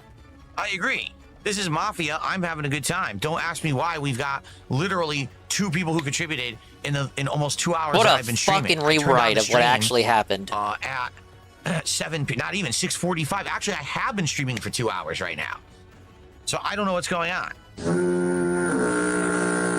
Well, if you enjoyed the playthrough, why aren't you supporting it? Save us GTA 6. Right? You like it so much. Enjoying the playthrough is no obligation to give you money. People who are saying, wow, this is great. Thanks for the marathon. I feel like even Phil on Twitch would say today. you don't have to You know. donate. Tips are not mandatory. Like, what happened to I that? am very nervous. Very, very nervous. Why is he All right. like this? All right, get rid of this idiot. He's making up stuff now. Get the fuck out of here. I don't think it's boring, Roy. I'm having a good time. like I said, that was a good sequence. That felt just like Uncharted. It was kind of cool. It was a throwback because you don't have. Oh, this is the part he talked about on the fucking daily wrap. Like that. But I'm not gonna keep playing. People are just gonna sit here complaining, and then no one supporting at all. I'll just chill with you for an hour, seriously, and we can play more of this later in the week. If people are burned out because I played so much of it today, then we'll just do it later in the week, and I'm okay with that. But I want to do what's right and what people are going to care about and support. I don't want to be doing it and then get yelled at and say, "Oh, you really goofed. You played too much of this game and it's boring now." I'm just tired of it. Really, I am. I'm tired of it. I'm tired of just being told that everything I do is wrong. Phil said he didn't beg on a daily wrap during the night stream, so I'm watching this video, which clearly proves otherwise. It's like a whole ass. I assume this was between parts. It had to have been. When here I am trying to do, a full day of coverage of a new game for you. 我没有做错任何事，我做的一切都是对的。 Kanai Joe did a $2 super chat. Thanks for the marathon today. Yes, all. It was Mafia not a all marathon. Day. It was not a right marathon. Now, I'm not going to end tonight at $29 to support for a brand new release that I just bought. I'm not Less doing than it. Donkey Kong Night Stream at that to point. Bring more people to the stream who are going to engage in support, rather than people just sitting here whining and screaming on Kick about something that I'm not involved in because I was playing the game. I don't even know what the hell you're talking about. No, what were they 4 crowed hours about? into the game right now. 4 hours. Yep. How's the game? So far, it's good. I really like that last sequence. I thought it was fun. All right. So if you want me to continue, please support the stream. Don't sit there and complaining that, oh, the stream is boring and everything I'm doing is wrong. I'm covering the new game, right? Which is what you want. So why are you complaining? Unless what you're telling me is that just don't do double stream days. Don't ever do the same game twice in one day. It's too much. Nobody told you to do it in the first place. I'll stop doing it. But I thought doing this all day today would make sense because you want to get a good taste of what it is. In fact, we didn't even get to the gameplay until like the last 20 minutes of the first stream. Tonight, you told me there was no gameplay. It was all story. This game is fucking boring. That's it for healing. Mando did a $5 super chat. He says, everyone should just donate $1 tonight. Come on. Thank you, Mando. Yes, that is actually our biggest super chat of the night. Thank you, Mando. Oh, he only gets 80 cents out of that dollar super chat, or something. We're up to 34 bucks of support. Thank you, Mando. Come on, guys. Let's support Mafia, the old country on my now we get the mild manner, the mild mannered rally. Premiere day coverage played it all day long. I wonder how much more he acts like that on the mic. Pretty good. But you saw how he acted off the mic. It's the weird part about it is some of the audience today really liked it, and others in the audience are like, "Oh, I can't believe that it's just story and story and story." Yeah, because we don't get games like this anymore. They've actually had a decade or more of every game ever since PS4 and Xbox One. A whole decade where every game had to pack in as much open world boring content as possible. Like this game, if this game came out 10 years ago, it would have been this, but in between, you have to do a base takeover, or you have to fight a rival gang in the street, or you have to, you know what I mean, do a shootout, and it would just make the game 20 hours longer. Would it add anything? No. It's their fault, not the gamers, okay? Stop that. Seriously, games will never improve when you don't criticize them. So guys, that is it for tonight. That's how his mic quality was in 2020. To finish that mission, obviously. I had forgotten. I have no clue what happened tonight. I have no explanation for why we got support at the very beginning, and since then, literally 3 legit super chats, and then 2 trolls, and that's it. And we didn't even top 30-something bucks. I have no idea. At this point, I'm not upset with the game. I think the game is good. I want to play it more later in the week, but I'll tell you this. I think this may be the final day that I just play a game all day like that, because I think that may be a major factor of what it is if I play a game Thank you, Eddie B, for the stream. Like 25 streams. I think it will never improve unless you criticize them. You gotta represent the Grinch. So 5. I think that's actually what not happened here. 100%ing the Grinch. Grinch. Earlier, but they kind of left and didn't stick around. And I think that doing the variety of streams, remember when it's Phil always 2 played that different Grinch games game? in one day, may be working better. The only exception would be a marathon, right? If I'm You doing actually a spent Mega money Man on that, marathon or something, and I'm going to play this all day, that's that makes sense. But I don't think I'm going to be doing days like this. This is twice in a row. Once with Donkey Kong Bonanza, and now with this, that it didn't work. That the day stream did good, and the night stream tanked horribly. Abisho resubscribed for 13 months and says, Phil, you're boring. Thank you very much, Abisho. I appreciate that compliment. Thanks very much. He's successful, though. The trolls are just jealous. True! The trolls, they just don't get it. Oh, there's the truth! He's boring! He always was. He never wasn't.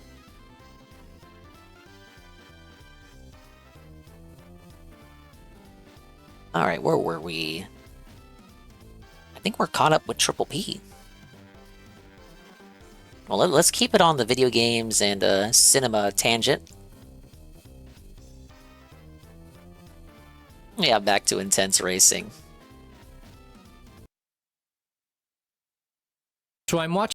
This is the movie guy, the guy I watch who criticizes movies. One of two people I watch who exclusively criticize movies. The Last of Us Season 2 is a masterclass in bad writing. Episode 5 of The Last of Us. I don't know anything about Season 2 because Phil didn't review in my it. chair, bored almost to sleep by a show I am completely checked out of.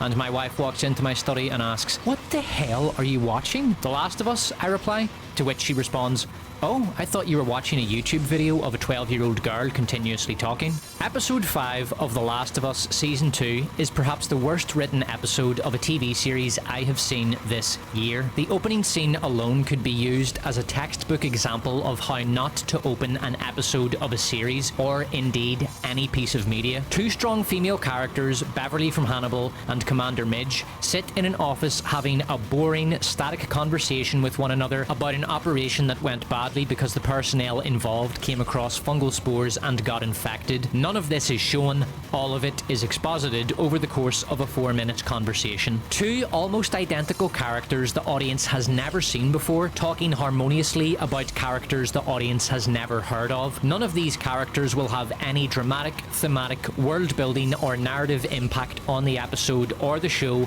at all. The only useful thing this intro does is inform the viewer that the fungal infection is now airborne. To demonstrate how bizarre and jarring this is, I'm going to use the intro blueprint from The Last of Us Season 2 Episode 5 to create an intro to a popular 90s TV show. Oh dude, did you hear? Stevie totally fucked Belle. Belle? Who's that? The chick who looks like a potato. Oh dude, well he's Irish, JF so I Grumpy's guess wife? it makes sense. Bruh. Dude, so I got this great idea. I'm gonna get a potato and draw a face on it and tape it to his locker and write the words potato dick under it. Oh dude, yeah. Yeah. Now you may respond, but glorious, benevolent, and all-knowing despot, most episodes of The Last of Us start with a mini-story disconnected from the rest of the plot. How is this one any different? well, this one is different for the simple reason that it is vastly inferior. This is, by far, the worst mini-story opening The Last of Us has yet produced. The problems are that there is no context to relate who these 4 women seconds are. off, It and would I be know far why. better to communicate the one useful piece of information expounded in their conversation through action. So, Beverly's yeah. story contains plot holes and portrays the organization This is she a belongs Despot of to Antrim. as a pack of ludicrously incompetent morons. There's also character dissonance. The show wants us to be really impressed with just how boss level Commander Midge is, but accidentally portrays her as an idiot by having her make some horrific decisions. So let's go through those issues one by one. Firstly, who are these women? Well, we don't know, and there is nothing in this miserable office to indicate who they are, so the show shoehorns in some absolutely clanking dramatic beats to announce their respective positions and what their relationship is to one another. Here's the first of these clankers. Did you see the way she shoved those doors open and marched in, impressing everyone in her orbit with her gravitas? She must be the woman in charge, because how could anyone but the commander walk with such awesome charisma? I am so fucking tired of this trope. Actresses trying to do gravitas by giving a cartoonish impression of charismatic male actors. In the 10 years this trope has been going, I have never once seen an actress successfully pull off gravitas. Every single time the 1,000-yard stare becomes the try-hard stare. This is what real gravitas looks like.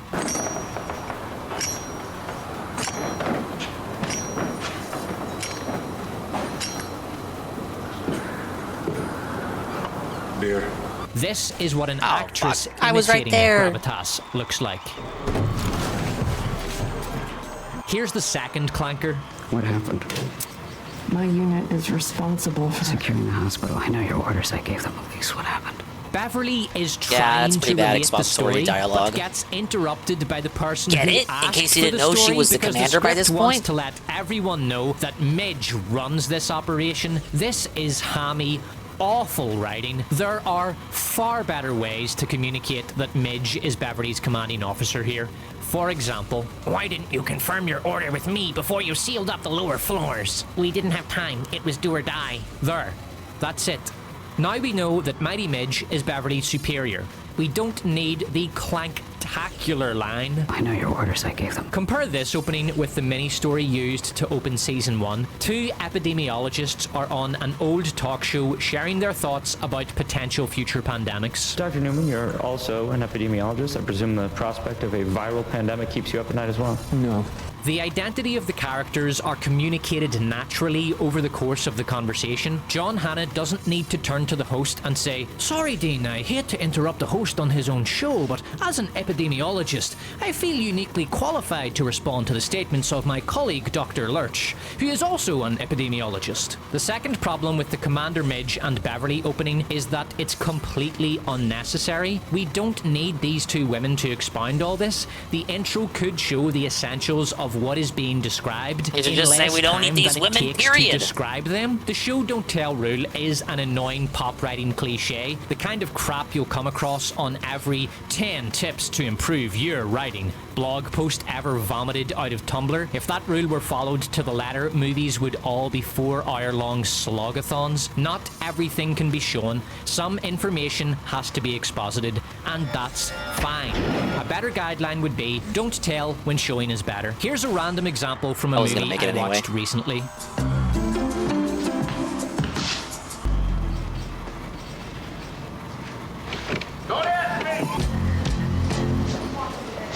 Poggers, why are you laughing? Talk about weird. Well, I get dizzy spells, nausea, cold sweats, hot sweats.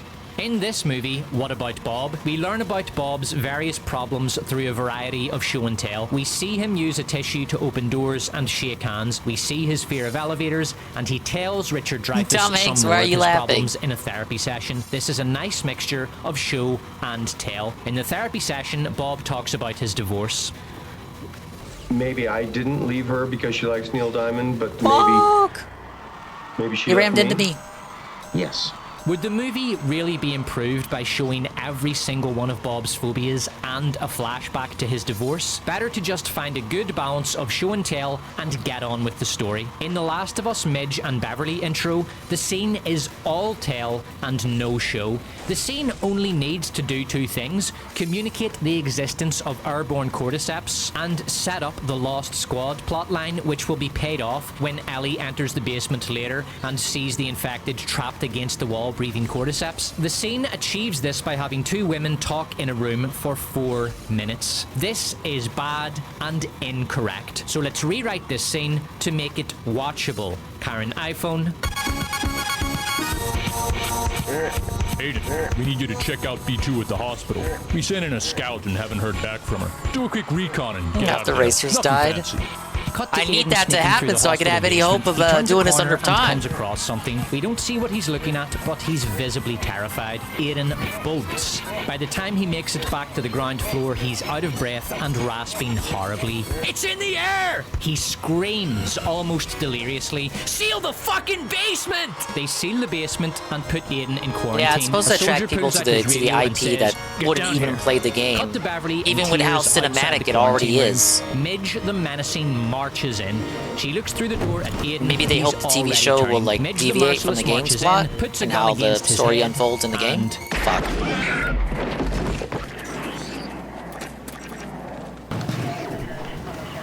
I'm sorry about your son.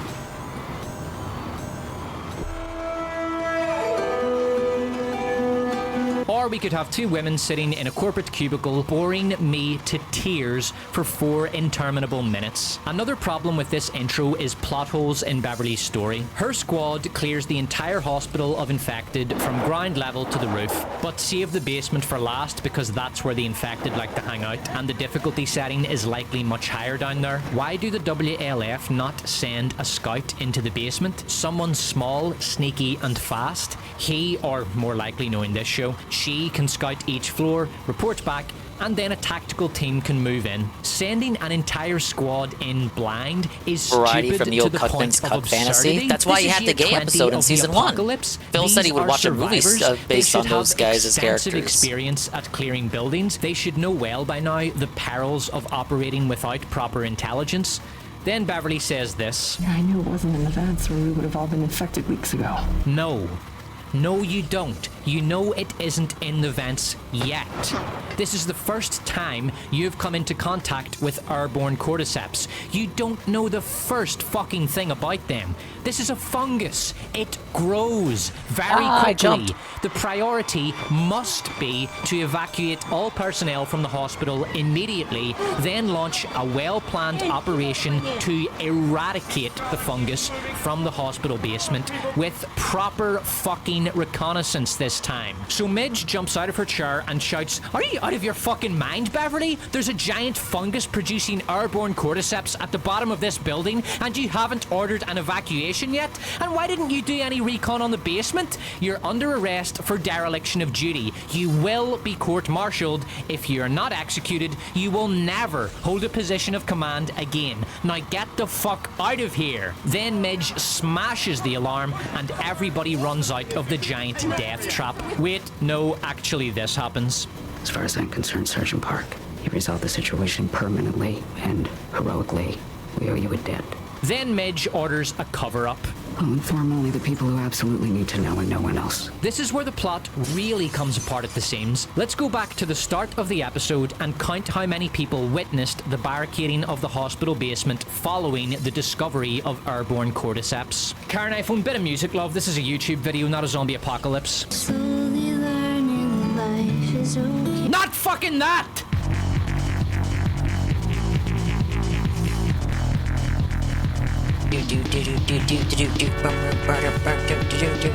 This is like Genesis music?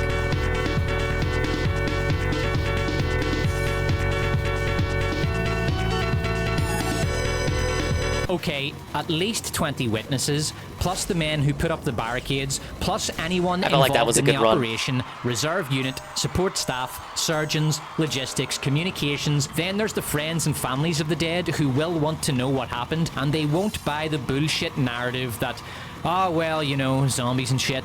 This is uncover-upable. There is no mainstream media to spin the narrative that it wasn't cordyceps. Word is already out. Everyone in the community already knows the hospital is compromised. And why does Midge refer to the hospital as a vital resource? The hospital's a resource we can't afford to lose. It's a building? There are lots of buildings you can use as hospitals nearby. Even in the most dire emergency, you're not going to have more than a few dozen patients in a single day. Just move the essential equipment into a school or an old mall. There, done. Now you don't need to keep a genuinely vital resource, trained medical staff, one floor away from a fucking airborne fungus that will turn them into murderous fungus zombies. You shit for brains, wank-tard. Not incidentally, they need to move to another building anyway because, as Beverly literally points out, all the stairways to the basement have collapsed. This means that the hospital is structurally unsound. So Beverly is an operationally illiterate moron who doesn't understand that fungus grows, and Commander Midge is criminally incompetent. This is why you don't allow women positions of leadership in the zombie apocalypse. The Last of Us Season 2 might be stuck in 2020, flying sexual identitarian flags and fronting the show with two boring as fuck teenage girls, but at least Neil Druckmann can admit that when humanity is fighting for survival, men should be in charge. Based take, Neil. And on the subject of the teenage girls, the day that a girl Neil was who secretly looks like based the Dina whole time. No wonder they elects kicked to them off get the show. Finger banged by that lesbian potato, Marilyn Monroe will be getting skull fucked by Elton John in a ski resort in hell. I'm gonna be a dad. The Midge and Beverly scene is a textbook example of idiot writers trying desperately to present women as strong, capable military leaders and accidentally portraying them as blundering incompetents because the writers don't know anything about military tactics, strategy, or history and couldn't be bothered researching it. The most infamous example of this is Admiral Holdo from The Last Jedi, who is presented as tough, in charge, and on top of things, when in fact she is an appalling leader who demoralizes her crew and fails to communicate even basic information to subordinates who need that information. Come to think of it, she actually has a lot in common with Midge. Following the intro, the episode presents Ellie and Dina having an amicable chat. Kathleen and Kennedy swapping also some touched basic Last of info. Us. Nice. Ba-dum-bum-bum-bum. Good. There's a big ass generator down there. Natural gas, baby. Figured out yet? Getting there. This scene demonstrates clearly the main reason why pairing Ellie and Dina was such a dramatically disastrous decision. They have Yeah, the teens don't exact talk like that. same Where are all the slurs personality. at? They have the same worldview and moral values, the same annoying millennial speech patterns. Oh my god, you gonna fucking tell me? For the record, I don't believe you. I'm gonna leave you alone now and go and explore the rest of this place because you're smart as fuck. That door's open.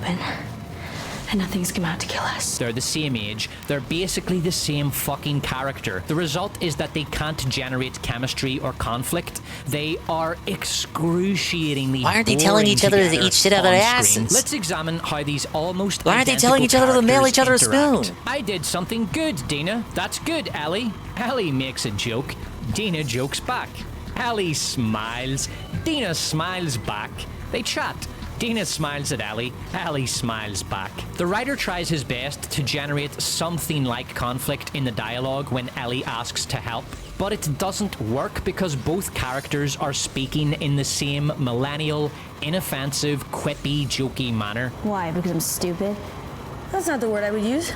Really? What word then? Non-school oriented. Imagine how early season 1 Joel might react here. Can I help? No, you can shut up and stop distracting me. I gotta get this done and I don't got all day. Get out. Now, we have character conflict and we have a personality clash. Ellie is playful and scatterbrained. Joel is pragmatic, stern, and impatient. But with Dina and Ellie, hey, let's play. Yeah, let's play. This is the main reason why the audience ratings and viewership for The Last of Us are cratering. The Ellie-Dina pairing is the rotten cancer at the heart of this season of television. We don't even need Joel to pair up with Ellie. Any character who is significantly different to Ellie will do. How about this?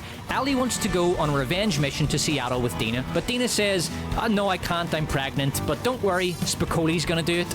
Spicoli? Protests Ellie. But that guy's a total stoner. Yeah, but he's reliable and he always gets the job done. Plus, he owes me a favour. So Ellie heads out with Spicoli, and instead of two little girls playing around like they're at a sleepover, the scene now looks like this. Are you fucking kidding me, Spicoli? What are you doing? You're supposed to be like triangulating. But it's the same dynamic as it was in the first season. Any day, Ellie. Sometimes it's important to just take a break and enjoy life, man. I'll enjoy life when Abby isn't fucking breathing anymore. Now get your ass up and do your fucking job. See, Ellie, that's your problem, man, with this whole, like, revenge thing. I mean, it's like Gandhi said, an eye for an eye leaves us all fucked up and shit. This revision is good and correct. For an excellent example of how to do a screen duo right, watch Shogun. John Blackthorne and Mariko are different in almost everything. Something he actually they likes. Are from profoundly different cultures. Mariko is Catholic, Blackthorne is Where's the blue shell and mushrooms? It's all skill, no Mariko RNG is from items an honor needed. Culture in which the rights of the individual are abrogated to the honor of the clan to which that person belongs. This is emphasized when a baby is murdered because his father dishonored the family's daimyo. Blackthorne considers this callous honor culture to be barbaric. Mariko is polite and refined. Blackthorne is rude and coarse. Mariko is disgusted by Blackthorne's hygiene and eating habits, though both improve considerably over the course of the season. But both characters also share common traits which draw them together. Both are intensely loyal. Blackthorne to England, Mariko to Lord Toranaga. That sort of looks like RNG. Yeah, it kind of is. Talented. Especially with the second set of boosters. Against her husband, and Blackthorne is the set of boosters right here on the first left is the worst of it. Regards as cruel and unjust. Both follow follow a strict code of honor. Both are excellent at their job. Both have moments of excellence in which their positive traits shine through. Blackthorn leads an endangered vessel through a storm. Mariko politically outmaneuvers Lord Ishido, forcing him to choose between appearing weak or appearing tyrannical. Blackthorn and Mariko have enough in common that they have a fundamental understanding of each other, but they are different enough to create extensive dramatic tension and conflict. This character dynamic forms the basis of a relationship which blossoms naturally and believably into sexual attraction and a deep, residing love. The actors Anna Sawai and Cosmo Jarvis also generate palpable sexual chemistry, so when Blackthorn and Mariko do finally have sex, it feels like the breaking of a tension that has built up. Potato Lady and Fashion Model have no sexual chemistry, and when they fuck, it feels about as earned as Jaden Smith's acting career. You're wrong! By the way, Hiroyuki Sanade's performance as Lord Toranaga in Shogun Oh is my a god, superb Papa Dingus example brought me to of see what After real Earth gravitas when it came out. looks like on screen. I was not happy with that movie. After the intense Ellie Dina scene in the theater, the script decides that the audience needs a breather, so it conjures a stage full of musical equipment that no one has touched for 20 years. The reason being that if this equipment had been scavenged, the scene couldn't happen. I will give The Last of Us Season 2 credit for upping the scare factor. When Ellie picked up that guitar, I was It's gotta be because I keep taking the second shortcut too often. The second shortcut skips a set of boosters. Fortunately, she only plays one phrase, which is still one too many, but a massive improvement on. And now we get to the 12-year-old girl talking ad nauseum element of the show. Ellie and Dina are walking through an extremely dense, overgrown urban ruin in an area where they were almost killed by a horde of infected the previous night. And what's on their mind? If it's a girl, Ellie. If Yeah, it's a I'm trying to boy, break. It's not just the walls; it's the trenches as well. This kind of casual Like right here, conversation you don't want to fall into the in a trenches. wide open area where you can literally see a threat Trying to coming hit from a mile 210. away. But this is an urban jungle. They need to shut the fuck up and keep every one of their senses trained on the environment around them. The behavior of Ellie and Dina here smashes the verisimilitude 220 is the of this bronze time. post-zombie apocalypse world build. In plot contrivance number 1, Ellie and Dina quickly come upon a pile of corpses that have been conveniently left a minute's walk from where they were staying. So the show can build up its scars versus wolves subplot. Dina responds to the sight of a pile of corpses located a stone's throw from a building housing a horde of infected by walking briskly, bolt upright So much for that through good the start. middle of the street, speaking loudly and continuously. And look at Ellie here. The entire time she's either looking at the ground or looking at Dina, not keeping her eyes trained on the dense surroundings, looking out for infected or scars or wolves, all of whom will kill Dina and Ellie on sight. Then, in the middle of this urban hellscape infested with enemies, the girls stop and look in each other's eyes so they can have an intimate moment. This is probably some combination of bad directing and bad acting from Bella Ramsey. Compare how Bella Ramsey acts here I don't know, Raiders? to how Pedro Pascal acts in this scene from season 1. Yeah. You get him? No, I missed 2. Pedro Pascal is actually inhabiting the world of his character. He's sharp-eyed and on edge, always on the lookout for threats. Bella Ramsey, And Pedro she Pascal's just a stares at the recurring theme ground. tonight. And don't worry, we're going to examine Bella Ramsey's acting in more detail later in the video. Compare how Dina and Ellie behave here to how the lead characters behave in a similar scene in 28 Days Later. But it's the most direct route to the other side of the river. No. Then we should take the indirect route, the one that's in broad daylight and that's not underground. Let's just get it done. When they come across an urban bottleneck, they know that traveling through it poses a risk so massive as to render the way effectively unpassable. But Ellie and Dina, nah, it's fine. Just walk through and make sure to keep the chitter-chatter going so as to keep from getting bored. You know what? I'm gonna try this in Dying Light 2. Let's see how long I last. Karen iPhone, start the clock. Hey, remember when it's the Phil played morning that after, game? And I wake up You next never to the finished start it. I pulled the previous night. I'm not gonna lie, she was rough. This was not my finest hour. What do you expect, man? I was fucking drunk. And don't act like you haven't done a bit of dumpster diving in your day. We've all been there, man. Alright, boys! But look, whatever, doesn't matter. So the girl gets a call, and she's hungover, you know.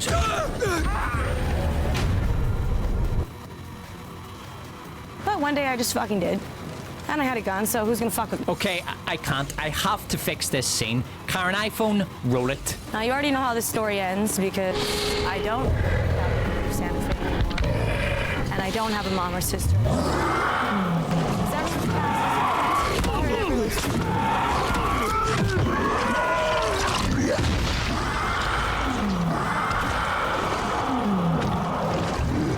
There. Now we don't have to endure any more scenes in which Dina and Ellie swap annoying quips. Because you're smart as fuck. And I had a gun, so who's gonna fuck Was it too streams? Also, instead of the show's swifting narrative perspective to show events from Abby's point of view, It gave him so much shifts dread, to show it events didn't from a even new want to make him super touch zombies Dead point Island of view 2. as it jumps across rooftops That other zombie and game roams that the came out. street, massacring everyone it comes across. And that's it. That's the show.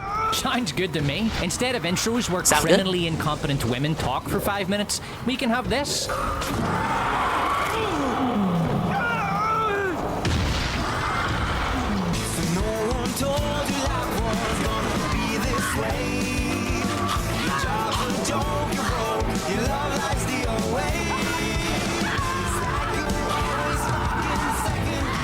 The Last of Us Season 2 uses infected as a plot device and massively reduces their threat level so that they only pose a risk in large numbers. This is how clickers were portrayed in Season 1.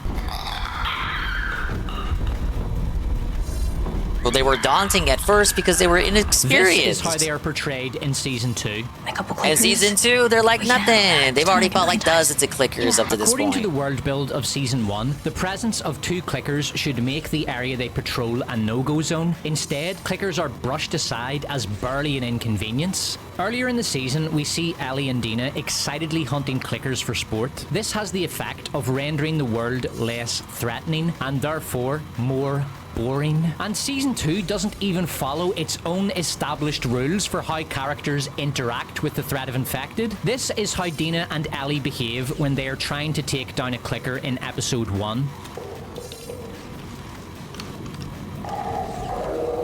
This is how they behave when trying to take down a smart one in Episode 5. Fucker's gonna try to flank us. So I say we flank it first. Why have they abandoned the use of sign language when faced with an even greater threat? Not only is The They've Last of leveled Us up Season since 2 Season 1. inconsistent with Season 1, it is inconsistent with itself. Apart from being nerfed, the infected are used as a plot device to bail Ellie and Dina out of life-threatening situations. On their journey to Seattle, Dina and Ellie have no dangerous encounters with infected. The first major encounter occurs, conveniently, when they are trapped in the subway as a WLF squad That's my closes best in. time. The infected dutifully appear, slaughter the I got WLF orbs, but soldiers, I and Ellie gotta and get Dina under escape to a 210. movie theater across the road. The infected do not pursue them, and they have no presence in the theater because the script no longer requires them. The WLF do not send any additional soldiers to the area where they just lost a squad. Never got into the because open that world would of interrupt the script's actual open desire world of for Ellie Dying and Light 2. Dina to get It's just the same as finger the bang Sexy action Fridge on game. the go.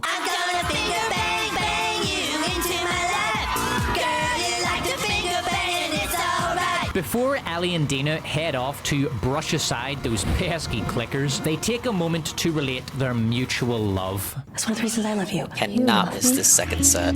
I know. This little exchange neutralizes any tension the scene could have. Ellie and Dina are about to enter a potentially fatal encounter with fucking clickers. This scene should be brimming with tension, but it isn't, because the show is more interested in a contrived lesbian romance characterized by millennial bonding. In plot contrivance number 2, Jesse Deus Ex Machina's Ellie and Dina, because these girls have enough plot armor to encase the Death Star. And why haven't the WLF cleared this building of infected? As the script itself points out, Wolves are right next door with their vehicles and lights. the WLF is right next door. Why haven't they secured this building? Again, these are supposed to be veterans of a zombie apocalypse. Why are they so shockingly incompetent? Clearing buildings would be established protocol, script requires something it. like a 5-step operation: reconnaissance, planning, attack, final sweep for stray infected, barricade all entrances that can't be guarded. Every building within a set perimeter of headquarters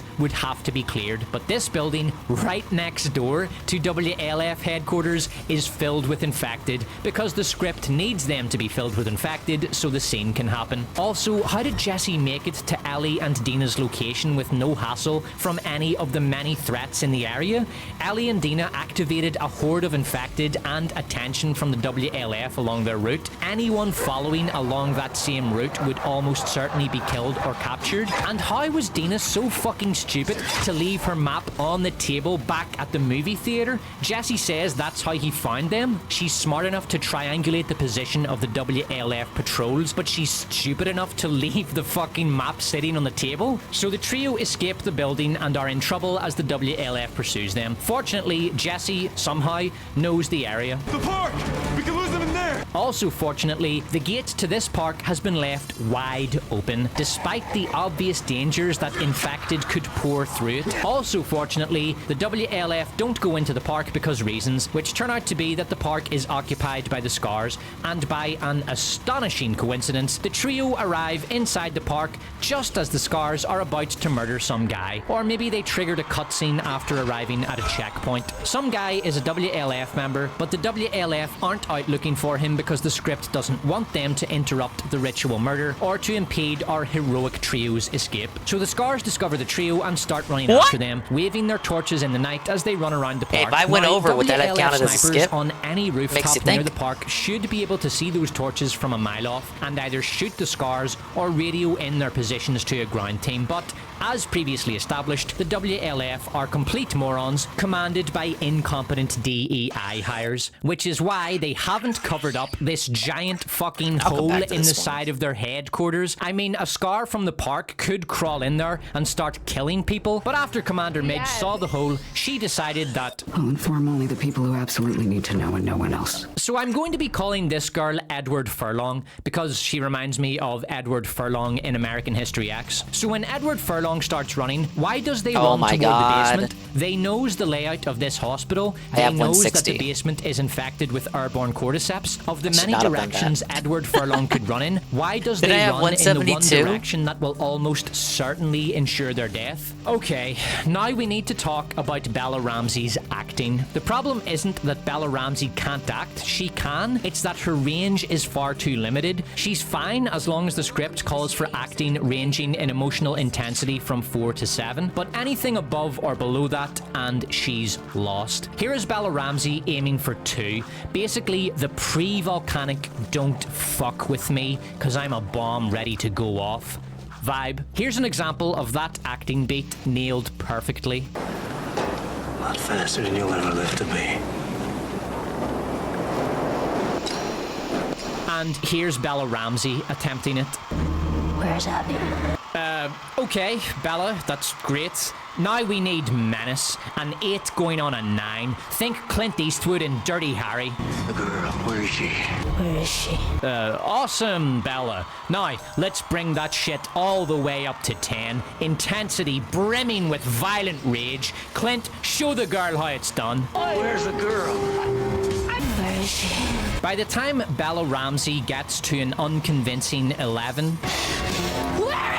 she's already blowing the scene. By the way, the girl that played Edward Furlong, Tati Gabrielle, was great. She gave a terrific performance. This episode encapsulates every major problem with The Last of Us Season 2. Ellie and Dina are horrendous on screen together, which makes the decision to kill off Joel all the more glaringly disastrous. If a pharmaceutical company can figure out a way to distill the essence of Ellie and Dina's character dynamic into medicinal form, they will have created the world's most powerful sedative. The infected are nerfed and used as plot devices. The story is full of plot holes and plot contrivances. The world building is absolutely pathetic. The behavior of the characters shatters immersion. This isn't 2 survivors traversing a zombie-infested urban jungle filled with enemies. It's 2 actresses walking around a film set. These aren't 2 military leaders. There are a few ticked boxes on Warner's ESG report. This isn't a hole in the side of a building.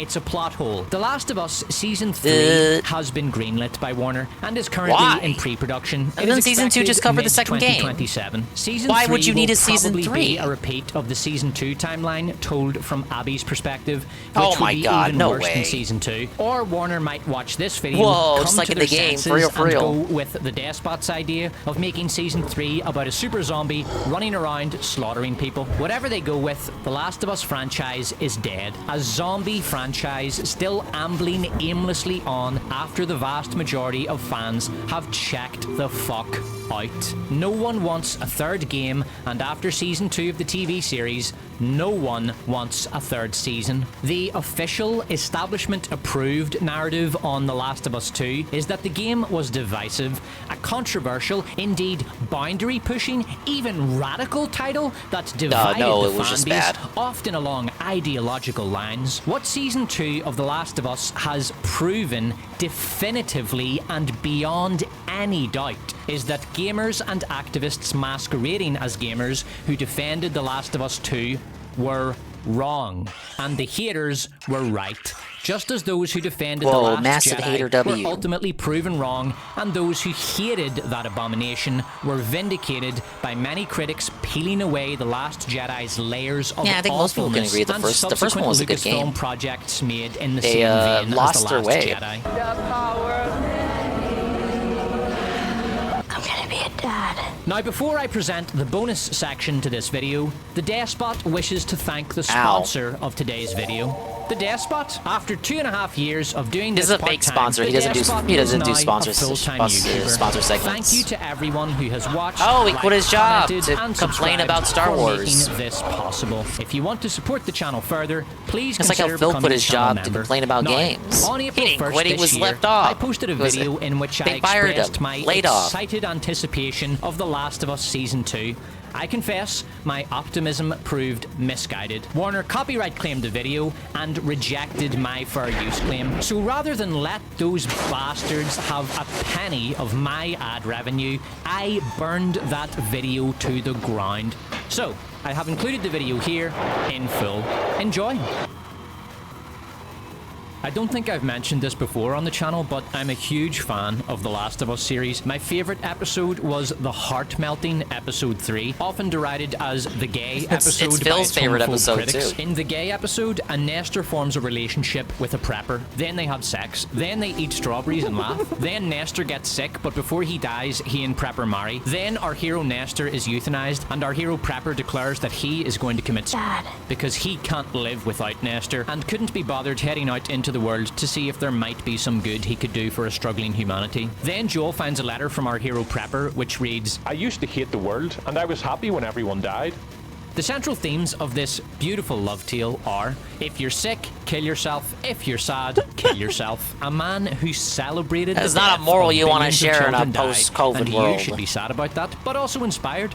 Truly inspiring stuff. I also admire how this episode's core messages, the romanticization of and the pro-euthanasia messaging, are disguised behind pro-gay messaging. Those fucking MAGA chuds were so busy frothing at the mouth over some tasty man-on-man action that they completely missed the episode's real political agenda. Superb distraction tactics by the creators. With the benefit of hindsight, we can confidently say that everyone who dunked on the gay episode at the time must feel pretty stupid right now.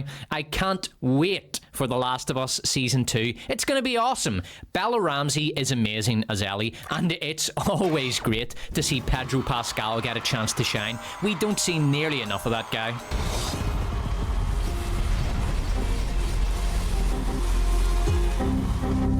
What was that start? Bruh. Sadly, I will never know more than this about The Last of Us 2, because Phil decided not to review the season. Alright, we got more videos from that guy, but let's break it up. Oh, I got the Mudahar update. This came out a few days ago. So, the last Kino Casino restream. I watched some of the Mudahar videos that I hadn't watched on my own up to that point. So Mutahar lied about being in the military, allegedly. And then Mutahar was allegedly gay, but then it came out that Harmful Opinions got the story wrong. And actually, Mutahar is gay, but he sucked off the wrong Ryan. And this was such a big deal because the Ryan he accused of being gay was a YouTuber by the name of Nexpo. So he did suck off a Ryan. It just wasn't the Ryan who we thought it was. The story continues with the update from his pal, Nicandros. They're gay! Welcome, I'm Nicandros. You may have seen my previous video. Just play the Arlo video. You don't want it though. You don't want the Arlo video. Than I ever expected.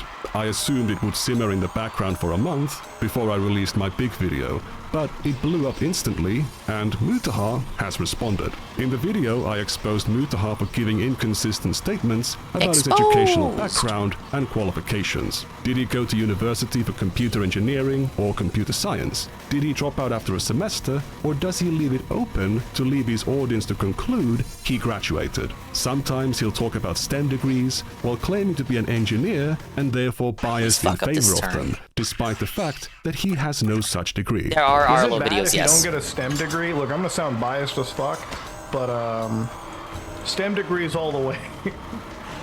I'm gonna sound biased because, you know, as an engineer, like, you know, you want to get the degree that's gonna get you a job.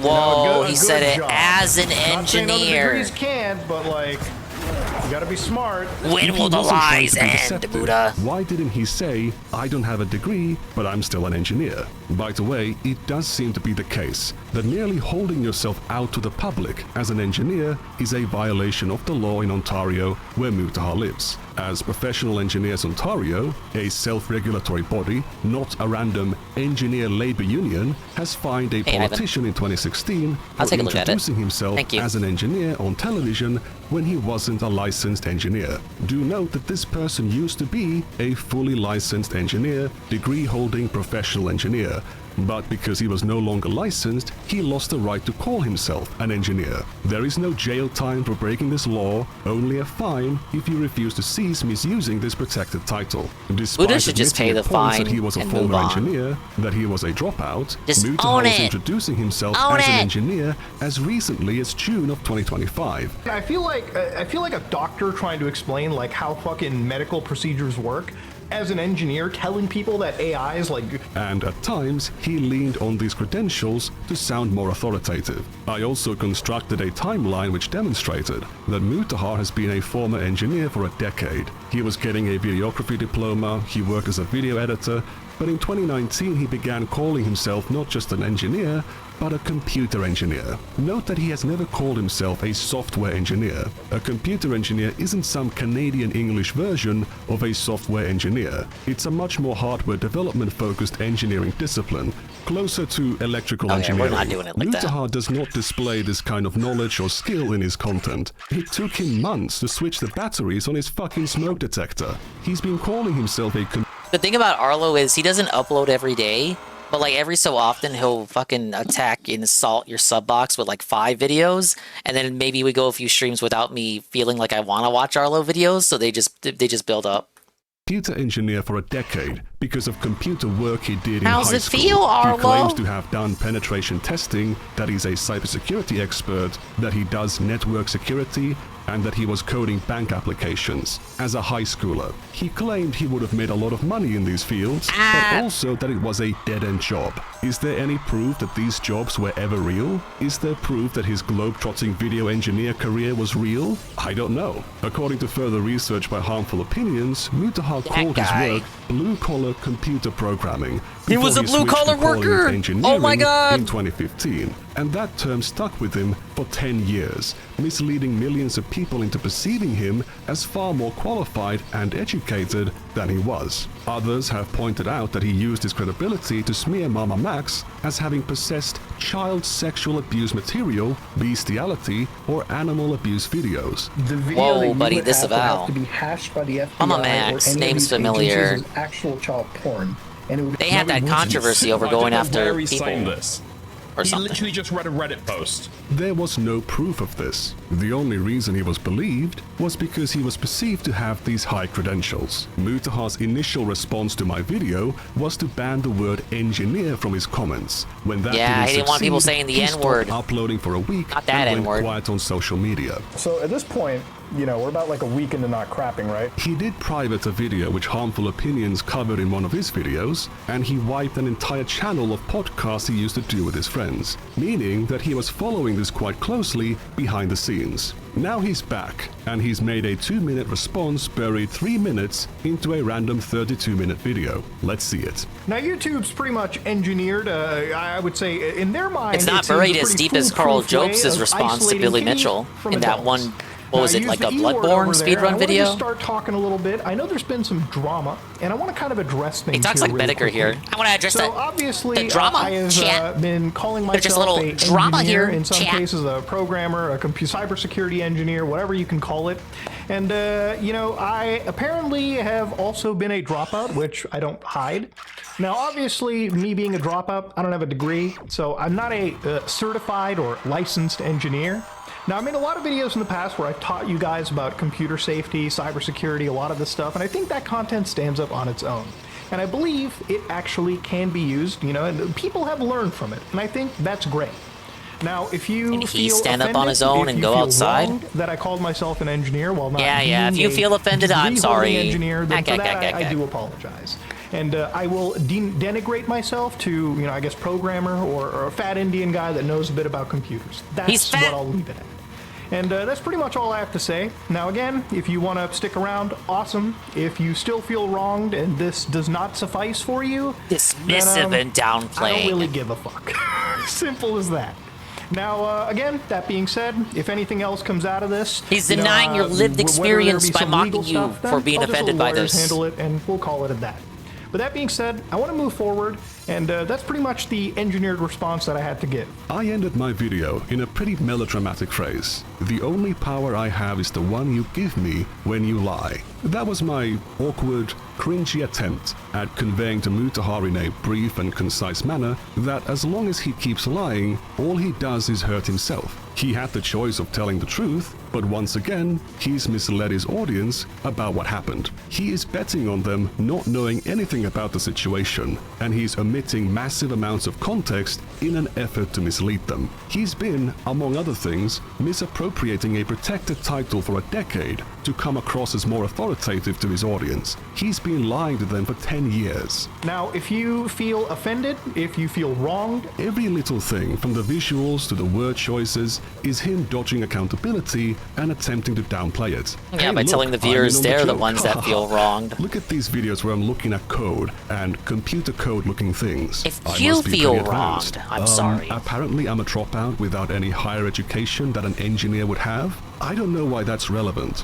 He claims he doesn't hide it, but this bitch has called himself an engineer like 70 times, while he's revealed himself to be a dropout like 5 times. Your audience doesn't see all of your content. If Mutahar believed that was true, he would be smart enough not to lie like this in the first place. Yeah, I think I missed like a set of boosters. It taught you doesn't guys matter. about computer safety, cybersecurity, a lot of this stuff, and I think that content stands up on its own.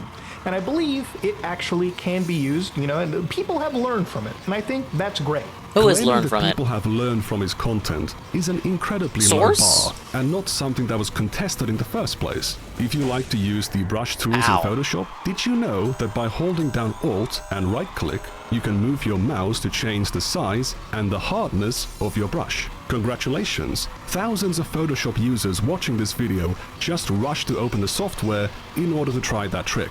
People have I'm learned now from this a video, Photoshop but engineer I with don't that need to call knowledge. myself a graphic design engineer or someone working in TV and film to woe an audience. If I made content that I believed stood up on its own, I wouldn't have to inflate my credentials. So this is a nonsense statement. Me being a dropout, I don't have a degree, so I'm not a certified or licensed engineer. His phrasing here implies he is still an engineer, just not a degree-holding engineer. What engineer are you then? He's an After engineer 10 in his heart years of hearts. bragging about it in public, He's an engineer of making it some our business, bullshit. You should be able to tell us, where did this come from? What are your credentials? What work have you done? You believe in open source software, you call yourself a programmer, Where's your GitHub? What contributions have you made in the past 10 years? Then he tries to guilt trip people by saying he'll denigrate himself by calling himself just a programmer or a fat Indian who knows a bit about computers. He could have said that he was insecure in his youth and used the word engineer without knowing it was illegal to feel better about himself. Then that claim kind of stuck around, and he was too embarrassed to admit that he wasn't one. It would be so simple, but Mutahar cannot ever admit to having made a mistake, or at least take responsibility for it. What do you think makes you come across as a likable man of character? Someone with the footing to judge others, as you have done for years. I'm kind of the fucking aficionado of handing out these reality checks to a lot of things. Is it by being a coward who lies all the time, shifts blame, and never accepts their fallibility? Or is it by being someone who takes the blame for their mistakes? Someone who knows their limits and speaks the truth? Do you believe your audience is entitled to the truth about who you are? Because they will only trust you as much as you trust them. They will respect you as much as you respect them. Now they've realized you're full of shit. I was full of shit, literally, like I was full of fecal matter. And what's your response? If you still feel wronged and this does not suffice for you, then I don't really give a fuck. Simple as that. This behavior is not really to your benefit at all. It benefits your critics, but it especially benefits me. Now a large chunk of your audience and the public knows you're full of shit, and it's not that hard anymore to convince them that you've done this exact thing before. Dear viewer, did you feel confused when Mutahar came out with his video denouncing Nuxtaku? Did you feel he was overreacting? That he was distancing himself from him pretty hardcore relative to his actual points of discontent? Well, that's just like what happened here. Mutahar omitted massive amounts of context, because if he told you the full truth, he would have to admit that while he was eager to attack and condemn creators like Eva Chris Tyson for being fans of a lolicon artist or for having kids on a Discord server with porn on it, he was running cover for and defending someone who turned that into their entire content model. Forgive me, Lord, but I did it. Please forgive me. Stop sending Gentai. Why? I already lost. No, not November. Half of my class saw Aqua's butthole on my screen. To be fair, mad respect for sending Aqua's butthole. And your class should be thankful. That's a pose from I want to punch the guy behind that voice. At the time this video was made, the OP of this post was a 12-year-old child. They were not a one-time poster, and they were not the only extremely young child that was involved in this community focused around adult content. There's plenty more material to cover in my bigger video, but let me tell you this. This wasn't even the video he planned to drop. It's just like a response video to the non-apology he gave. What action did he take? Nothing. Still working on the real video. If the truth came out, he would look bad for being so close to Nuxtaku. This guy is sitting here telling you that the government needs to stay away from the internet. It's so horrible when people are forced to verify their age on social media. I know it's annoying, I know it's frustrating, and I know it can be used for information control, mass manipulation, censorship, blah blah blah. But I've seen what it looks like when these man-children self-regulate, what it looks like when they are holding each other accountable. And what I mean by that is that they don't. They are 100% willing to prioritize their career, income, and their ego over the safety of children on the platform. But that's a story for the bigger video. Some people have unfortunately gotten the idea that I'm going to expose Mutahar as some kind of a pedophile. That is not the case. He's not refusing to call this stuff out because he secretly condones it. He is simply just that much of a total bitch, afraid of any controversy with a chance it might stain his reputation. A worthless, spineless pushover. Somehow, his actions in this situation were even more pathetic than pretending to be different kinds of engineer for a decade. And there you go, the teaser for the full video. It is kind of a good lead-in because this stuff got people, you know, to focus their lasers, laser focus, hyperfixation. They're hyperfixating on Muta now. Everyone's going back to his fucking decade and some change of content, finding out all these wacky stories and things that can't possibly be true. And it's all gonna come to a head and explode when this guy puts out the real video on him, the video he was making the whole time. This fucking shit about him being an engineer, it's just something he stumbled upon during his research for the bigger video. Oh, Yeah, it will be quite the day when that video drops.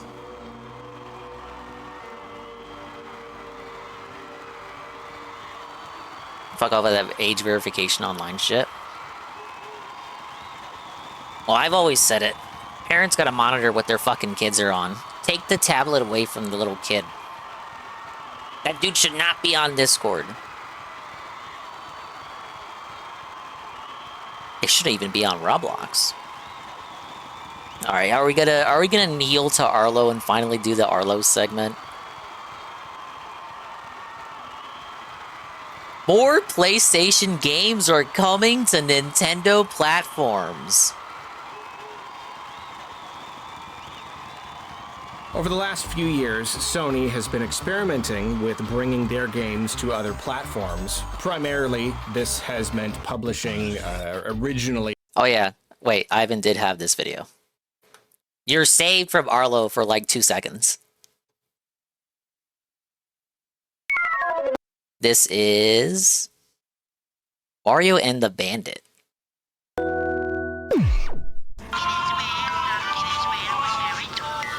Already fucked up the start here. My dad's gonna kill me! You gotta help! I don't know what kind of freak family you're from. You're not supposed to help bandits. They're not people like you and me. No! He's gonna kill me if I don't get his gold coin back! Please, mister, you gotta help me! Is this stock SpongeBob music? Oh wait, no, it's Koopa Beach. I think I can help you with that. Oh, not Koopa Beach, it's Donut Plains. Oh no! Yeah, it's in a filthy well. Well, which way? Over here. All right, lad. Easy now. Drop me lower. Lower. Fuck, I want to watch, but I'm supposed to be racing. Take a picture. It'll last longer. Oh my god.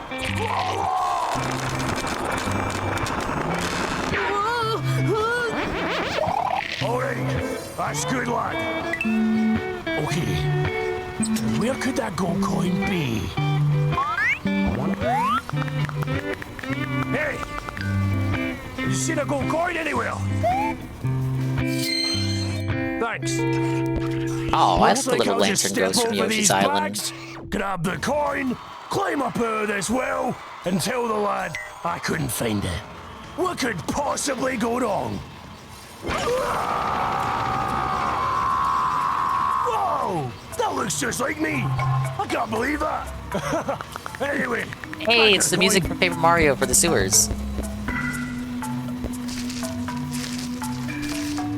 Easy now!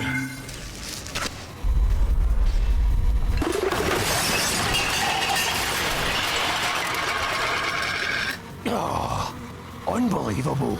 Any luck finding There's a that very coin? unique take for Wario's voice here. I haven't got it yet. I think I prefer the that's okay. German voice from the Take old your Mario time. parties. Not a bad score. Let's see, any other goodies? No. Ooh. He's got 14 credit cards. 200? 150. 80. 22? Oh, $1.83. Unbelievable.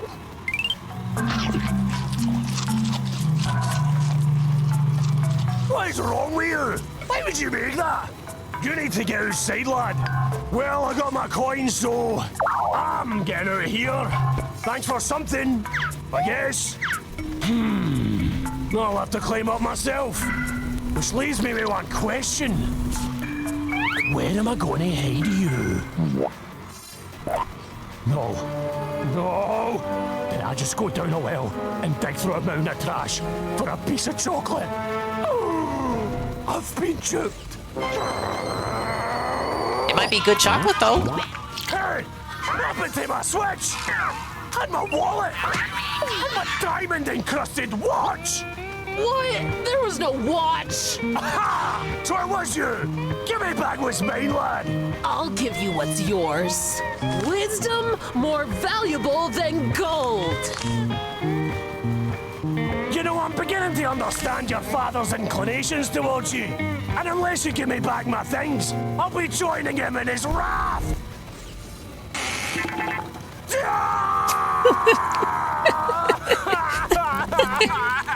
Enough of these lies! I didn't cry like that!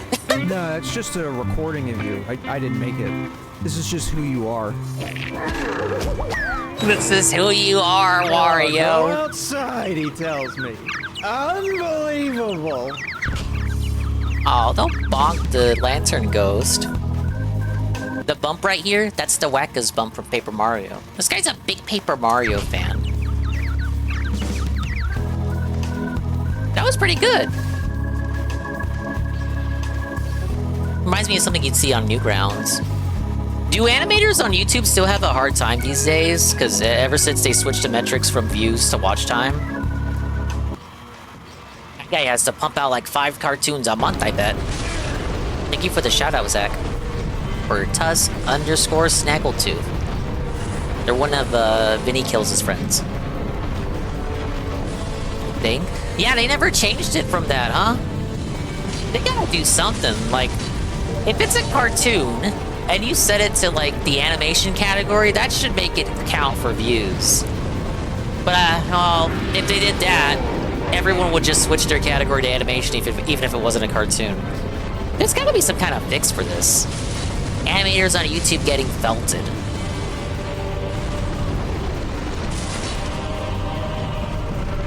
All right, back to Arlo.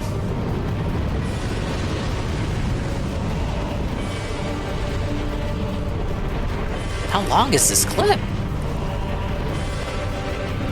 Fucking 2-minute long clip here, bud.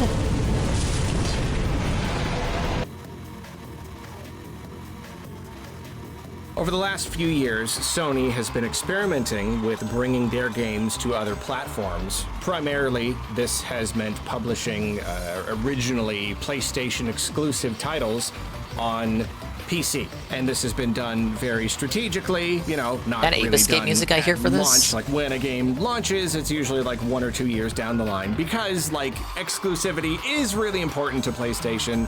It's the way that they get people to purchase the boxes. It is important for people to purchase the boxes. They like being in the lead right now over Xbox, but they've been putting stuff on PC, and apparently it's more because Xbox isn't trying. It came out, they used to try. They're putting Helldivers 2 on Xbox, so that's a thing. Yeah, that announcement came out of nowhere. Of course, before that, they published Lego Horizon Adventures on all platforms, including Switch.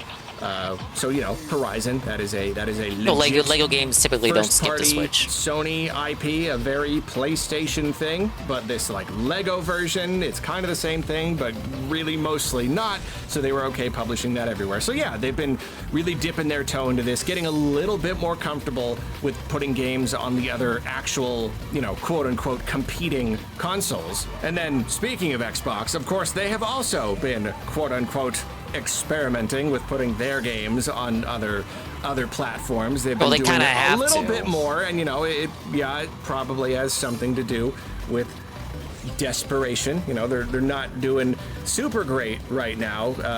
You know, the idea of exclusives is usually to get people to buy the box to play them on, but they, I guess, have realized that they're fighting a losing battle. They don't have any exclusives whatsoever. Way more open about putting Xbox games on they've been putting them on Nintendo systems, a good number of Microsoft games on Switch, and then of course the PC, 1 or 2 Xbox and, you know, games that actually that could actually run on the Switch. It's all about Game Pass. Where's Rare Replay at?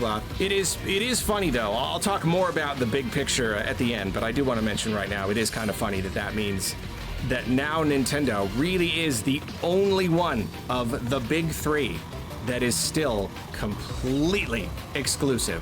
Like completely. Like sure, they publish some mobile games, but that's it. Like that is absolutely it. They would not even think like of 2 or putting 3 left anything on any of those rival mobile console, games whatsoever. Do not any of counting you listen to Pokemon rival Swap consoles? Really incredibly good music. I just wanted to point that out while I thought of it.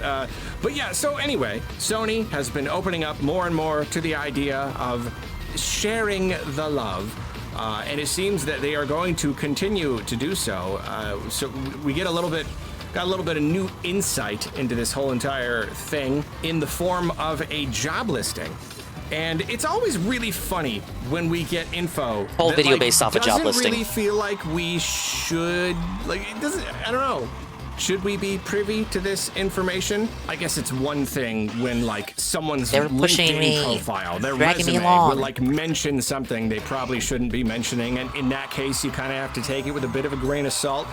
But when it's just a company just posting a job listing, like, obviously it's all, like, a thing. So in this case, basically, they are looking for a new an executive. Like, it seems to be for a rather high-ranking position.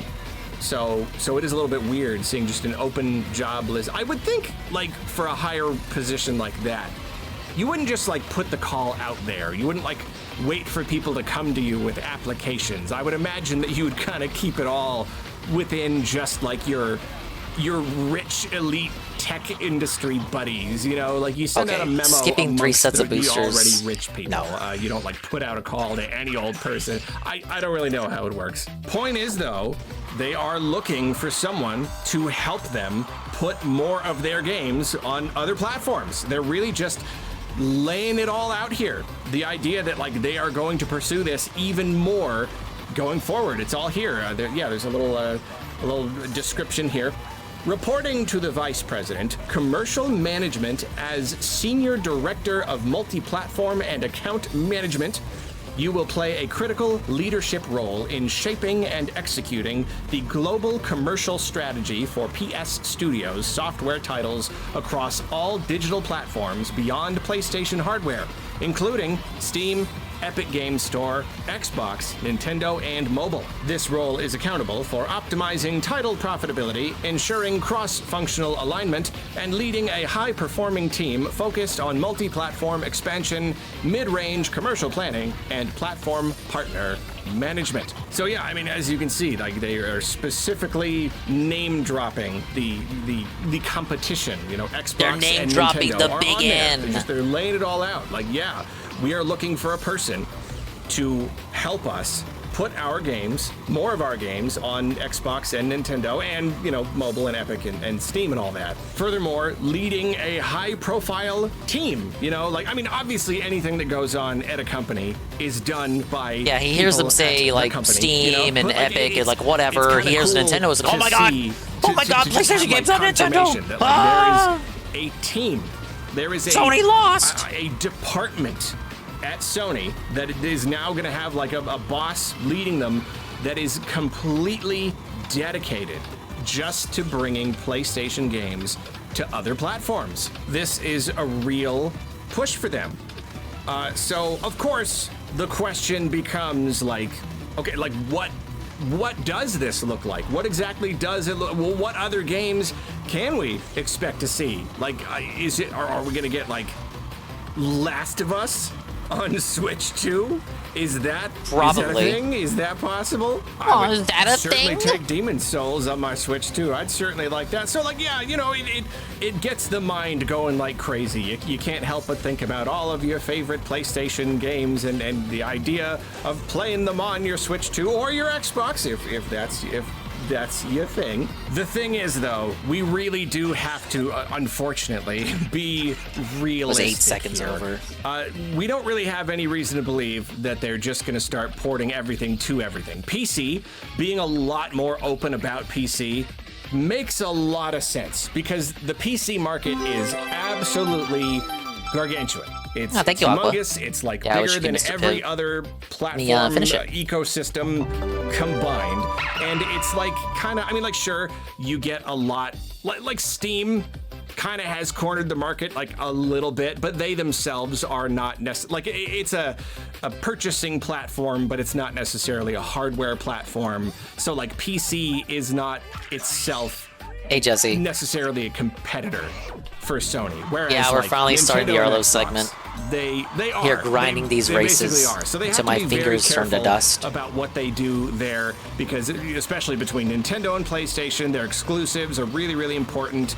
It's a whole thing. But PC, a little bit more decentralized, really, really huge market, so it does make sense for them to put like major games, even their biggest games, Spider-Man and whatnot, on there.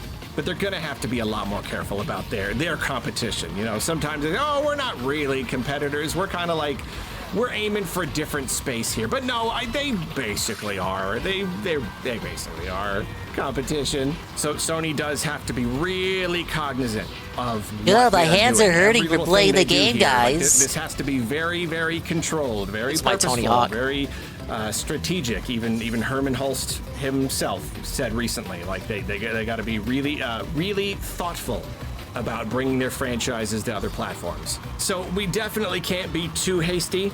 I really don't see like major PlayStation IPs necessarily coming to, you know, for instance, Switch 2. And in the case of Switch 2 especially, the shitpost would be funny if that was the case where the major IPs the PlayStation came over. 6 is going to Not launch the whatever more or IPs. less alongside a new PlayStation Portable, which itself is basically going to be like a portable PS5, and you know, with graphics topping out and mobile tech getting better, yada yada. I could easily see there being just like kind of an across the board, like cross play between. You know, they kind of tried to do the same thing with like the Vita and was it PS3 or PS4? I lose track, but like. They're probably going to try to do that again, where like there's basically two versions of the same game, which would be really cool. I'm not going to lie, that'd be really great if you've got your it wasn't your so great big, when Smash super did it. Powerful platform and then the handheld, but like people can buy the games and play them on either, like maybe even day one. That would be crazy. That's a whole conversation for another day, I guess. I've been meaning to talk about some like PlayStation Portable rumors and stuff. Maybe I'll do that later. I don't know. But that would be a really good reason for them not to put a lot of stuff on Switch 2, because being able to play their games portable, that's a big selling point. It really is. I mean, and obviously if they're releasing a game on PC, then I suppose you could say you could play those games on a portable PC. Sure. Yeah, 5 laps of agony, Jesse. More careful in the case of Nintendo, where like the Switch 2 is going to sell a lot of copies, and so that's a really, really big incentive there. Play a game on there. They're going to want to get people who want to play a game day one on a handheld to play it on their handheld. So the way I see it here, and not to say that like I have a unique perspective or anything. I think just about anyone is probably going to see this the same way. But like what I see happening here is a lot more like what we have already seen. Let's look at the two examples of games going to rival console platforms again. Keeping yourself from earlier, driving into the walls and shit, because it kills your speed. Okay, well that's a multiplayer game. And the very strict times that I gotta beat for the gold medal on other platforms, because a multiplayer game, it lives and dies on its user base. Just the number of people playing it, you know, the bigger it is, the more it markets itself, the more revenue it's gonna pull in. So it only benefits Sony to put a multiplayer game like Helldivers 2 on as many platforms as possible. And then in the case of Lego Horizon Adventures, that is a game that is based on a Sony property, but is not itself an actual like mainline title that plays like its respective series. It's more they're something thinking is just that kind of that would hook you into the Horizon series, expose other it gets you into the universe, and it makes you want to play the main Horizon games. Property, so that in theory they may become interested in going and checking it out on its, you know, the actual games on the actual PlayStation. So I could see more stuff like that. We're going to be looking at more multiplayer games, and then like maybe smaller, more casual titles that kind of get the word out about a certain series, but like not necessarily the actual games themselves. And if that is the case, then yeah, it is a little bit of a shame. It does mean we're probably not going to get just like straight up single player. It means we don't get ports, but we get new games that advertise the main IPs. Astrobot is probably not ever going to be playable on anything but a PlayStation, unfortunately. We got to keep our expectations in check. However, I do still think this is very interesting. About to play Zero Dawn on Switch 2. I'll be first in line, dude. They could surprise us. All of I can finally stop pretending to hate the game, guys. You know, now that it's on my fucking 480p like tablet. The first time they put a PlayStation game on PC, that may have been seen as a big experiment. They just for them. I don't know, maybe they were like totally gung ho about doing Festival, it, and they were sure that it was right, but I in wouldn't America. be surprised if they were just that like, was all the right, DS one. We're gonna kind of see what happens. We're gonna see if this maybe one of these days, helps Jesse. in the long run, and obviously they're finding that it does help in the long run. So yeah, maybe they will surprise us. Maybe they will just kind of throw us a bone sometimes. Maybe when a game is old enough, because that's the thing. The game is exclusive on PlayStation, and then after the fact, they'll put it on PC.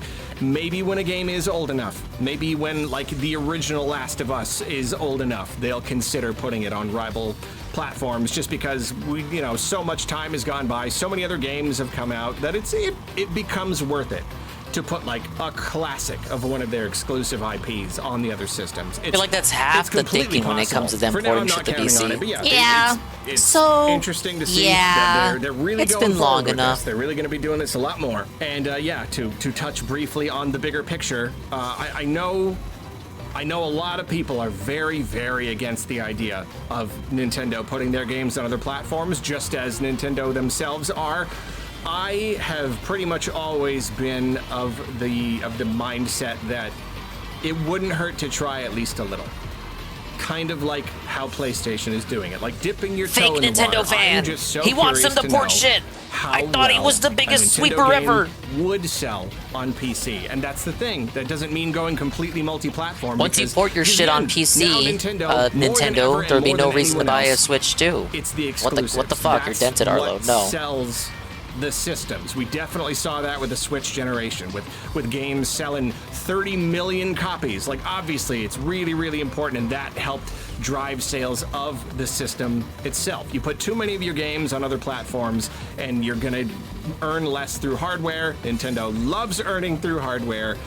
I feel like if a game is old enough, All right, 219's like right kind there. of a strategic I gotta drive title, better and make up. There's really no harm in just That trying. probably would have been 3 or 4 And just, seconds over. Even if it is just PC, even if you do want to stay away from the rival consoles, which you shouldn't, because it's such good music. It's electronic. It's just like, I don't know. It's just got this vibe to it. It's so good. But the rival video game consoles, like, sure, maybe they want to stay away from there, but at least PC, it just couldn't hurt to try. You don't need to be so basically religiously attached to this idea that no, not even once, not ever, all not of any the game things. at all. I don't know. It feels a little bit too far to me. I don't think it would hurt to just try sometimes. So I think PlayStation's doing a good thing here. I know I talk a lot of smack about Sony. I think they're doing a lot of not good things. But I think this right here. What not good things are they doing, I think actually? This is very wise. I think that this is only going to open up a lot more revenue. What would for them. Arlo's And, perspective of, course, of that not whole good idea things of from exposing Sony a be? lot of other players on other platforms to PlayStation IPs. How much is that For BBC actually MK gonna God, he translate shit on everybody? into Mario Kart or increased Mortal sales Kombat? of PlayStation hardware? I don't know, but at least theoretically, it is possible. So there you go. Good job, Sony. You're doing a good thing here. How about Shadow of the Colossus? That's an old game by now. That's such an old game. Can we get Shadow of the Colossus on Switch 2? That'd be great. Whatever. Nothing Burger video. Actual Nothing Burger video. Because he made a whole video from a job listing. That was that video. That video is a video made from a job listing. We don't even have the fruits of Sony's hypothetical labor here. We have nothing. We're going off something that isn't even a thing yet, as he would say. This one is Metroid Prime 4 at the risk of being delayed? What job listing did you read to come to this conclusion? Kiwi Talks Riley, who does interviews with a lot of different developers, but is best known for his interviews with developers from retro studios, talking about Metroid games primarily. Those are the ones that tend to make the news.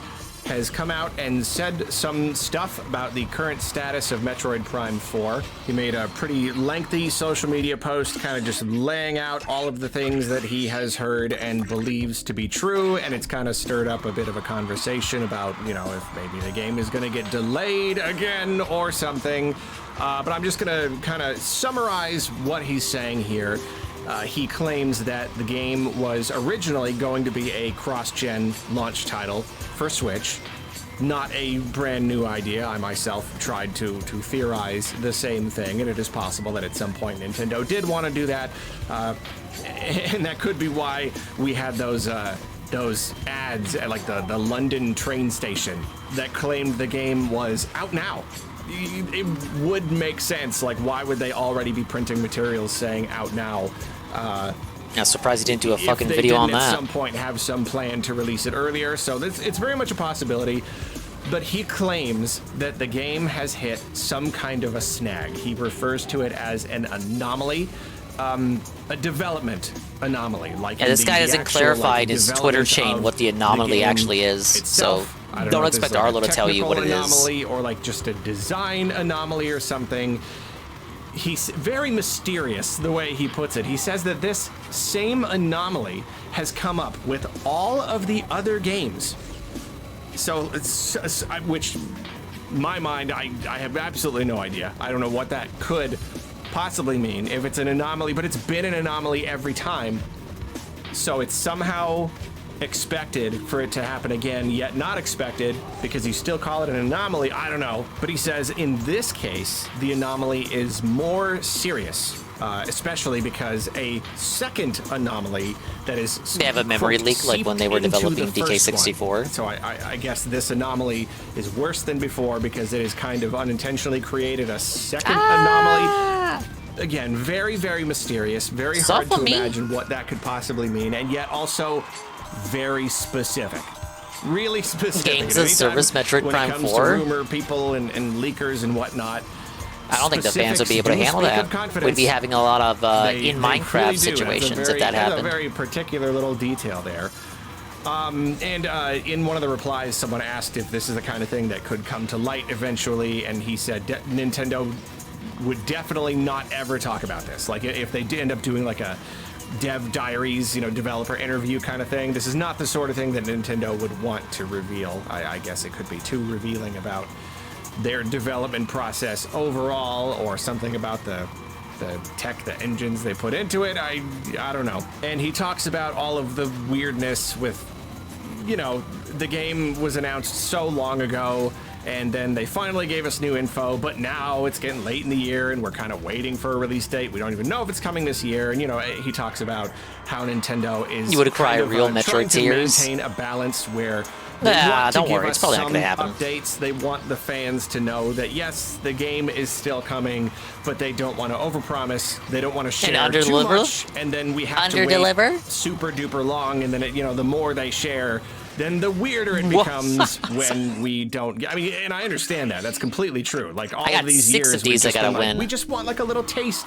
Let us know that it's coming, but at the same time, yeah, looking back, it is easier to see that, like, if the more they gave us, the weirder it would be that it has still taken this long. It just could be they had a lot of work to do, and he says that we're kind of in this situation because there was such a backlash to Federation Force that they were really encouraged to encourage the fans that Metroid was not dead, because I remember that. I remember, like, Federation Force.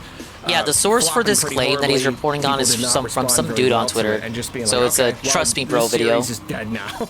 My series is dead forever. So Nintendo no, you don't really get it. Even if it's fake, it starts a conversation about the status of the game. Led to them revealing Metroid it Prime opens 4 a discussion a little bit too early. I mean, really, Samus Returns itself would have helped. Like, that helped all by itself. Even if Metroid Prime 4 wasn't a part of the picture, that was still pretty good. But I guess they really wanted to do right by us. They really wanted us to know that Metroid was still a thing. So they revealed it earlier than they normally would have, and then I think just a complete bad coincidence that happened. They're like, okay, normally we like to wait a little bit longer to reveal a game when we're a little bit closer to releasing it. Okay, we'll break the rule this time just to let people know it's coming and get people even more psyched about the Switch as a whole. And then that just happened to be the game. That is true. Where they had Nintendo only really reveals their shit until years. And then months before it releases. And then the game itself, the Metroid Prime 4 marketing cycle is not the norm. Lengthy game, but its development isn't the norm either.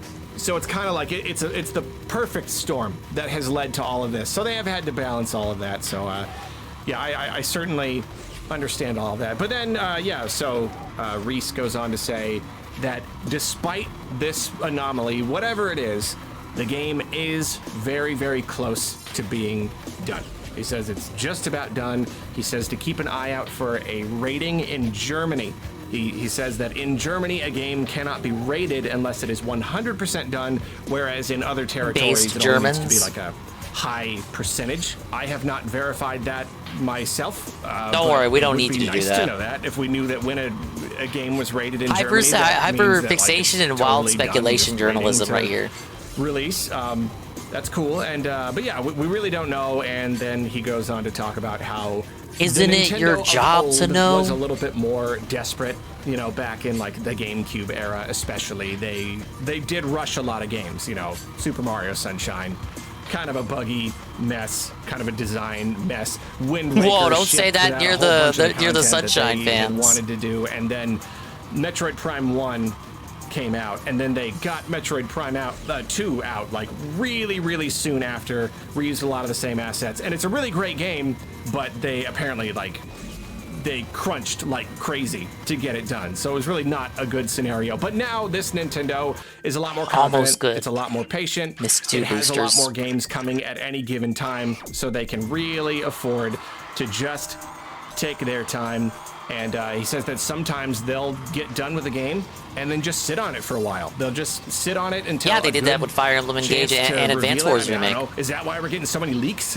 Because some of these games are getting done and then they're just sitting there, and the longer you wait, the more likely it is that this information will leak in some way. But he says they'll just sit on it in case, if there's an anomaly with a different game, some other game that was going to come out, it has to get delayed. So, good thing we have this here, we can put this out in the meantime. And I don't know, it kind of sort of makes sense, I suppose. That could be a thing. So anyway, yeah. And he says a delay is possible, but he doesn't really know for sure. He just believes that the game has hit some sort of snag. And if that is true, and if Nintendo has been kind of scrambling to figure out, scrambling to get it done and then figure out when it comes out, then yeah, it could be that it's very possible that it could be delayed into next year. Whoa, buddy. So yeah.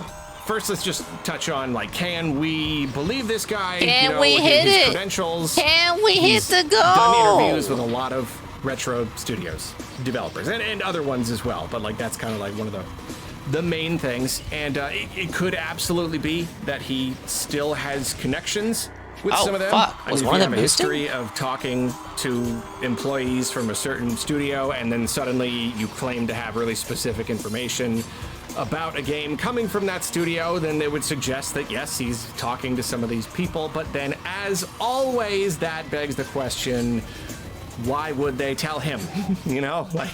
Nintendo employees are very, very, very tight-lipped. They shouldn't be telling anyone anything. But then to have a friend who is gonna spill the beans. That this person, their biggest claim to fame is that they have insider information about secrets that the Nintendo doesn't want us to know. Why? So do you believe this guy or not? If you don't, why is the video existing? It could be that he's got connections with an ex-employee who quit why recently. Is this segment even in the video? What happened, or maybe it's just a person pretend who like used you to work believe at the him company and have who no is still connected reservations. to someone who does, and then the person who does. This calls into question. It calls into question the credibility of everything you just said. We really, really do not know. But yeah, it's especially weird here if this is also a development, a piece of information that he's confident Nintendo would not ever even share in a dev diary. Yeah, why would anyone tell him this? Sure, it's not specific. He doesn't claim to know specifically. He's not trying to tell us specifically, but it's still weird. It's still a little bit weird, but it is at the same time possible. He's had other, he's given us other details about stuff before that ended up being true. So I don't know. And yeah, like we already said, it is possible that Nintendo themselves it's possible you're doesn't fucking bullshitting your audience again. Or maybe they only recently figured it out. They're just playing it safe. They're making sure that when they give us a date, they can be 100% confident in that date. Maybe they don't even want to give us a date at all until the game is Maybe they up just want you to and wait for done. the September Direct, you fucker. Wrapped up with a bow and shipped off. Like, it has gone gold. It has gone gold 3 times over. They've just made 100% sure. Maybe we won't even get a date until they do that, because they know this is kind of a delicate situation. We've been waiting for so long, and because we've been waiting for so long, you know, who's gonna complain if Nintendo next month gives us a release date at the next Nintendo Direct, or even just like today on social media or whatever, and just says they just dropped the release date on Nintendo today. Whatever. The mobile app. At this point, it doesn't even matter. As long as it still comes Doesn't within matter, this Sean. year, sometime in the next few months, like we are good. You can make it's that the booster release and had date that big ass crash out. If it wasn't for the pretty crash soon in the out, we future. would have had it. We won't complain. But as for the idea of it potentially being delayed, it's possible. And, you know, not every game lie, has the possibility of being delayed. would be pretty disappointing. For Hearing Nintendo, that it doesn't there may happen be too some often sort because of Nintendo doesn't snag. force crunch on their employees. It's alarming. It definitely is. I trust that Nintendo will be able to fix it. And again, it's possible they already did. It could be that it was going to be a launch title and it getting pushed to later in the year. Maybe that was the delay. Maybe that was the response to the anomaly, and now it's done with. It's just about done. The funny kitty emo for this guy? Which one? You know, you want to say, as long as it comes eventually. Is then that not a I'm good. default I can be 7 patient, TV? But how many times does eventually? I'll enable it need if to it's get on 7 pushed? TV. You know, like yeah, they're doing their best. I'm not saying they're doing anything wrong. It's just we've been saying that for so long as it comes eventually. And when they finally revealed it last year, and they gave us a this year date, oh, finally. Finally, it's almost over. It's coming out next year. Maybe it'll even come early next year. Maybe, and then now it's almost the end of next year, and it may be next year. Weren't we explicitly promised to If it get it came in out next year, that would be 2025? a total of 9 years of development. It'd be a lot. Okay, but It those would be years a were lot, split, because wasn't at it? some point you've been Because they restarted development? That's not really accurate to say. You don't believe anything anymore, you know? How long If it has gets this delayed version of the again game in the been in next year, active I development, just don't Arlo? believe Can you do some research I and just tell us that? can't. Nope. 2027. You know, like, I just make it 10 years total. I don't know. Obviously, we shouldn't catastrophize. It probably is just coming sometime in the next few months or whatever. If it gets pushed into next year, maybe it'll just be in the first few months of next year. I don't know. But Nintendo is still insisting that it's coming out this year. It's still on the They certainly list know of more than games you that are do. coming this year. I know they could change, but at least for now it's fine. And they have said that it's going to be playable at Fan Expo Canada. I want to put more weight on that idea. Oh, if it's going to be playable, then it's definitely going to be coming soon, right? But like, no, it was playable at the, like, you know, when they revealed all these, when they had the big direct. They had events. It was like 4 and seconds it off. was already playable then. Like, I have spoken with people who played the demo. It could just be that demo. So I guess technically that doesn't necessarily mean anything. You can have a demo pretty early in development. I don't know. Whatever. We just gotta wait. You described your own video. Almost at the finish line. One of these days. Finish line we'll of this be video? there, and Hopefully. I am still excited. I am largely a different person now. Are you than I trans? was back then. So, like, I He's don't trans. know how it's gonna hit. I don't know if it's gonna hit. It's like DSP the saying, same "Oh, I'm as worried it it's might not gonna have be a hit back on my then." streams. I honestly don't know, but I am excited to find out because it still does look really, really cool. And Samus has a third eye. And that's rad. The logo is a black hole and Samus has a third eye. Like, if anything was gonna keep me hyped for this game, it's that. What? You're hyped because Samus has a third eye that she's gonna lose at the end of the game? Okay. Remember when Link had a cool fucking arm that he lost at the end of the game? Remember when Donkey Kong had a little girl for a sidekick that he lost at the end of the game? Remember when Link had a fairy that he lost at the end of the game? And then spent the entire next game, the direct sequel, looking for? Remember when Mario had the hat sidekick that he lost at the end of the game? Remember when Link had the hat sidekick that he lost at the end of the game? Ah, what a mark. Speaking of Mario, is a new Super Mario Brothers collection on the way?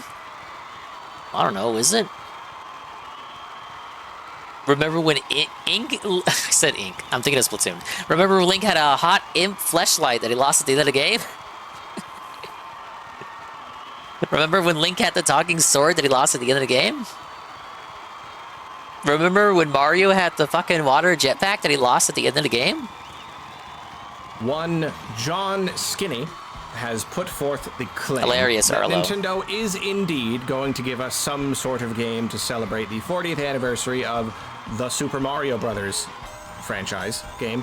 Yep, it's a Nintendo's rumor giving us video. a new Super Mario Brothers collection. Mr. It is Skinny the 40th claims anniversary of that the Mario this collection year, will but they've not said a include thing, New not a Super peep. Mario Brothers on the DS, new Super Mario Brothers Wii on the Wii, and the confusingly titled New Super Mario Brothers 2 on the 3DS.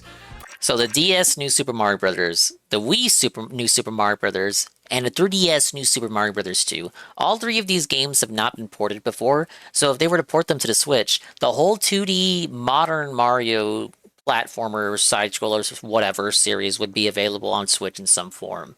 Because they already ported the Wii U New Super Mario Brothers, and they of course now have Wonder as its own title for the Switch. That would have the whole series available. I think most people would prefer if they just put Galaxy 2 remastered out, or maybe stuck that with like a 2-pack with 3D Land. I would say do another 3-pack of Galaxy 2, 3D Land, and the DS remake of 64. But I think many people see the DS remakes of 64 as like a side grade rather than an upgrade. Anyway, I'm getting off topic. I wouldn't mind this as a remastered collection. If the rumor is true, big if true, as these games have not been ported. And personally, I played through, of course, Wonder. I streamed Wonder when it came out. I played through New Super Mario Bros. U, but I've never streamed it. And I did play through all of New Super Mario Bros. 2, which I got as a Club Nintendo reward. My cousins had New Super Mario Bros. Wii, but I played it, but I've never played through all of it. And New Super Mario Bros. DS, I played to completion on Niece Dingus's DS Lite. But it's her game, so I don't remember much about it. But I do remember playing through it in one sitting. Super Mario DS was like a completely different game than Mario 64. Yeah, because it's the one. Well, you say DS, but I know you mean 64 DS. But it added Luigi, Wario, and Yoshi as their own characters. Though Yoshi was kind of jank because he could transform into Mario, Luigi, and Wario respectively. So it's kind of like, well, why do you have the other characters there if Yoshi can just turn into them? I did think it was kind of cool that you could control Wario in a 3D space. Because he usually gets the 2D games outside of Wario World on the GameCube. Controlling Yoshi in a 3D space was also pretty cool. You never had a chance to do that again until Mario Odyssey. No, you could do it in Galaxy 2. Galaxy 2 and then Mario Odyssey. No mention of New Super Mario Bros. U, so it's not an absolute complete collection, but it was already remastered, Arlo. Arlo. That is a game that you can already purchase and play on your Nintendo Switch system. So they don't want to give us something for free. They don't want to. They don't want to. No, they don't want to fucking do redundant work. It was already remastered. That would be consistent with the Mario 3D All Stars collection, where it's a collection of 3D Mario games. It's not all of them, Galaxy 1, but not 2, and then of course not 3D World, because you already got that, so... 3D World was already remastered, that's why it wasn't in 3D All-Stars. Make sense, I suppose. So yeah, it would be the first 3 New Super Mario Brothers games, and I mean, I do have to imagine that this might take a bit of work, because with the 3D All-Stars collection, they, for the most part, just had to, emulate it well, and get it running at at higher resolutions and whatnot. Whereas I don't know if they could do quite the same thing with a DS game, for instance. Yeah, you'd have to. That great. The thing with New Super Mario Bros. DS, on a big, huge TV, Mario's a 3D model in that game, but pretty much everything else is a sprite. The Wii one wouldn't be as hard. This is a good example right here. So, get out the way. Click it off. Oh my lord. There. Mario is a 3D model. Everything else in his screenshot is a sprite. Enemies pop up on screen in a second. 3DS one Those Goombas. Those Goombas are sprites, but they look like 3D models. would be okay. I mean, you look at like Luigi's Mansion. Although even in Luigi's Mansion 2, it's pre-rendered. They still like, you know, they still updated some of the character models and stuff. So, so yeah, I don't really know. I don't know how much work they would be willing to do for this kind of thing. And then I also can't help but wonder, would this be a limited release? That year they gave us a bunch of limited releases, and I did not like that they gave us a bunch of limited releases, and I was scared that they would do it more in the future. They haven't since then, but we also they haven't listened had to your a bunch crying. of like big anniversary stuff since then, so it could be that they would bring that out again. If they think this is too good of a deal, they may only give it to us for a short time. Would this be, there's another question, would this be a Switch 2 exclusive? Like, I mean, Could you would it be? imagine? Why It's would not this on the sort of Switch thing 1. need a Switch 2 to run. So yeah, I don't know. So, and with any rumor, we do have to Switch ask 2 ourselves, exclusive 'cause it's can the current we trust console. This Mr. It probably Skinny? wouldn't be. Some are claiming that he previously I could see it being on both consoles. correctly leaked some stuff about like the Switch 2 or something. It's not something I'm able to verify. But then Isn't I'm it getting your other job people to verify? saying that this person has been known to give incorrect information, and it is also possible that this is just kind of a educated guess. Because if Nintendo is going to do some sort of Mario anniversary thing, then another little collection sort of makes sense. And yeah, the earlier new Super Mario Brothers games, they were plenty popular. They sold tons and tons and tons of copies. And they're just kind of sitting there, you know? Yeah, the DS one sold like, what, 80 gazillion copies? Introduced Bigly Mario popular. to a whole new generation. There are plenty of people for whom those were the first Mario games that they played. You know, the new Super Mario Brothers series really did what it set out to do. It just did it all again. It created new Mario games for new generations. So yeah, a lot of people, they have a lot of nostalgia for these games and would probably love some kind of collection. So you don't have to dig out your DS whenever you want to play the first one. More ports and things is always a good idea. Did he really just say that? If it is true that this person has something of a spotty track record and tends to make claims that do not end up being true, then okay, you know, I am taking this with a pretty hefty grain of salt.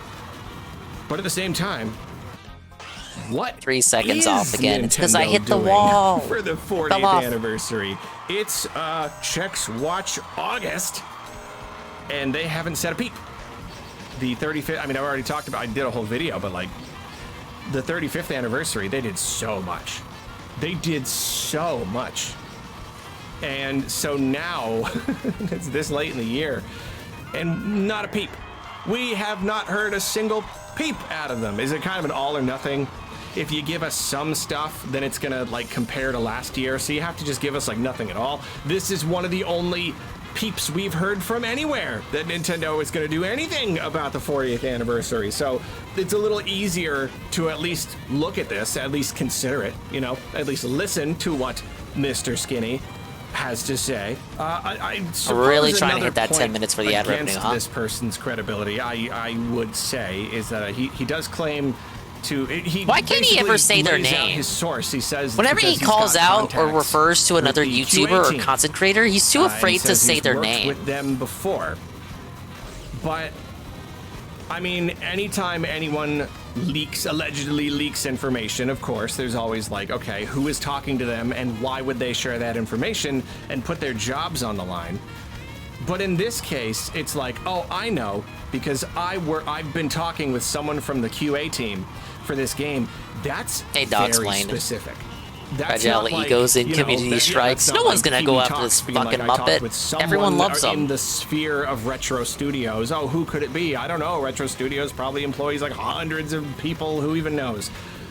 Here, though, pointing to a specific team working on a specific game. I mean, I know good number of QA people will work on any given game. You'll look at the credits and there'll be a pretty good number of people, but that's still, you're still able to narrow that down, you know? Like, if this does end up being true, then I'm sure Nintendo is aware that this story has gone out.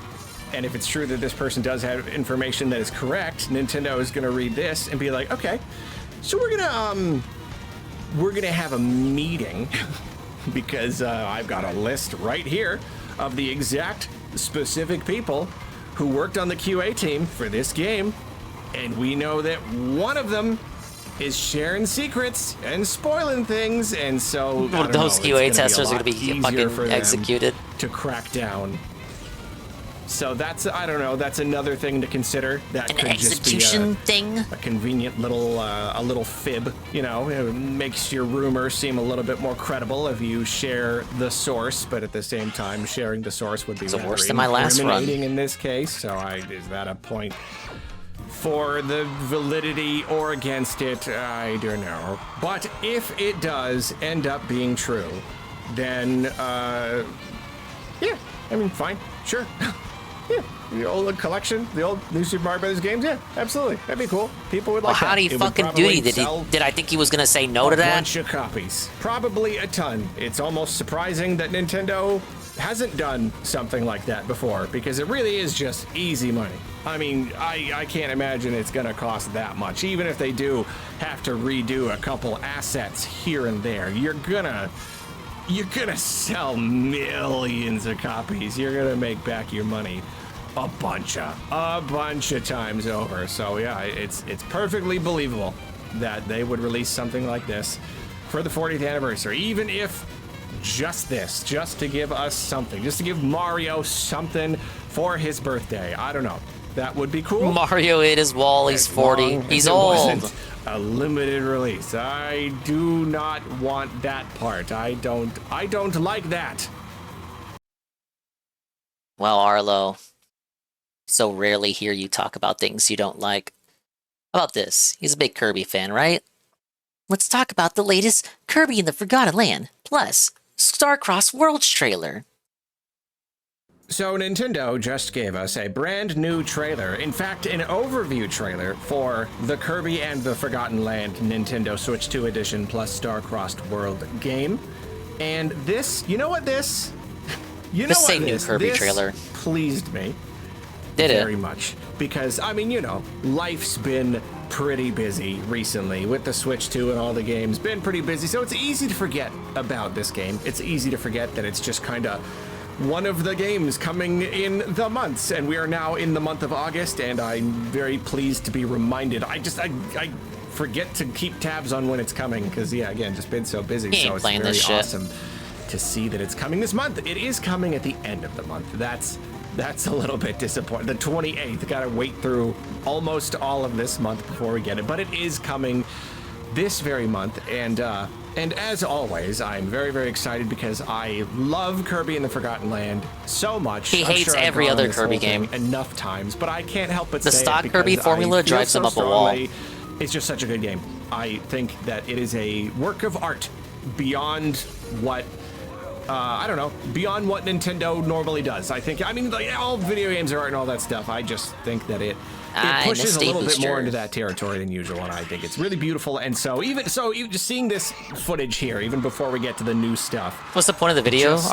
Seeing more footage of it running at revenue nice pennies off a fucking resolution, rumor. Even that would be the trailer. point. Let me see the trailer. You could watch it in. Oh, you could watch it in 4K. Okay, so I don't know what the native resolution is going to be. I'm not getting my hopes up that it's going to be 4K. Something like 1440 is probably more likely, but whatever. Higher than, I mean, even a clean 1080p would have been great, but then we're going to see it even higher than that, and then that frame rate. Like, you know, if you could say anything bad, not bad, but like if there was a downside to the graphics in the original. Is it gonna notice the pop-in in the trailer that Sarah noticed immediately? It wasn't super fast. It was like relatively consistent, I think, but it's just such a beautiful game. The Switch 1 version lowers the FPS of enemies in the background, like in the far distance. On my 4K TV. On Switch 2, this is fixed, and everything moves at 60. So like, but to compensate, now they have like very bad pop-in. I'm just so excited to see it running natively on the Switch, go into my TV, and at 60 FPS. Like, I'm definitely gonna have to replay the game again before I get into the new content. Like, I really just absolutely have to, because I love the game so much, and I have been meaning to replay it again for years now, basically since it came out. I did start some time back, like last year or something, but I only played for like one sitting, and I'm glad that I didn't pick it up again, because this is my chance right here. It's not like the longest game in the world, so I'm definitely gonna have to play through it again. And then dig into the new content. I'm so excited to. It's so beautiful. Anyway, so let's talk about the new stuff. They revealed 3 new, well, they had previously revealed the spring mouthful mode, and then they revealed 2 new ones, and they talked about all 3. And all of these mouthful modes, like, they're fine. I mean, you know, like, I don't have like super high expectations for new mouthful modes. I'm glad that we're getting new ones. I'm glad the spring wasn't the only one. 3 new ones it's fine. It's good. They're basic. I'd say even the spring one, I've probably said this before, but like it seems it fits the game so well, and it's simple enough that like it's almost surprising it wasn't in the original game. It's just like, oh yeah, it just makes you bounce higher, and then you can like pound down. So it makes perfect sense, and you can Wouldn't say Kirby the same just float higher? The sign one, you suck up a sign, and that turns you into a sled, and so you slide down, and you can spin. It's not like that much different from when you do like the rolling thing, but I don't know, it's a little bit different. If there's one that's a little bit more interesting, it's the gear one, because that allows you I like to, the gear one they showed off. Spider ball basically up surfaces. Kirby's having his so that Metroid looks like moment. it could be some Samus slightly appeared more in interesting new Kirby's kind Dream of Land 3. gameplay. It's a nice little snaking cameo up she and had in around that walls game. and maybe ceilings and whatnot.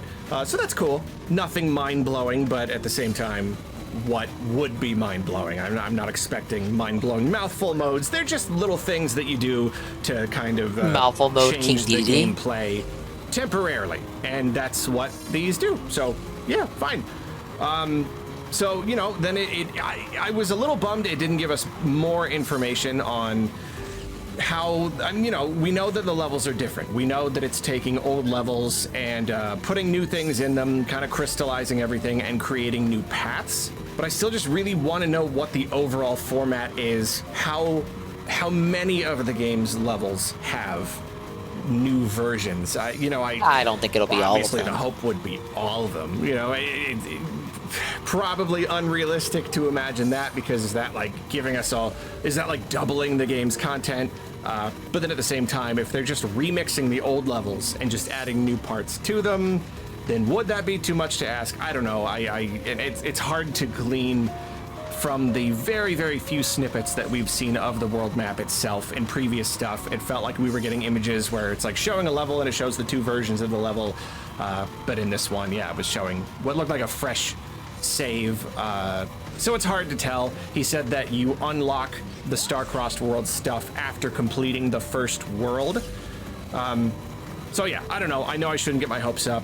It's probably like a percentage of the levels have new versions, maybe like a third of them or something. I choked so hard on the last lap. Any brand new levels? I would hope that there were, especially because we've got new mouthful modes. Yeah, imagine Kirby sucks up King DDD, and then all of a sudden you're playing as him. That's how you play as King DDD. They didn't you just eat reveal him. any new copy abilities. That's a shame. I just now thought of that.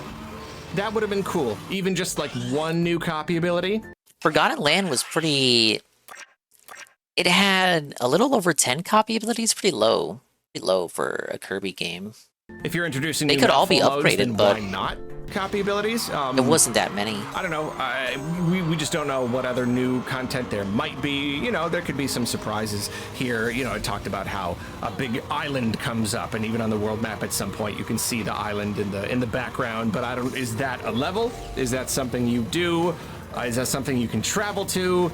It could just be that you're collecting these stars and you're bringing it to there. I mean, I wouldn't be surprised if it stays there, and then when you get enough of the starries or whatever, you go there and there is some sort of final level or final boss encounter or something. I don't know.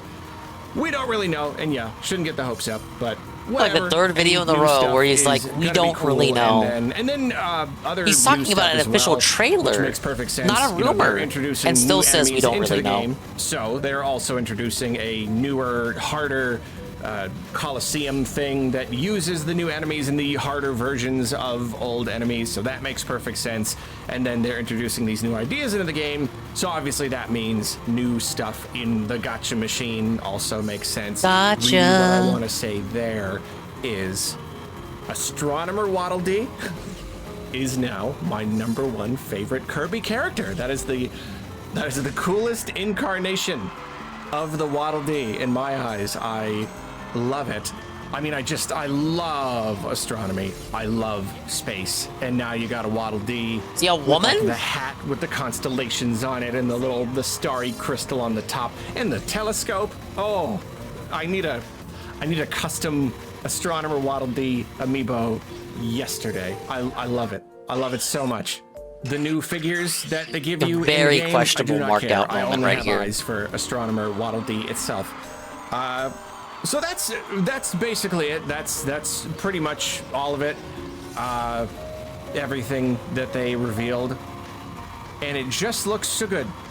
It just looks really, really, really cool. I adore this game. I absolutely love it to pieces. So playing it again with much better performance, it's gonna feel like playing a whole new game all over again. You know, like there are plenty of Switch games that I really did want to play, like newer upgraded versions of, but this one had a lot to gain. I think just because it was so beautiful. The game cheated, you know what I mean? dude. The art style was so incredible, and as I said, so just like artistic and so well framed. You know, it's like every frame a painting, that kind of thing. It's kind of how I feel about this game.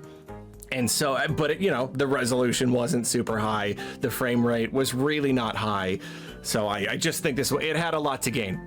Seeing it running that much better is going to be, it already is amazing. It's going to be that much more amazing. Very exciting. And then you get the new content on top of that. Cool new story, even just the little bits of the cutscenes that we've seen here, even like at the end of the trailer, and it shows the heart coming up, and it's awesome. It's awesome. And I can't wait to play it. Thank you for watching this video. I'll TTYL. Anyone say that anymore? Is that a thing you kids are still typing with your little emoticons? You see, back in my day, we would say TTYL to mean... I say TAD. Trailer? TAD. TAD. Yum. TAD. Which is like delicious without the D. It was a whole early internet meme culture thing. You might have been too young for it. Oh my god, thank you. Can you believe we only have 2 videos left before we're like caught up?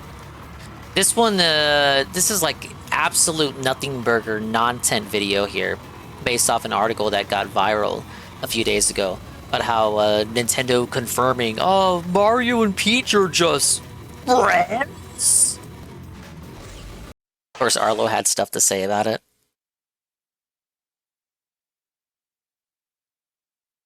Pretty sure this information is old anyway.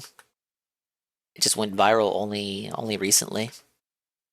Nintendo loves their ambiguous pseudo-romantic relationships. They can't get enough of them. You got Mario and Peach. Not if you play Fire Emblem. Link and Zelda. In the case of Link and Zelda, it's easier for them to just be kind of all over the place because like nearly every game has a brand new Link and Zelda, and they all have differing relationships. There are plenty of games with like no romantic overtones whatsoever. You know, Which like ones? Twilight Princess or something. But then you have like Skyward I haven't Sword. No, played they Twilight really, Princess. really did lean into that in Skyward Sword. It never became official, but like they were flirting like crazy at the beginning of the game. Anyway, so Mario and Peach, that's a little bit different. It's always been the same Mario and Peach. Their depictions do change, you know, the moods of each game, they all do kind of change. But, you know, for the most part, Mario and Peach have always been Mario and Peach. And I will start by saying, yes, it is unnecessary and perhaps even rude to discuss to speculate about the private, personal relationships Arlo, they're not between real. people. Okay, let's get that out of the way. Ultimately, it is. They're not none of our funny and they're business, not real. they You're not should real. Be able to have You're a whatever kind of fucking relationship Muppet. they want without any kind of outside pressure. Okay.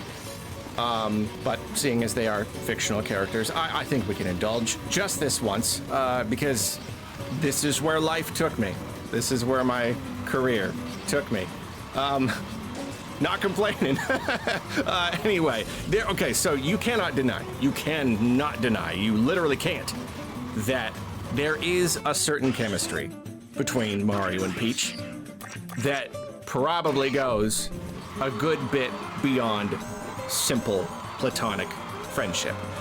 There is. Nintendo did you see the ending plays of it up Odyssey? all the time. They can't deny that. However, a few days ago, Nintendo posted in the Nintendo Today app, and they just post any like random little thing, just like kind of like any little random whatever. And apparently there was a post a couple days ago where Nintendo confirmed that Mario and Peach are not in a relationship. They said, did you think Princess they were? Peach and Mario are good friends and help each other out whenever they can. Oh, this is a fucking Good website friends. description for kids. That's it. Nothing more. No one ever They are actively not in believed a that Mario and romantic Peach were in a relationship. Now, I do think this whole idea is They want to make funny. Mario the king of the Mushroom Fiction Kingdom. That's is never been a weird. plot point. There are a lot What is he of, talking like, about? weird kind of unwritten rules. There are certain things that can really change the vibe of He can be the love interest without them being character. And actively I don't in a quite relationship. Exactly get it all the time, but like, it's kind of like how no one can have parents. Like in most like games and in a lot of stories and things, something about a character Try literally having any parents anime. is almost like too real, So like you gotta make Not it an any uncle. anime. It's always got to be an uncle. The actual parents can't Your be part of the picture. fucking It's gotta be harem a link. anime where If the he's parents got just don't family in a exist. They work game, overseas or it's an something. Uncle. I don't know why it has to be an uncle. It can't be parents. I guess because you detach it a little bit, so it makes it more okay if like he dies or something. Parents are just so real. They're just like there, and they've got this thing over you. You know what I mean? So similarly to that, when you have two fictional characters and you make them like officially in a relationship, well, now it's a whole thing. It's so definite. Yeah, now it has It's too much so, baggage. Like, almost too real. That's why they never these do are it, cartoon characters. We want everything they do to be kind of vague. I want to see that Mario and Luigi live in a house, but I don't want to see them like paying their mortgage. I want to see that there's a house that they live in with beds in it, but I don't want to see them like have to go grocery shopping, paying taxes. It's a little bit. That probably too would have been real. it, but I fucking So in the choked the case end. of relationships between It's very tough. like particularly cartoony characters like Mario and Peach, you gotta keep it vague. Like Link and Zelda, even if you do have something like Skyward Sword, where like it really, really was like it was one of those like almost kiss kind of moments. You can't go all the way. They can't like I gotta get this become one on in the a far right. relationship because now it's too real. Relationships come with all sorts of complicated feelings and social dynamics. That's why they never do it, Arlo. It's so much baggage. It's a fucking cartoon game for kids. Kind of self-insert fantasy that Nintendo wants us to engage in. If Mario and Peach were in an official relationship, okay, well, are they going to get married? Are they going to have kids? Are they going to move What in is it, together? Arlo? He wants them to have it works sex? so much better when it's kind of vague. But Hey, Perez. Nintendo still is going to want to enjoy toying with it a little bit. Like they're never just going to be friends because that's kind of boring. It really is just kind of part of their whole relationship that it's this like sort of like it's kind of, I mean, it's pretty much halfway will they, between, won't they? It really is like verging on romantic, but never completely official, because again, like you can't deny it, and it's actually really funny. Some people were pointing to there's a Mario Wiki article about Peach's friends and love interests, and here they have gathered together like a whole bunch of evidence for Mario absolutely being Peach's boyfriend. And most of this comes from kind of like outside They're not married, sources, and they aren't even in a relationship. Guides You can't and say instruction Peach manuals is and whatnot. Mario's They are girlfriend. You official can't say ones, Mario though. is Peach's So boyfriend. It's one of those things where it's like, I don't know. This doesn't mean they What can't do be you each other's believe? love interest, though. Yeah, let me. But it's just not something they actively give a shit about. What is the point of this video? Numerous games, alternate media, and supplemental material depict Mario and Peach as having mutual romantic affection for each other, as well as a friendship. In Mario Party 5, Peach and Mario are called cutest couple. That's in a game. That's in a real game. Yeah, that was And the back when official Nintendo guide America for was more Mario liberal Party with their 8 localizations. states that Peach is the Bring me the apple Japanese of version of that Mario's team eye. name, In Arlo. the official guide of Yoshi's Island DS, the description for baby Mario and baby Peach dynamic duo mentions the, quote, romantic entanglements in their adult lives, while the official Mario Kart Double Dash guide reads, "Aw, isn't that cute? Mario and Peach are together again." In Super Mario RPG, Peach calls Mario her knight in shining armor, and then it mentions Paper Mario, because every time I think of Mario and Peach's relationship and whether or not it is romantic, my mind goes to Paper Mario, the original one. At the end, they share a very romantic and special little time together. That game, Peach is a photo of Mario in her room. She gets embarrassed if you check on it when you play as her. He should take Peach on a date. Like, why would you tell someone they should take someone on a date if there isn't kind of a thing there, you know? So Okay, again, but what was the obviously, line in the Japanese there's a version thing. for that? Obviously, You don't know. They toy with it. I don't know. look at, You won't tell me. Mario Odyssey, you know, the whole like Bowser and Mario kind of like fighting over Peach. Clearly, there are romantic feelings.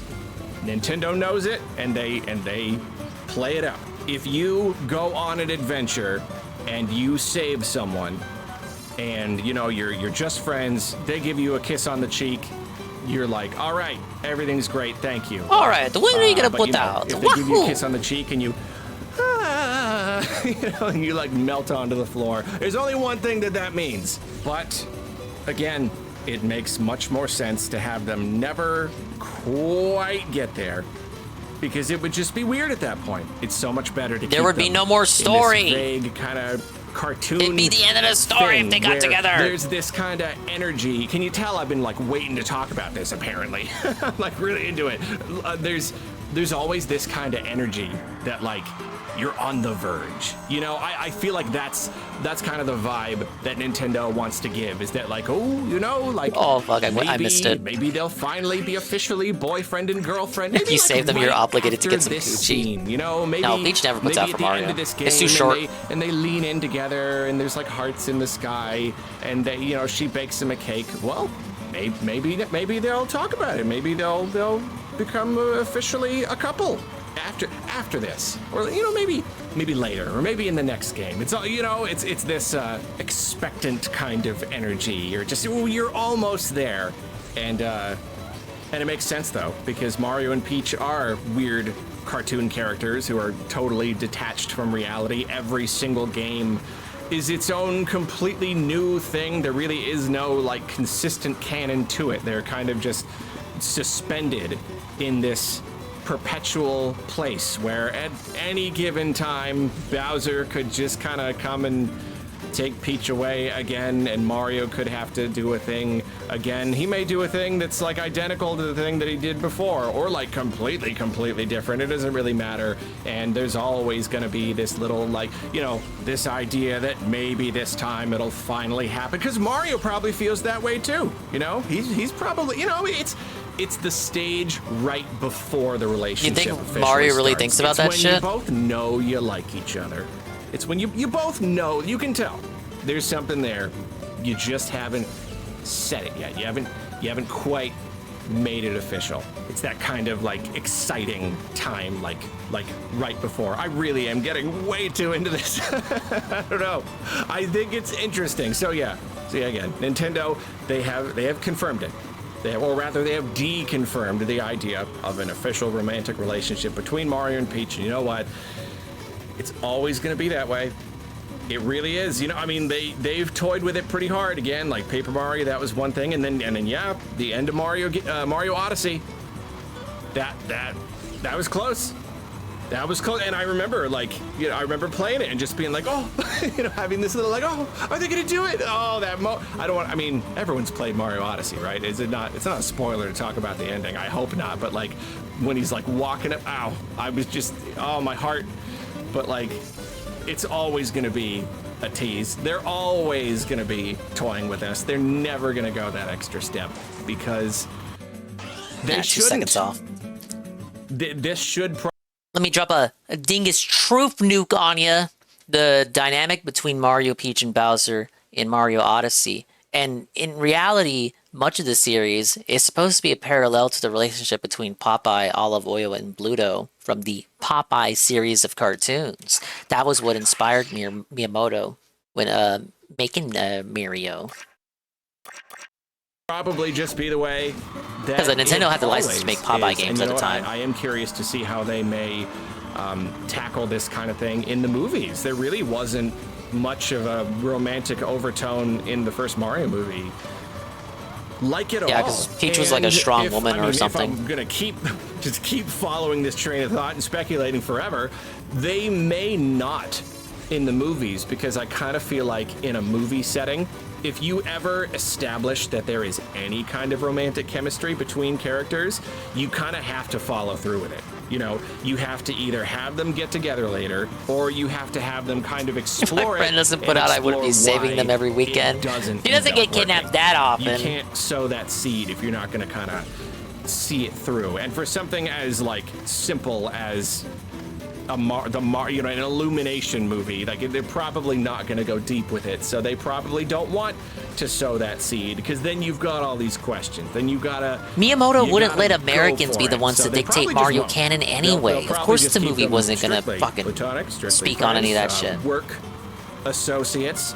But I don't know. I guess we'll see next year if there's going to be any romance between Peach and Mario in the movies. We will know April whatever. 2026. Man, I'm reading this wiki. This is a lot of information. This is like some really detailed observations. There's been inconsistencies whenever Luigi is attracted to Peach, as in the platformers. Peach kisses Luigi the same way she kisses Mario, and he reacts in the same way. Okay. Mario's cucked. Now things are getting interesting. Mario's Mario cucked. Power Tennis, when winning a trophy, Peach blows kisses to Mario and Luigi, who both swoon in love. However, individual interaction in other games show that there are no romantic feelings between them.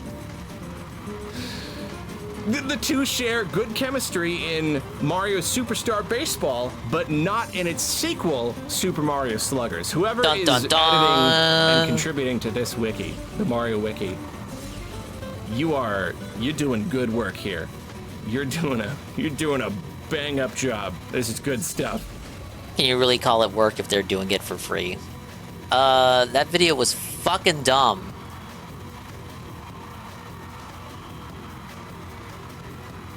Three seconds under time. Not under, but over. I can't even talk. But yeah, fucking nonsense video based off nothing burger description on a children's app. They're not gonna say, oh, Peach is Mario's fucking bitch. Peach is Mario's side piece. Peach is Mario's hoe. Peach is Mario's fucking girlfriend.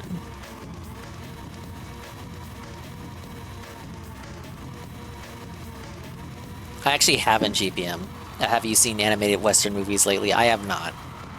No, that's wrong. Alright, the final one we have is based off why we haven't gotten any Mario games since Mario Odyssey.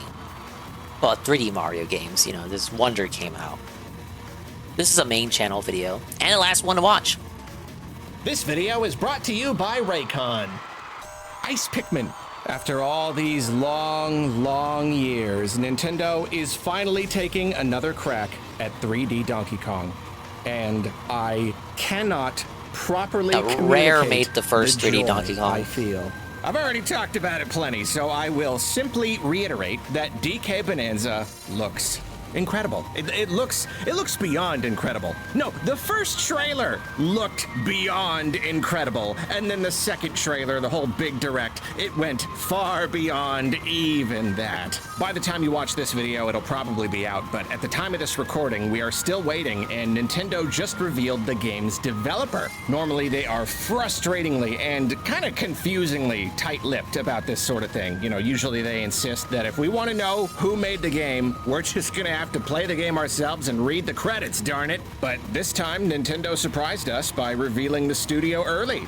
What was not surprising, however, was that the game was developed by Nintendo EPD8. EPD8 was responsible for the development of Super Mario Odyssey, as well as every other 3D Mario since Galaxy on the Wii. They actually started with DK Jungle Beat before that. That was like their first game, so it's really cool to see them come full circle. But yeah, like even from the first trailer for DK Bonanza, don't worry, his could Muppet is see legally the Odyssey distinct. DNA all over this thing. This thing just reeked of Odyssey. The gameplay variety, the flexible and expressive mechanics, the animation, just like the overall style, really everything. But even more, we could simply see that Nintendo did not mess around with this game. Like, this is a full, fat effort. This is every bit as creative with a and PH. polished and grand as Nintendo's absolute biggest Mario efforts, probably even exceeding them all up to this point, which, again, is a dream come true. I mean, I've been screaming for a new 3D DK game since, you know, forever, hoping dearly that we would someday get one at all, like any kind at all. But now we're getting one, and it looks this good. It's getting the full 3D Mario treatment, no caveats, no limitations whatsoever. It's just amazing. And that's why I really don't want anyone to take this video the wrong way. Do not believe for a second that I am not happy with how this has turned out. Do not think that I am you gotta glaze DK first before you ask what the next 3D Mario is. And naturally talk about what this might mean for Mario. They're working on it. I think the team split in two. Koizumi isn't in the credits for DK Bonanza. Koizumi is the 3D Mario guy. Etc. And the 2D games sell really, really well too, but nothing is bigger. Nothing is more of an event. Nothing is better representative of a Nintendo console than 3D Mario. Barring maybe Zelda nowadays, but before the Switch, even Zelda couldn't hold a candle to Mario. And need I remind you, I don't need to remind you, I point it out all the time, but I'm gonna say it anyway, Nintendo has put out a 3D Mario at launch or within the first year of launch of every single one of their 3D capable systems. Every one, starting way back in the day with Super Mario 64. Now, if Nintendo is still basically following this model, they're just giving the slot to DK instead of Mario, it's hard to complain too much. I mean, DK certainly deserves it. He has needed a really fresh, really big new game for so long now. This right here is a huge opportunity for the guy. It's just that it's created a very unusual scenario. It's kind of strange to go this long without a new 3D Mario, especially since for years now, it's felt like we were long past due for one. Odyssey came out just about at the beginning of the Switch generation, and that was the single longest Nintendo generation ever, over 8 years. And we got Bowser's Fury at the beginning of 2021, which was awesome. Wow, super, do not get me wrong. I could seriously play that game just again and again and again. But like, when it came out, we could really feel how small it was. You know, like you can 100% the thing in like 5 hours. It felt like an appetizer, like a little snack to hold us over while we waited for the full course, which we assumed must have been cooking. And like, if instead of Bowser's Fury, we had gotten Bowser's something Fury like also wasn't Odyssey developed by 2, EPD. then that would have made It was a lot developed more by sense. It still would have felt like Nintendo's a slight Western studio, stopgap, their maybe just Western kind internal of a little studio, bit of an in-between thing, Software but Technology, still NST. a full title. You know, something to completely satisfy us for several years while Nintendo worked on the next really big Mario thing. That would mean big Mario games in 2017, 2021, and 2025, assuming that they gave us one this year. 3.5 years for a quickie sequel, 4.5 years for something totally new. Before we continue, a quick reminder that this video was brought to you by Raycon. Well, for it again award. What's this I've got in my hand? Is it something new? Yes. But is it also something classic? Yes. This right here is a pair of the Raycon Everyday Earbuds Classic. On the outside, this is their original model of the Everyday Earbuds. These use buttons instead of touch functionality, and both have their perks. When he's these gonna are a have a great choice sponsorship if for you're the more Volvo into buttons, or the and Ridge obviously if you're wallet. more into the classic look. They've got all the usual features, up to 32 hours of battery life using the charging case, multiple sound I don't think he's gonna get a Volvo but anytime now they soon. also come with active noise cancellation, like the other newer Everyday Earbuds models. So here you've got the classic style, made better than ever, and they're still the comfiest earbuds I've ever used. I use them basically every day, especially on long walks. I can't go on long walks right now because I hurt my leg and it's too hot outside. But you know, they're pretty good for just sitting around the the mythical, house too. They're still broken about half leg the price that of he other had. premium brands. They still come with Right a around the time of the 100% Pikmin happiness controversy. guarantee. And if you head to buyraycon.com/Arlo or hit the link in the description or scan this handy QR code, you can get 20% off a pair of the fan favorite Everyday Earbuds Classic.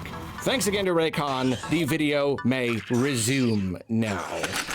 But we didn't get a quickie sequel. We got the amazing, How long has his totally leg been amazing, broken? yet very bite-sized little quiche that was Bowser's Fury. Since last month. And it felt really unlikely at the time that that was all we were gonna get on Switch. Well, we didn't end up getting another 3D Mario on Switch, but now that we're getting DK Bonanza within the first few months the of the Pikmin Switch 2 controversy was in generation, June, wasn't the it? whole picture does make sense. Might Even actually be if they 2 had months started now. on DK before Bowser's Fury released and we're working on both simultaneously, the timing works. Game dev is taking longer and longer these days, yada yada.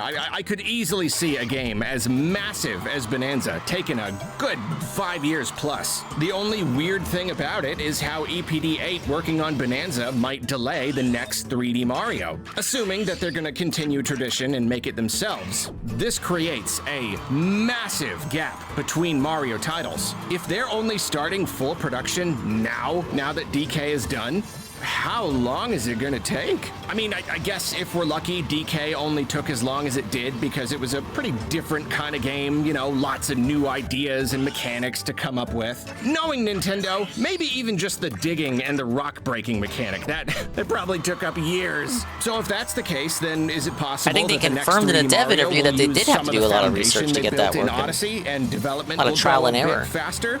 Would 3 years be out of the question? Is that too unrealistic? At the same time, I cannot avoid Missed that one. recalling what happened to Tears of the Kingdom. I'm losing my One of the mojo. deadest horses in the, I beat in even the one history race of my tonight. channel, but I still cannot fathom what happened there. Even considering increasing development times and the pandemic and the complexity of the Ultra Hand mechanic, I just still can't understand why it took them so long to make a sequel that recycled so much of the Breath of the Wild experience. So we really can't underestimate how long it might take them to make the next 3D Mario. Even when everything lines up and we have every reason to believe a game won't take too long to make, we just never know.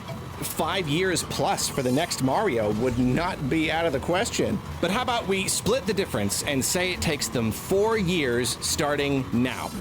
That means it won't release until 2029. That would be 12 years between major 3D Mario releases. And I ain't gonna lie, that would be hard.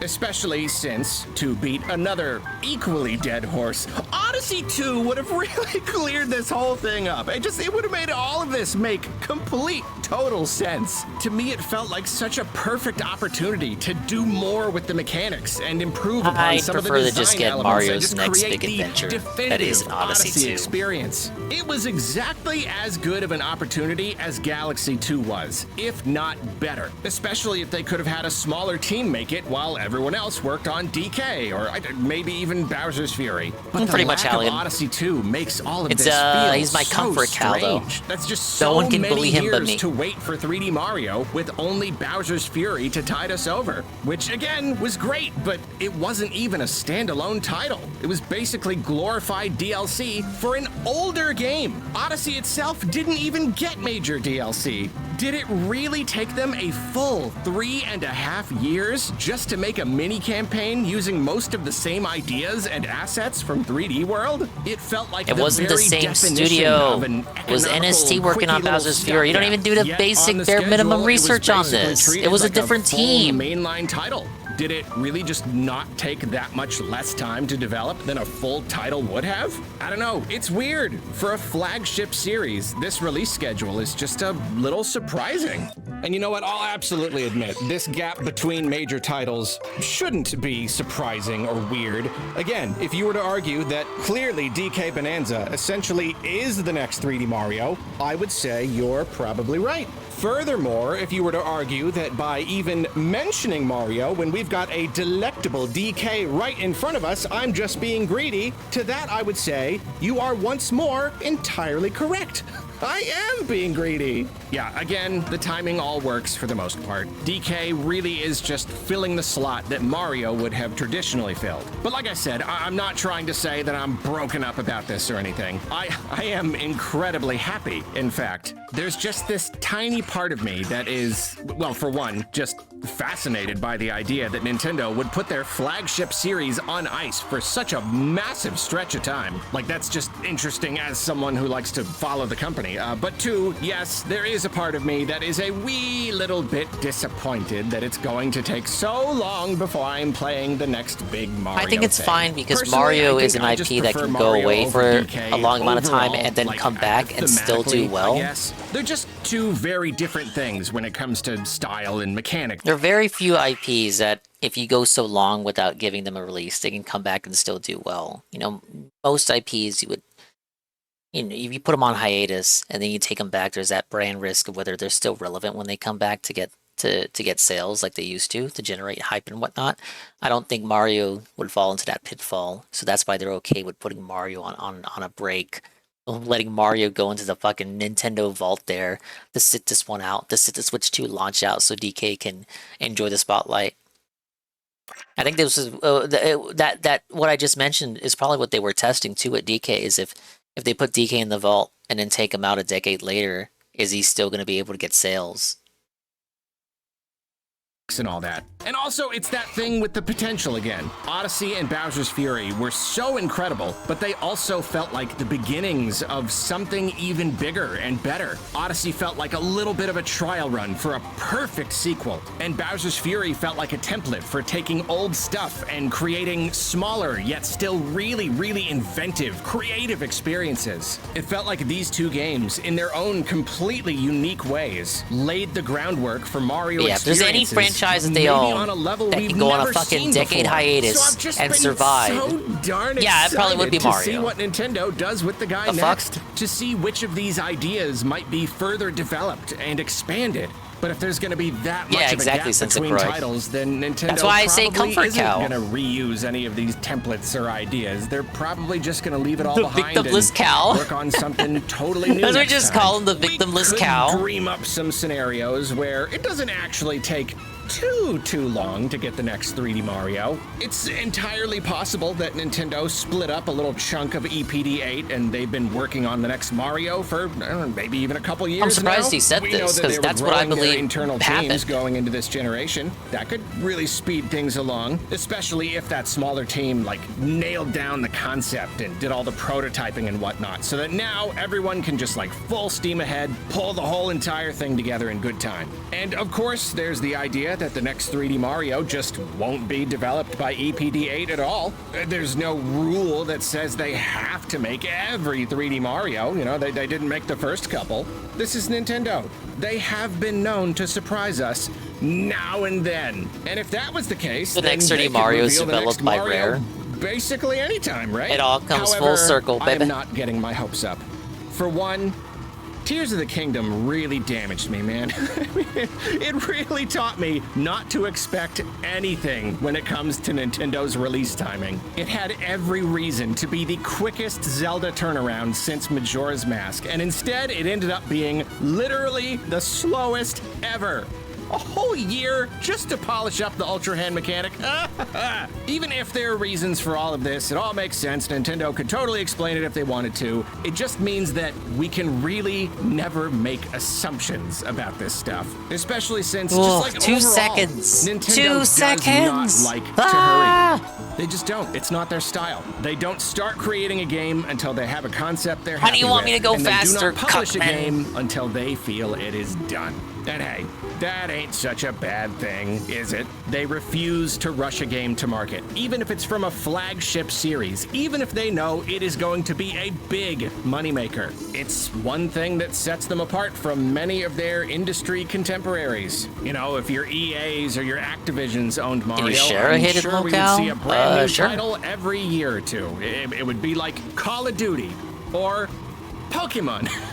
Anyway, mostly though, I just don't think we're gonna get a new Mario anytime soon because it really would be weird to release 2 huge 3D platformer collectathons too close together. Again, Yeah, you don't have Bonanza, genre it's overlap, totally Arlo. juiced up with Mario It's almost like these guys DNA. know what they're doing. It is the next Mario. I can't see Nintendo giving us an actual Mario for a few years. I'd say 2 at least, if we're being reasonable. That would put Mario within the first 2 years of the Switch 2's life, which isn't too far off from that first year window. 1 year between DK and Mario wouldn't be like the absolute most AVGN impossibly Clone of the Year surprising thing in 2025. the world, but I don't know, I do have to draw the line there. That would still be You're piquing my interest. shocking. Not impossible, but still very hard to imagine.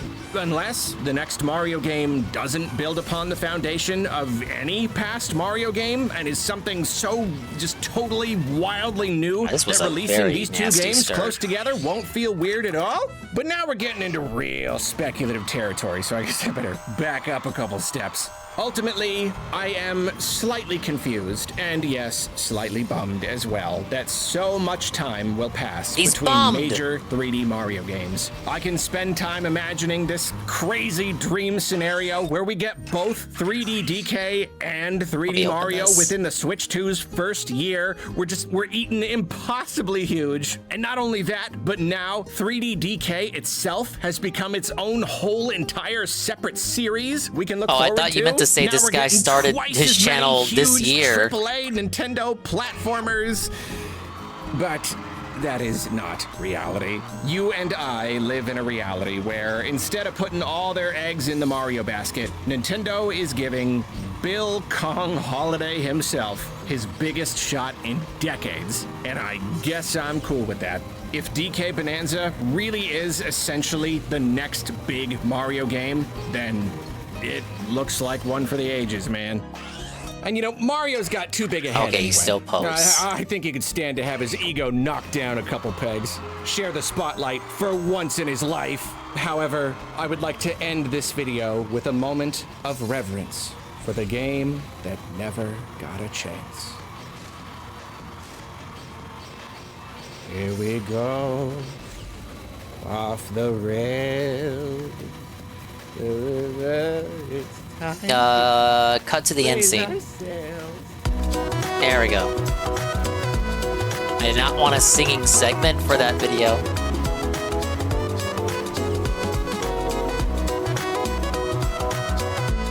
His videos are so good but so bad.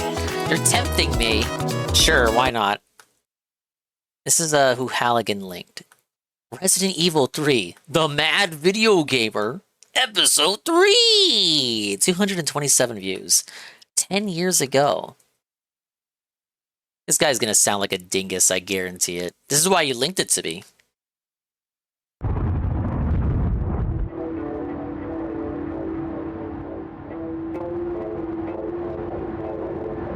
And 10 years ago would have been 2015. My right ear is really appreciating the audio here.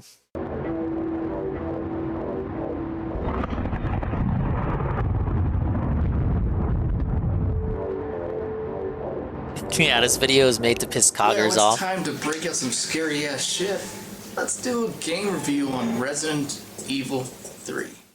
Okay, the story begins that you are Jill Valentine, last remaining survivor, and you attempt your last escape to get out of the city alive. Anyway, getting back to the game. So, yeah, it's like a Bandicoot lover video. Zombies take random shots to kill. He's filming his TV like old school Phil, except it was 2015! Right beside the wall, with his legs on the ground. But okay, what's with this You gotta move the bullshit? direct capture. You can actually walk right through a zombie. You can walk right through a zombie? That really makes sense, doesn't it? What the fuck? What was the punchline there? Is this some kind of joke? Or is this some kind of ghost? What? Are you kidding me? How many frickin' shots does Have it you heard take of to kill clipping in these video dogs? games? They're not What kind of dogs, they're bullshit is this? biohazards. That's the name of the game. And they don't even die. You gotta keep shooting them randomly. They're It takes so many VOWs, shots, isn't that the it takes term? more than the zombies take. Shit.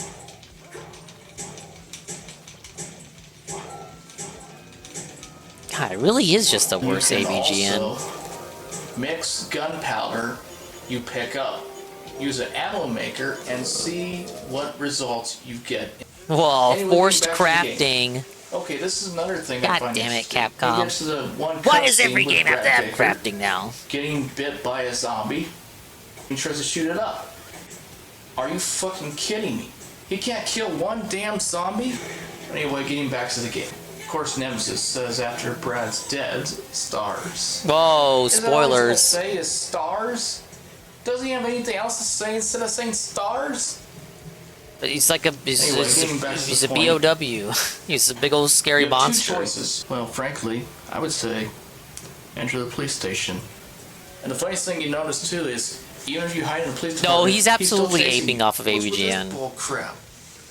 I've seen enough this is AVGN. the I know the why bits. is Nemesis follows you freaking everywhere? I know the what he's hell's trying that all to about? what he's trying to copy. And he can run twice as fast as you can. Because eventually, he'll catch up to you. But I suggest the best thing you do is run. Run as fast as you can, run all the way to the door, and just leave. These like overly Alright, let's get to the obtuse puzzles. observations Now, this is about the interesting game and then about being the overly puzzles. pedantic about them. What? some are I trickier than clipped through the others. zombies? He But doesn't you even have know what to solve clipping them. means. He just To says, get I further moved in through the game. zombie? Anyway, getting back to the game. What's with this bullshit? You know, you get to this one cutscene where this crate falls right on you and it says climb up or jump off. Well, I would say climb up because jumping down is a joke. You jump down and you fall right into a sewer. But what's so funny about it is there's nothing down there except for some kind of dead worm. I wonder if it's looking at me or something. I don't know. But then again, you got a snake that hangs on to you and you gotta somehow kick it off. So is this a surprise? Before they tell me to jump right down, this is a surprise they're gonna give me? Anyway, getting up to Anyway, the that's ladder, great. It leads you right back to where you started from. So, The street. yeah. Well, much of And the guess game what? is the streets of Raccoon City, which you Let's weren't go able right to back in explore the much of door in Resi 2. And leads It's you almost like it's back this into the game's parking whole lot appeal. garage. Now, isn't this just a damn joke? Anyway, getting back to the game. Also, when it comes to saving your game on Resident Evil 3, when you have it on easy, you have unlimited saves. So all you gotta do is find a typewriter and save wherever. But on normal or hard, the catch is you have to find as many ink ribbons as possible in order Wow, to save it's like your every game. other Resident Evil. If you don't have any ink ribbons, your game cannot be saved. Let me put this to the test. Can you really save your game with a typewriter? Let's find out.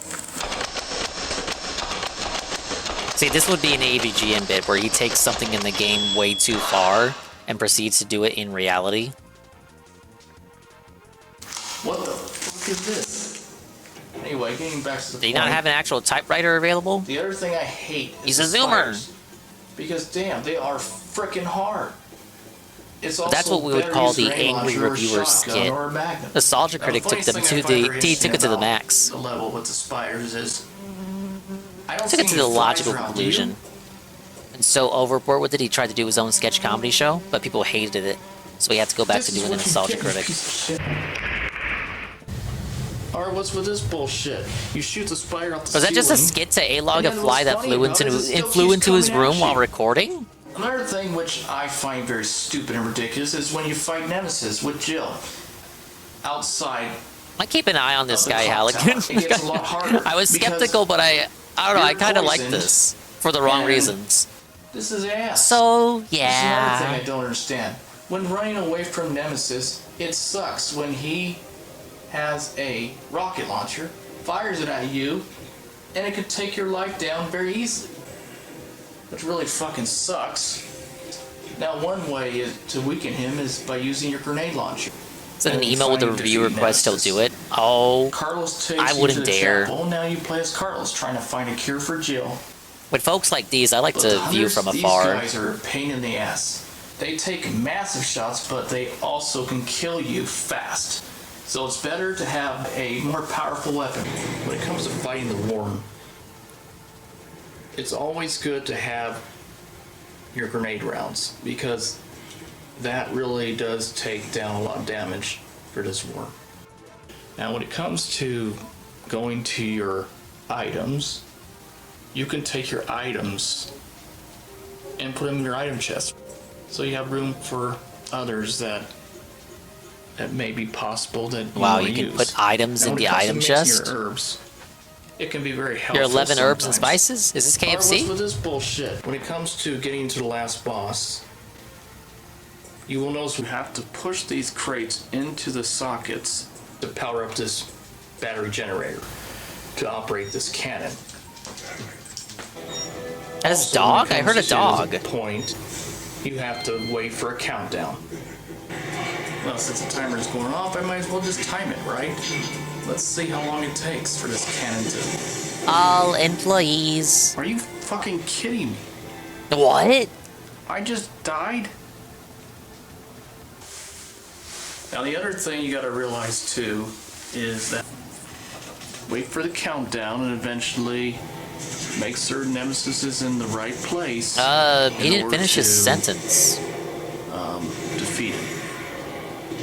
Okay, and then all of a sudden you kill Nemesis. Jill says an interesting line that I'll never forget. With all this bullshit Nemesis put me through this whole damn You spoke game, over the iconic line. I have Ah! a few things to say right now. Die, you piece of shit. Why did he For shoot rating the of this GameCube game, version? Was he playing the I give it GameCube an 8 version? out of 9. In 8.9? Oh, Sean. Look at Sean. He did the music, he did the editing, he did the quote-unquote story. Look him up on Facebook. I will not. And that's the video. It's very short. Why did he go AWOL? Why did he go fucking ham on the GameCube version for? That is quite the curious character. Thank you, Halligan. That was the Mad Video Game Nerd. No, the Mad Video Gamer. Yeah, that was a video from 10 years ago. You say he's still making content. What is he doing? Oh god, his avatar looks really dented. 3 weeks ago, Mad Video Gamer episode 81 trailer.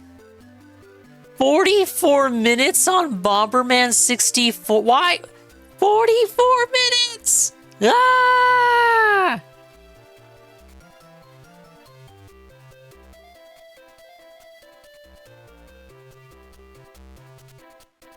As of episode 76,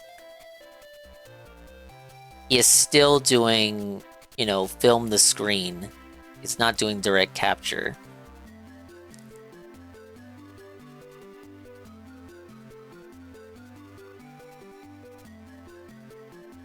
And of course he lives in the Philippines. Alright, let's watch the latest episode. A little bit of the latest. Look, I gotta go to bed at some point. I gotta, like, take the L on these races here and come back on another night. But let's check out a recent episode. You got me hooked on this individual. And learn.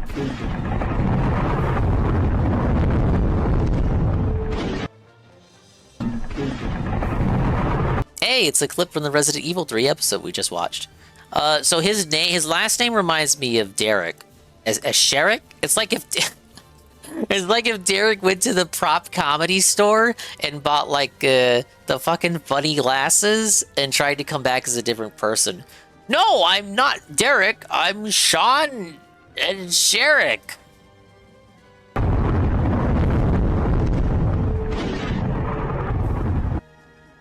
It gets even weirder. On his newest stream, the single comment is acting sus, but when I clicked on their account, it only has playlists of this guy. That person is on a ton of videos. That guy's a fucking weirdo. It's some female stalker.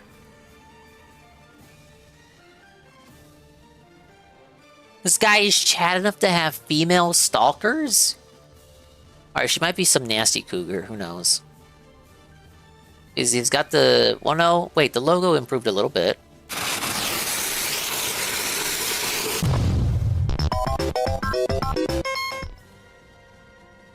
That was like a halfway decent kind of intro.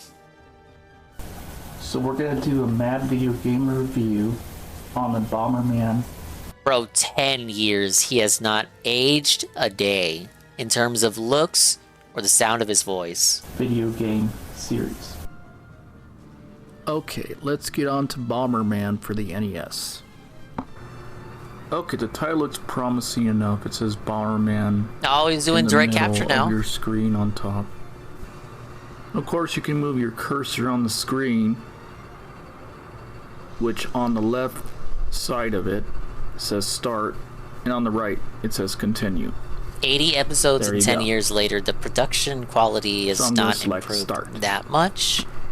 Nor is his enunciation, but, you know, my enunciation's kind of shot, too. In fact, I've always argued my enunciation's gotten worse over the years, ever since I started streaming. What the fuck is this shit? You have like a little spaceman running around the screen? Oh yeah, and he just basically throws bombs. Well, sets them, actually. And next thing you know, you put them right here. Okay, come on. Comparing this to the 8-hour Bomberman documentary I put on during the marathon stream I did a few years ago, with mouths on them? That guy went all into the history, the autistic history of Bomberman. This is just see and speak commentary. Hit him. What the fuck? Oh, come on now. And then you gotta place the bombs in a good position. And there you go. But here we go, try and get this balloon type. He just got me and it disappeared. Come on! Alright, what the fuck? I start all the way over and I gotta face all my enemies again. Are you kidding me? The thing about this is, like, AVGN, you know, when he chooses the games to do an episode on, you know, he does his research, or rather, Mike does the research, and they have to come to the determination of whether an episode is worth doing on, you know, the game in question. Like, whether the game is worthwhile, does it have enough material to work with in terms of jokes and shit to justify making an episode about it. It seems like this guy picks the games that he wants to play and then does the episode without, like, actually looking to see if it would be worthwhile to do an episode on it. He just gets his suggestions like, oh, you should do a review of Bomberman.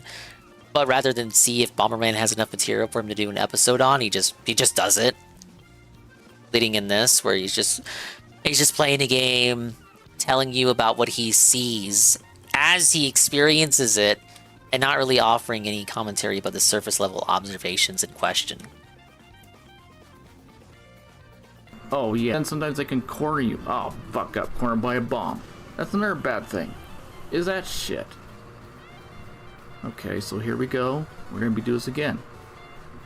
Alright, put a bomb right here, and yeah, blow up that block. Okay, minor question is, how come I can blow up these brick pieces, but what's with all these squares right here and all these boxes? It's like, those are hard blocks. You can break soft blocks, but not hard blocks. There's your question this is answered. Some kind of bullshit here. Can't even blow up the gray blocks, but I can blow up bricks. Okay.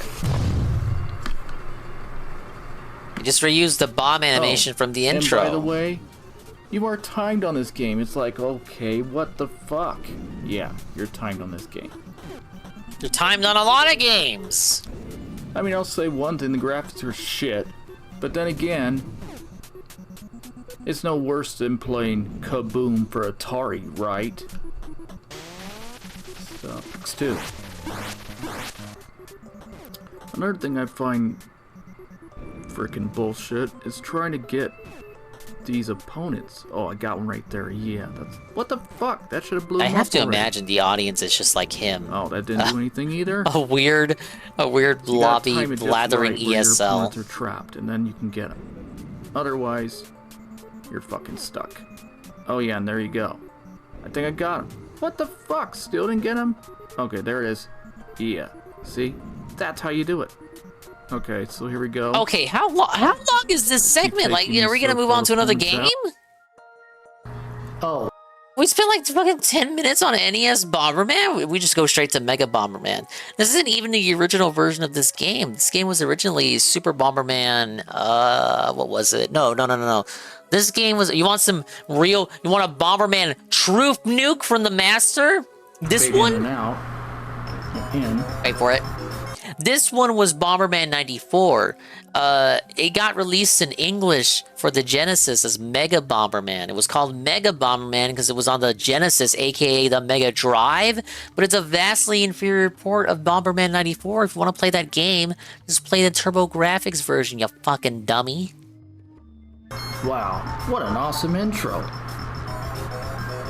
And the music's pretty interesting too. How is the music interesting? What do you mean by that? Normal game, battle game, or password? What is interesting you about the music? Let's go with normal game. Here we go. He has no friends to play the multiplayer mode with. Okay, I like how it shows the level select. And it Is has he a triangle emulating shape this? And all these different environments you can go to. Now I'm gonna. Okay, at least AVGN has OG this hardware. Is A1. Graphics aren't too bad so far. Look pretty good. What the? Actually, fuck worse is than a this shit? TurboGrafx Now I'm version. blowing up fucking flowers. Oh, and taking out bunnies. Okay, but the bunnies punch you. What the fuck? Are you gonna comment on the bunnies with Can't believe I'm boxing killing gloves? The Easter bunny, right? Oh, look at this. It looks like a fucked up Megatron from Why did he crop out Transformers. the header? Oh, you gotta be kidding me. I should have took him out with that bomb already. He cropped out the score it didn't banner work. that Oh, shows there your it is. Now I score took and your him out. lives. Oh, and I gotta take all these crystal balls.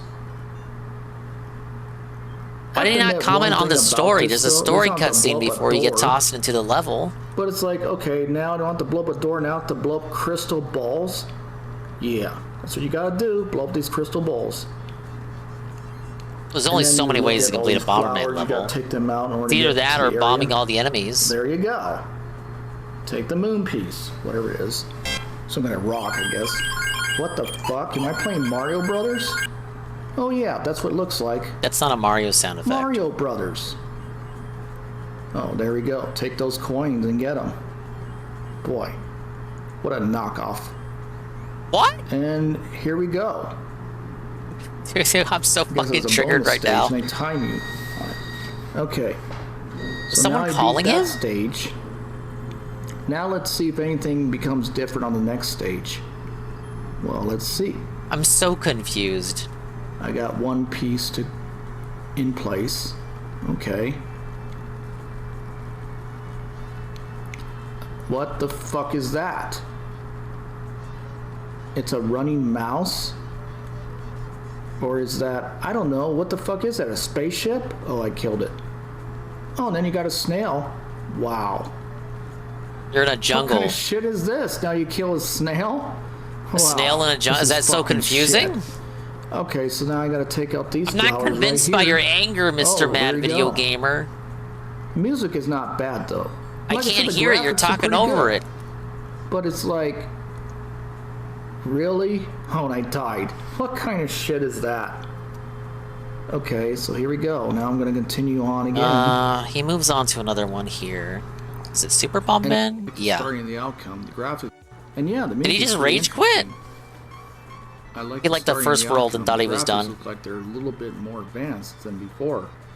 Oh, I like how it shows a map. Yeah, well, this one was go. made for the Super NES, whereas the Let's see Genesis the one, gameplay. was a port of a TurboGrafx game. Yeah, the graphics look a little better, but the gameplay is still fucking shit. Of course, they kind of upgraded a little bit of the characters and your opponents that you fight in here, but what am I blowing up now? It looks like frickin' lights or something, like they're almighty lights? alarms. What the fuck? The one thing I like about this is when you die, you don't have to worry about starting all the way over with anything unfinished, it looks like, so that's pretty awesome. Now I'm trying to blow up these so-called... This one I didn't play. Some kind of helicopter? I like Bomberman, but to be honest, I've only played so many games in the series. Fuck? I love this thing about honestly, having a strong bomb effect. This is for the layman, awesome. you could say if you played one Bomberman game, you played them all. Fuck. It's not true, but I can see how people would arrive at that conclusion. Oh. I love this. I'd say of the ones I again? played, I really like it's good. I 93. don't have to worry about it. Well, I can... Oh, fuck. That's bullshit. And yeah, it's crazy. I can actually do this. What the fuck? I can do like a suicide attempt? It's insane. But yeah, I can do this. Oh, fuck. Didn't that work that time? Shit. Alright, keep going. I really want to know what he's doing to where whenever he talks over the game is almost all but muted. Keep going. It's some sort of weird audio ducking he has. The music's pretty good too, I have to admit that, but... Commenting on the music, I can fucking hear it. What the fuck? I killed him, but I died. Or did I win? I don't know. Nope. Didn't win. Fucking died. What kind of shit is that? Oh, I can continue saying yes or no. Alright, let's go on to Bomberman 2. That's it? Just to move on to the next one? Bomberman 2, here we go. He's switching his ROMs. Definitely are improved on this one, it looks like. Let's see. Alright, let's go to this level. Let's see what it looks like. 1 out of 1, start. Here we go. Did he mash start on the cutscene? Level 1. Alright, what the fuck? I went from blowing up bricks, flowers, and what's the other thing? A flashing siren light to blowing up treasure chests? What the Why fuck? is that bad? You're in a video game. Okay, A treasure so chest in now a video we're game is getting always a onto good this whole thing. Point. Okay. And I'm trying to take out He these actually can't explain why bombing treasure chests would be a bad thing in a video game. It must be a bird with propellers. I don't know. What the fuck is that? Okay, so let's keep going here. Let's blow up this chest right here. See where it leads. Oh, okay, take that guy out. Yeah, there we go. Then blow up this door and open it, right? Okay, what the fuck? The door doesn't even open. I keep bombing it, but nothing happens. Oh, that's right. I gotta kill all these different opponents on the stage, right? Right. Yeah. Can't even use a switch. What the fuck? Yeah, I gotta kill all these opponents on the stage in order for the fucking door to open. Yeah, I heard you the first time, bud. Oh wait, there it is. And it still doesn't open. What the fuck? Yeah, I gotta kill these freaking, like, opponents here. Okay, take that, you fucked up bird. Oh, what the fuck? He didn't even get blown up by my bomb. Oh, there you go. Take him out. Alright, that's shit. Take him out. Oh, what the fuck? Every time I put a bomb there, it keeps... Come on! Okay, there it is. Now I got him. What the fuck? Bombing a chest would damage the treasure inside. Now, let's see. Will the door open? Yeah. So what's the point of having a switch there? But in Bomberman games, when you bomb a block that has, like, for example, an item in it, which would be would be the analogy here for the treasure chest, the block that contains the power-up. When you bust open that block, the power-up within is not incinerated. Rather, it is revealed and available for you to pick up.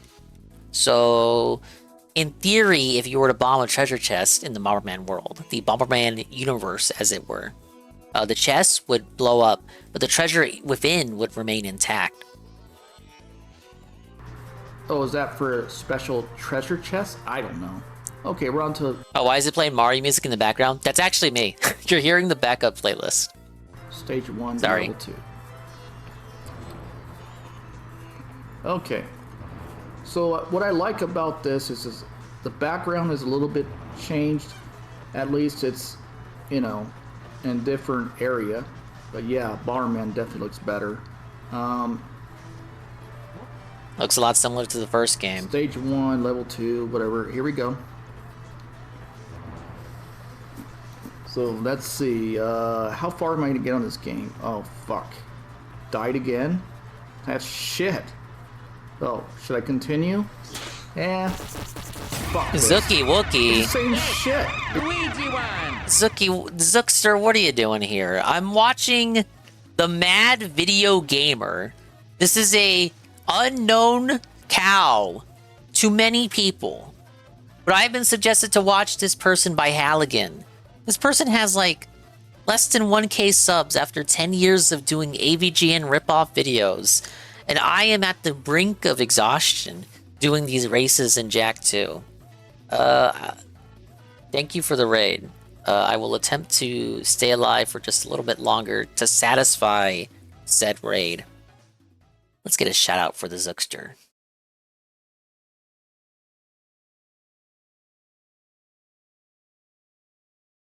But yeah, I've been watching silly videos all night.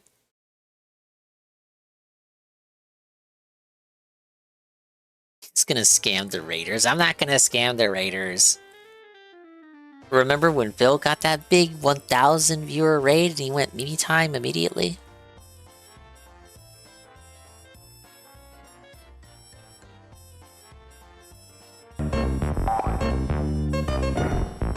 Feeling when you've played through these Bubsy levels enough where, oh, you get a summer break, don't you? You jerk. God, you guys would kill to see me play Bubsy, wouldn't you? Oh, yay, look. I raided a guy once, he was asleep. The raid notification woke him up and he ended the stream. Oh, you're such a good guy there for doing that. Zookie, I've never played Bubsy. And I don't want to ever play Bubsy.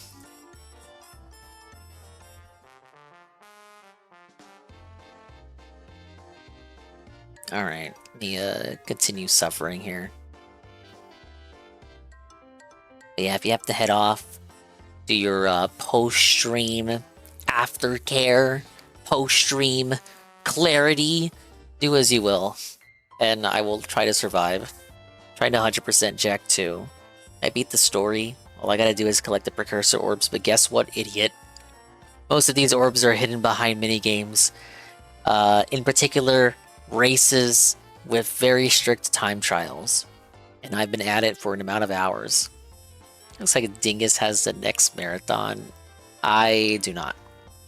I have a glass of Mr. Pibb is what I have.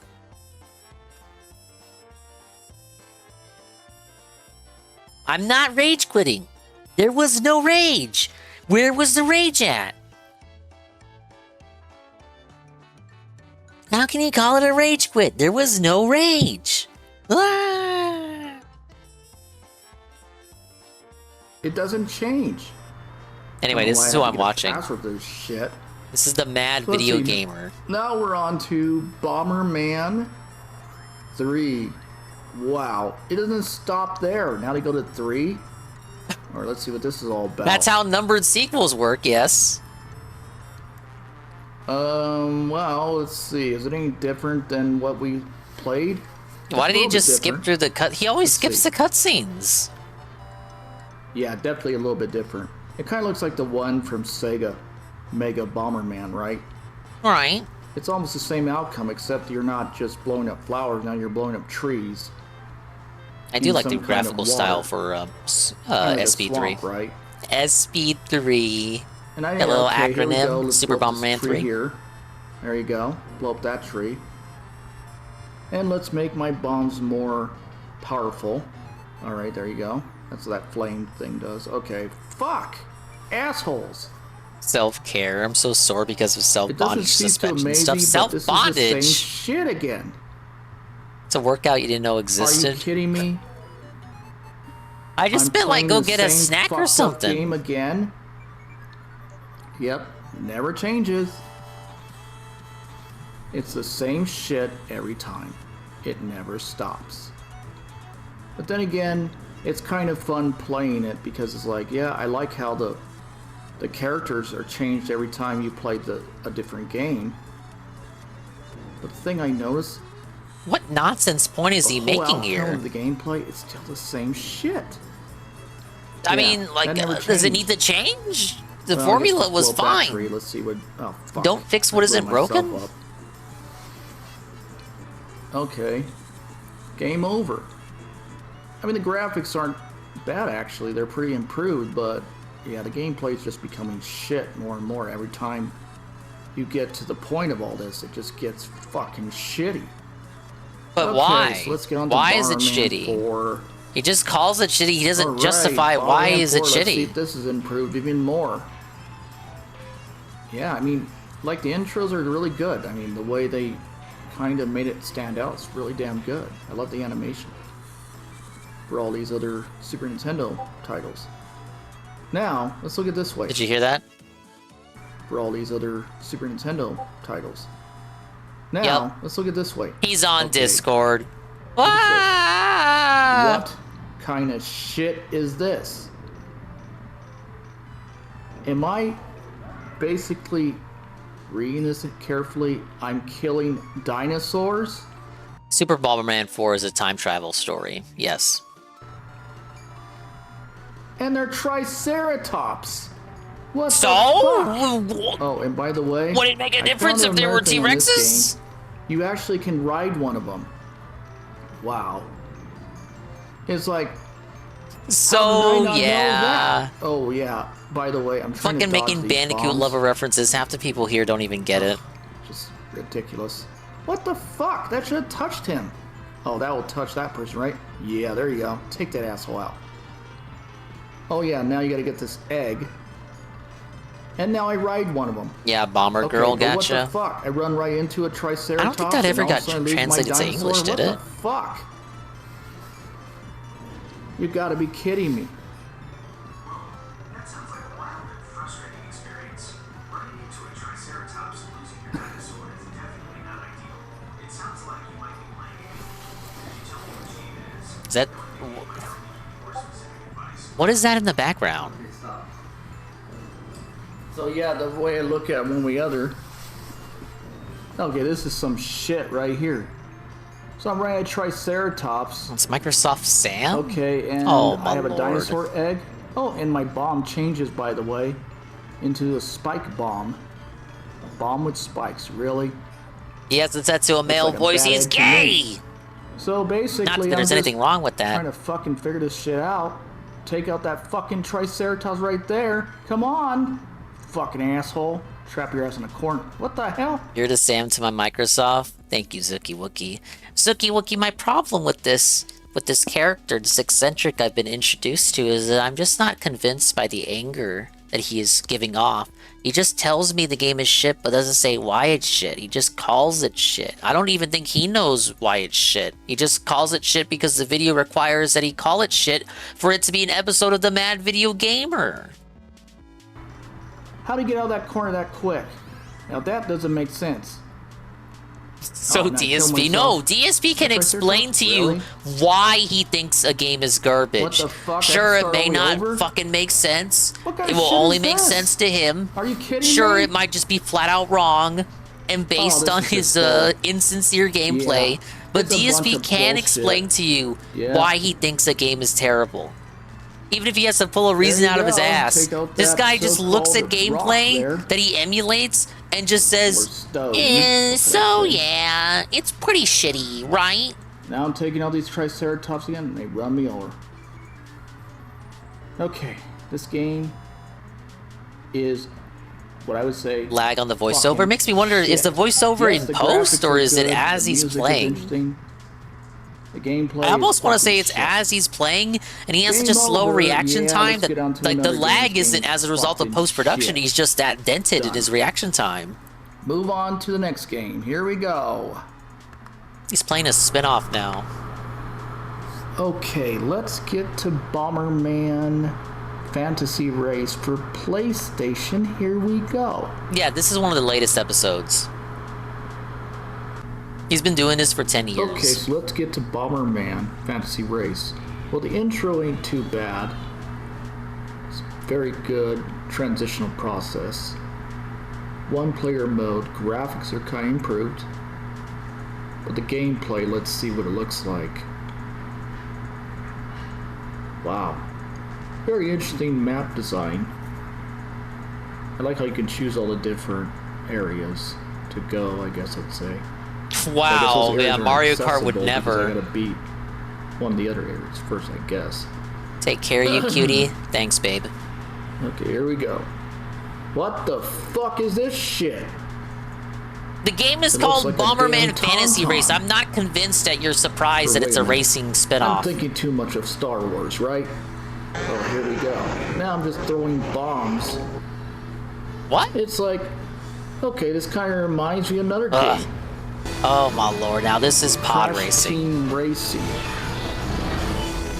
that where you throw bombs?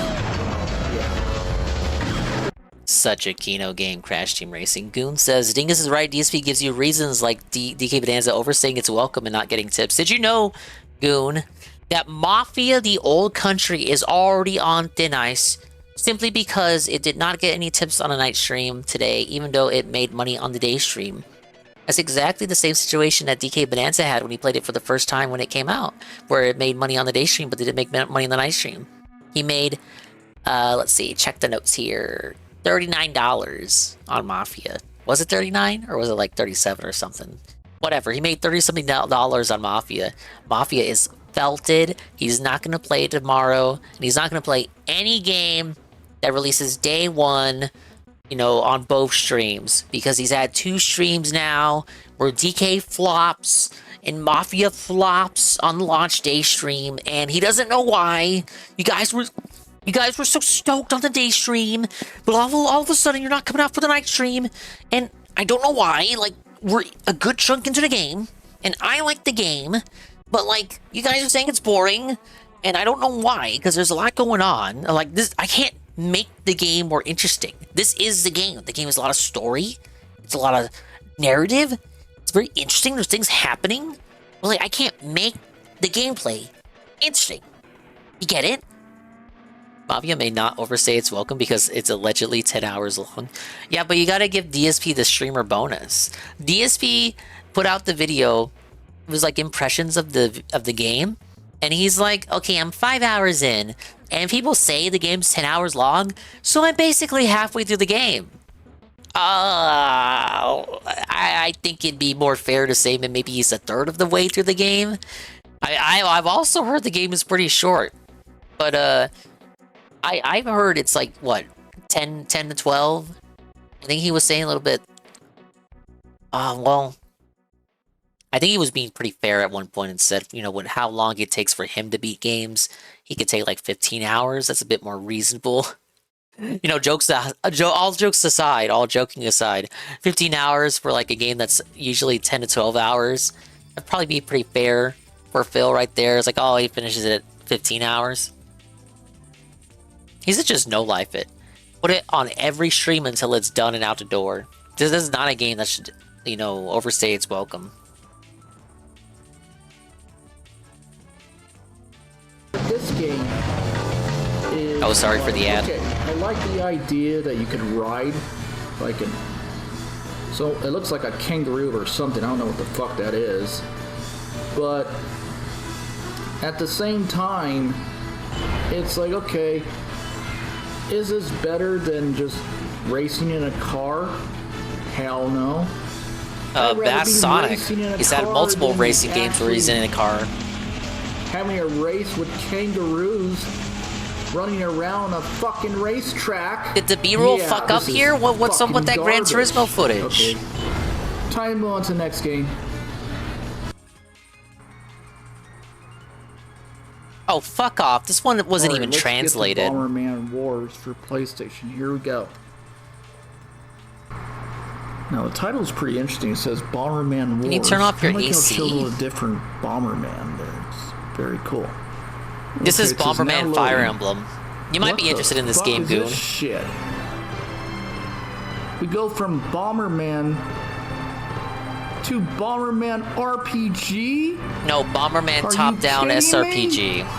Yep. Yeah. Bomberman had a From tactics Bomberman game. Yes. To racing and now RPG. You gotta be kidding me. This shit sucks. But why does it suck? Okay, now we get on to Bomberman. Why does it suck? Is it just not 64 his genre of for game that he Nintendo prefers to 64. play? Here we go. Okay, we get to the menu. It says Adventure, Battle, Custom, Options. No way he shits on Let's this go to one, right? Adventure. Okay, I already have a file saved. Here we go. Playtime, it gives me the information. Stage 1, here we go. Yeah, I didn't have this one. I Okay, had music Bomberman ain't Hero. bad. The graphics are kind of improved. Yeah, it's a let's see how 3D the game. gameplay is. I would hope it improves. The gameplay is interesting. How? How is it interesting? He's using the I I would word. say fucking totem pole asshole tries to hit me back. Good thing is, I guess they say the enemies really can't kill you in this, which is awesome. The only bad thing is that seems you to be gotta most of the worry game, about Goon. where It's you got throw no your side bombs. content. Yeah, that's one of the bad things. Then the But other thing DSP is said the this was a fucking good camera and angles. bad thing. Yeah, camera angles are shit. Look at that! I just jumped in the water. I don't know why. And you know, Well, Bomberman can't swim. What kind of man definitely, is he? I love the music though. I mean, again, the gameplay ain't too bad, but it's still hard to control, at least when you're trying to move around. It's like sometimes you don't even know where you're fucking going, and yeah, that really gets fucking annoying. And yeah, I could keep throwing this bomb everywhere. I like how you Bomberman can doesn't know where expand he's the bomb, going. Is he too. super That's pretty blind cool. man? You control the buttons you Other press, than- you yeah, dingus. This is definitely an advancement to the Bomberman series. The one other thing I would say about this is, yes, the bad thing is the fucking camera angles. Look at that shit. Sometimes your bombs don't make it that well. Yeah, this fucking shit sucks. What? You just Here said we it was go, decent. And then I talk to this guy and he tells me on what you need to do on the mission, which is really good. Okay, let me show you something funny. I kick the bomb The game toward hand this holding guy, him is a good thing. flies away and disappears. There you go. Okay. There you go. So here we go. What? In order for you to beat the stage in this level, you have to collect these green beams, which actually dismantle. It was like he was these listening green crystal to balls. a playback of his own And then once you voice. dismantle all green crystal balls, then you can go get this big diamond afterwards. See the green? Now it becomes red. That's what you gotta pick up right there. That's what you gotta pick up right there. Which is that big red diamond. There you go. Okay, another thing I like is how it shows it repeats a the little last thing that he animation said. sequence when you win. What is that? And he jumps up, kind of like when Mario does it on Mario 64 with the star. There you go. I really needed that So now example. you Thank find you. out the person helps you on the level. You gotta fight them now. Yep, stage 2 from stage 1. Here we go. So you would think you throw the bomb at the boss, it would be easy. Well, not really. What the fuck? I just died? Yeah. What? The one thing you gotta learn is once you know the boss's pattern, it's easy to defeat them. But this guy, That's how every boss ever works he's in the actually history pretty of easy if you ever. know his pattern pretty well. Other than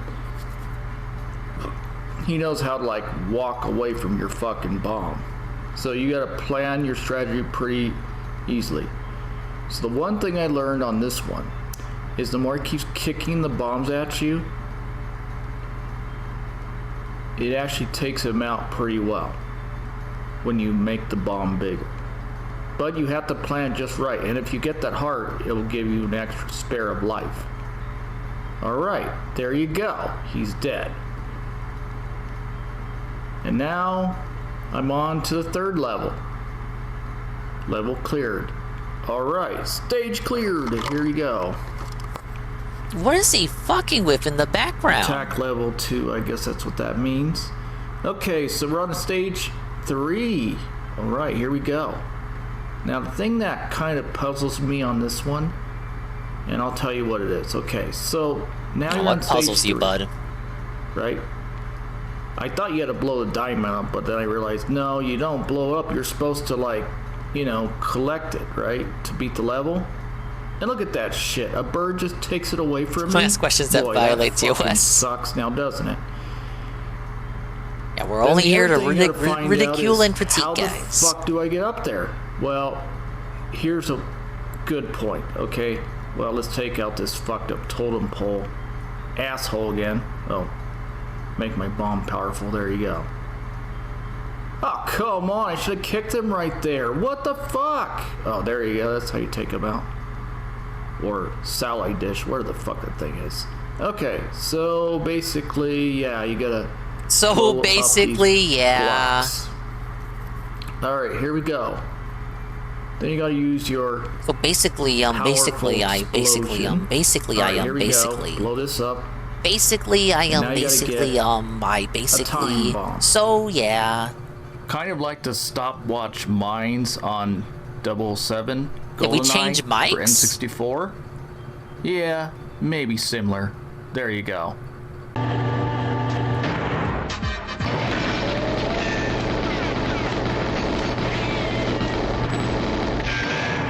We're comparing Bomberman to GoldenEye. Okay, this is pretty crazy. Trying to kick this bomb to hit this blue guy right here. Fucking asshole, that's what you get. Now you kick the bomb right here, set the trigger off, the platform raises. Wow. Okay, what the fuck is this? Oh, that's right. The diamond's not on top here. I have to go to another area. So here we go. I'm looking around and say, well, what the fuck?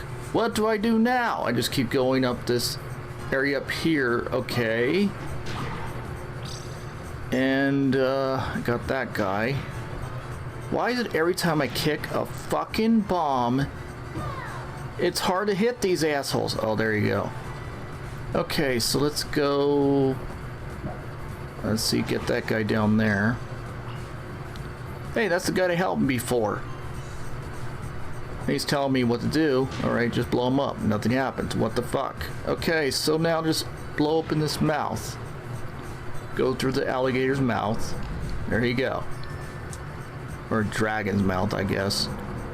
Okay, coming out of it. Yeah, this is freaking bullshit. Okay, blow these guys up.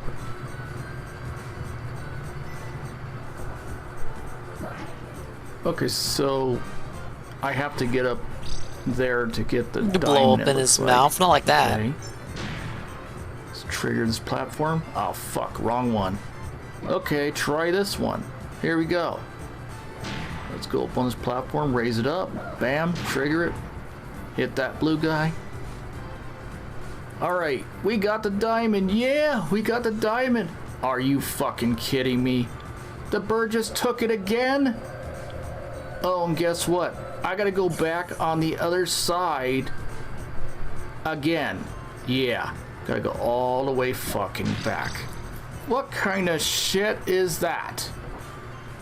Really?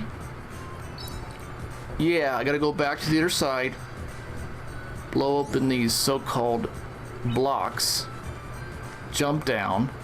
Okay, and then I gotta go down these stairs, go up these stairs, and then, you know, blow open the alligator or dragon's mouth. Alright, here we go, fuckers. Okay, so I'm going in here. I'm back at the other side where I was before. And now I got to find out where to go from here, don't I? So I gotta go all the way back. Oh, fuck. Come on! You gotta be kidding me! That's bullshit! Oh, there we go. Okay, let's trigger this. Here we go. Let's get the diamond. Oh yeah, we got the diamond. Oh, fucking Is bird. it Bomberman 64 for the rest of the video? And on top of that, it is. For some CPUs. Yeah. It's so exciting, you know? Alright then, we're gonna move on to the next game. Oh, okay, I guess not. Let's get on to Bomberman Hero for N64. Here we go. Hey, it is the one I had. Okay, so I press start. It goes right to the main menu. Select, score, copy, clear, options, stereo. It sounds like the original Bomberman music. I think that's interesting. He does the game dirty as fuck. I gotta see this now. Okay, what's with this shit? Where's the fucking Mr. Pun. music? Oh yeah, and by the way, I'm throwing bombs all over the place.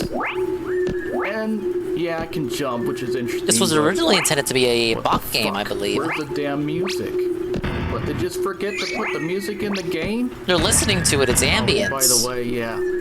I don't know what I'm doing on this game. I really don't. Okay. All I gotta say is, this game's gonna go out with a big bang. That's what I use for the troll status hunted redeem.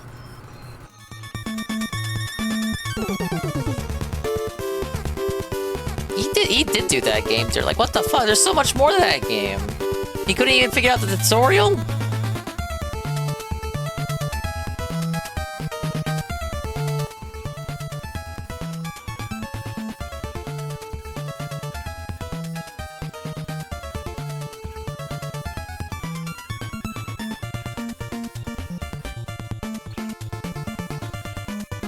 Is he shilling?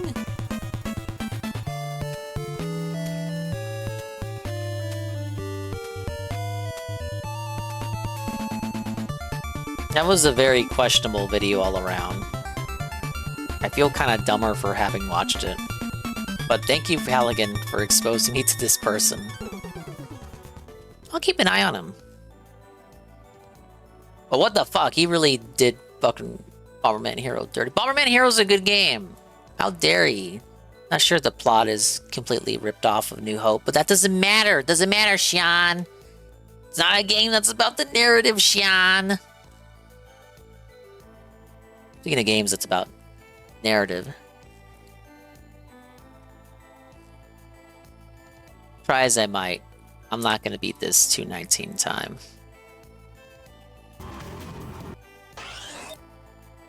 He has a friend called Soup Noodles who is like 10 times as fucked up as him.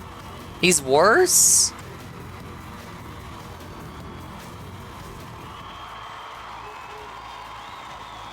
What was my best time on that? I think I can check from the terminal?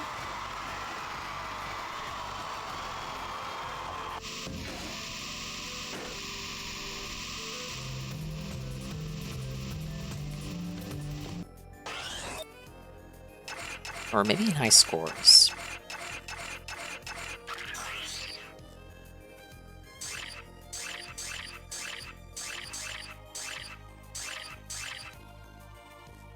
$219 for first place. My best time is 221. 210 for first place in class 2. And I had 213, this 213 class 1-1. But I accidentally reloaded a save. Wah! I gotta do this one too.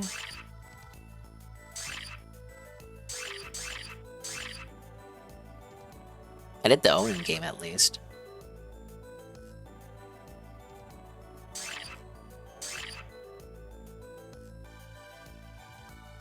Yeah, and the Whack-A-Mole game doesn't give orbs, I don't think.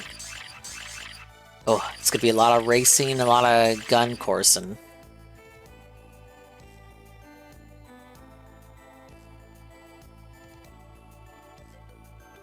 He makes Let's Plays, but every game is on his cell phone.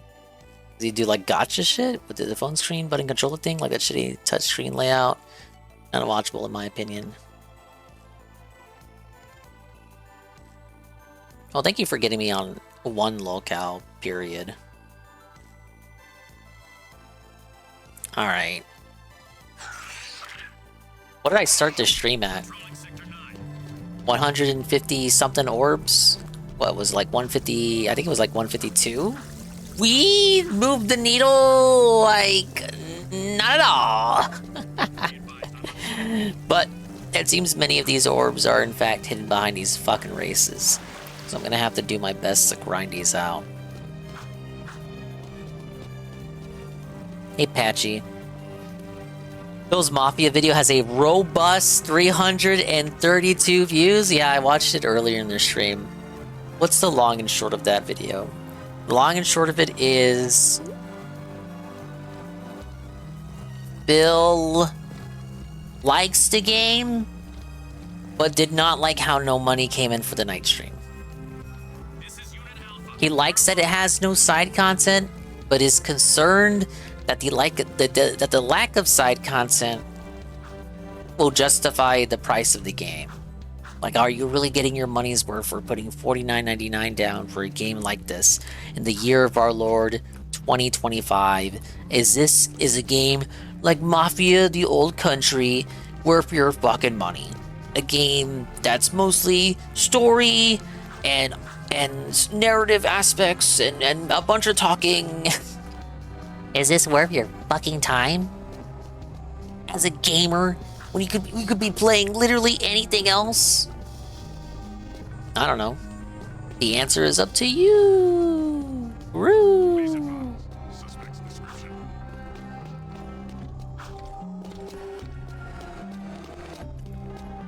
He said he didn't make any money on it on the night stream. The night stream he made $30, and this to him was an outrage, and he could not accept this. He would not accept this. Would not settle for this. So he's not gonna play games day one the whole day anymore. So he's not gonna do like from now on launch games.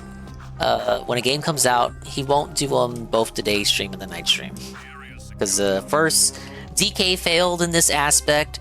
And now we have Mafia failing in that aspect. Imagine IGN reviewers saying they didn't make enough money on it.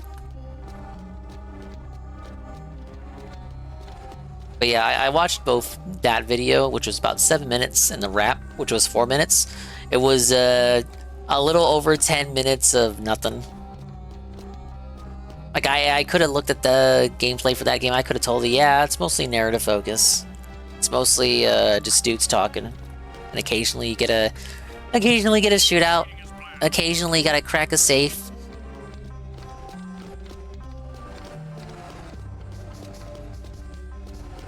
Occasionally you say boopity boppity. I'm making the spaghetti. I'm making the pizza. Boopity boppity. But if that's your mojo, it seems like a fine enough game. I reiterate what I said at the start of the stream, that we need more games like that. We need a sector of gaming where games like that are allowed to exist again, because it seems to have fallen by the wayside. You either got an indie game or you got a big fat AAA banger, big budget kind of game. But Gone and Forgotten is the AA game. It's kind of been kept afloat by like the concept of Eurojank, but the Euros have been they've been the developers keeping that shit afloat, whereas it's kind of fallen off over here. But we're bringing it back. Americans are making AA games again, and it's pretty cool. Actually, I don't think the Mafia devs are American. Let me correct myself. See, Mafia developer. Yeah, Hangar 13.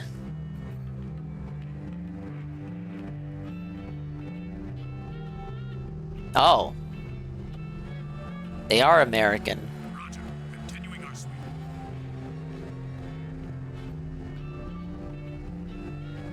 And they're based in Novato, California. Oh, this is why I was convinced they were Czech. They have additional studios in over there. They merged in they merged with 2K Czech, and that gave them a few additional studios in like Prague and shit. Okay, so I was like half right. Mafia better have the pizza making minigame. I was watching Tevin restream it, and he made a good argument where like, you probably have a pizza making minigame, and you gotta cooperate with John Pizza. John Pizza has discovered pizza, and you're gonna help him out. You're gonna help John Pizza make it the pizza. Make it the boopity boppity. And then it's like, your character has an effect on pizza becoming a thing, as Erler would say? It would be a funny idea for a minigame. But I'm pretty sure pizza already exists by the time of Mafia the Old Country. And it would make more sense for an Assassin's Creed game. Where, like, an Assassin's Creed that takes place fucking eons ago in the old world of the homeland, the motherland. And there you meet John Pizza and help John Pizza make the first ever pizza.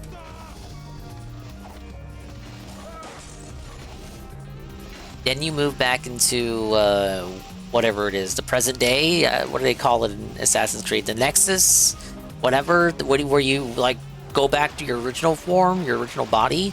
Go back to your original body. You have altered history, and now you are the creator of pizza. You and John Pizza Esquire. Anyway, 6 hours. I am zonked. I think I'm gonna go me time. It's almost 5 in the morning, and I got stuff to do in the morning.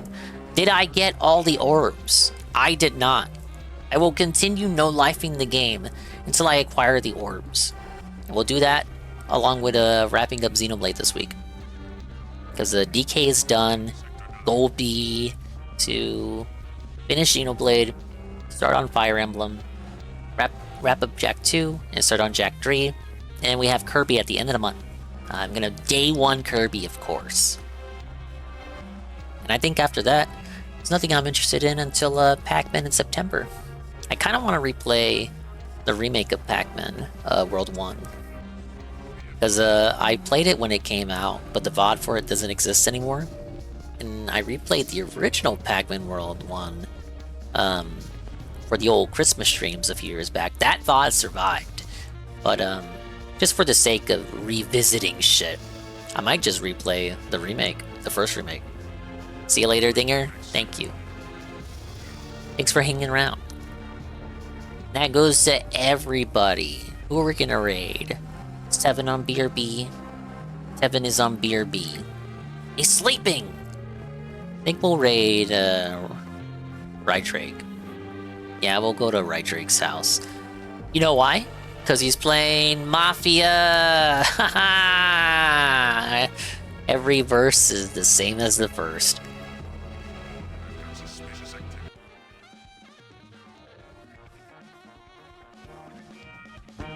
Anyway, I'm tired. We didn't get many orbs, but that's okay. Because most of the orbs are hidden behind the same fucking 6 races anyway. So eventually I will continue playing and get good at the game, right? Right? Pablo, back me up instead of just changing scenes.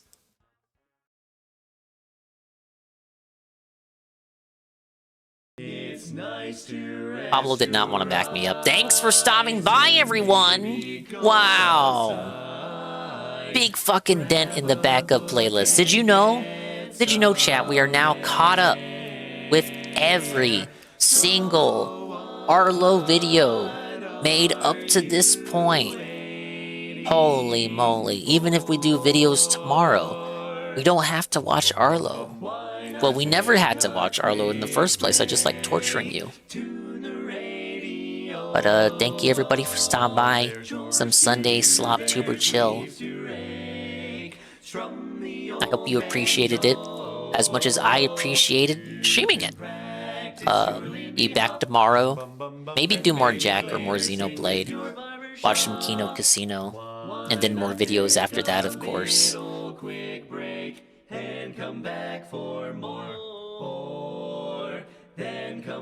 But yeah. Let me pull up the stuff. Please come back for more. Where's Streamlabs at? There it is.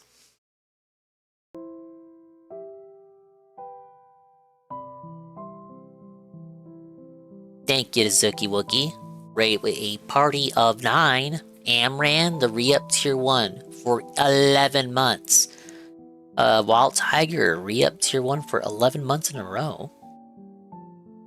The Jack-Off quadrilogy. I love Jak X Dinger. I will do Jak X. Now if Jak X also has time trials mandatory for 100%, that playthrough may be one that just never ends.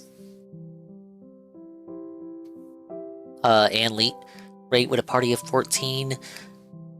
DJ Filthy Rich, 512. Re-up, Tier 1, 42 months in a row. 42 months total. Big fucking ups to this dude. The one and only, the illustrious DJ Filthy Rich. Zarpachi, Tier 1 for 3 months with the re-up. He says it doesn't count. Well, this is wrong. All of your shit counts over here, buddy.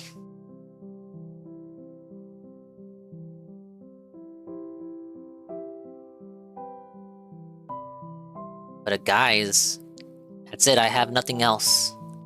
It's over. It's done. It's done. It's over. We're never streaming again. Ah! Now we'll stream again.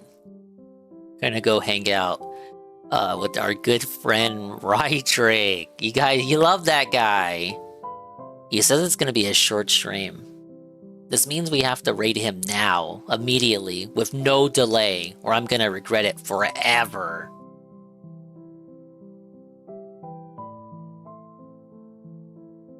Why does he have underscores in his name?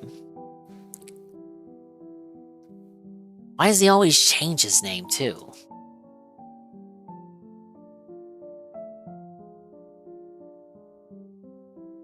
I remember when he had numbers in his fucking username. Now he fucking changes his username every fucking week.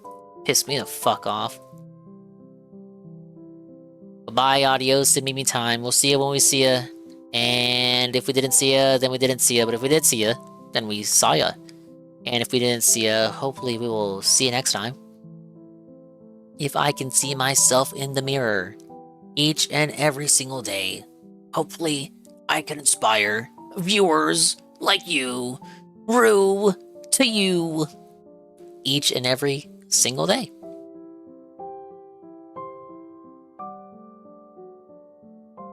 This is the raid message. I can't think of a better one. But that's only because it's the best raid message ever, so there's no need. You literally cannot comprehend of a better one. You cannot fathom it. You cannot concoct it. The raid message doesn't get better than what I'm about to type right here, right now.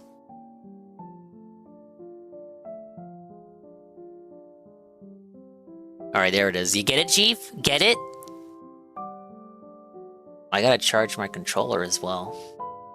I will make haste and do that right away as the raid commences. 10 seconds to go. Thank you for hanging out, coming out and stopping by, everybody. Hopefully Rytrick, hopefully he entertains you and doesn't bore you like I did tonight. Bye-bye! Take it easy. Don't let the bed bugs bite, dude.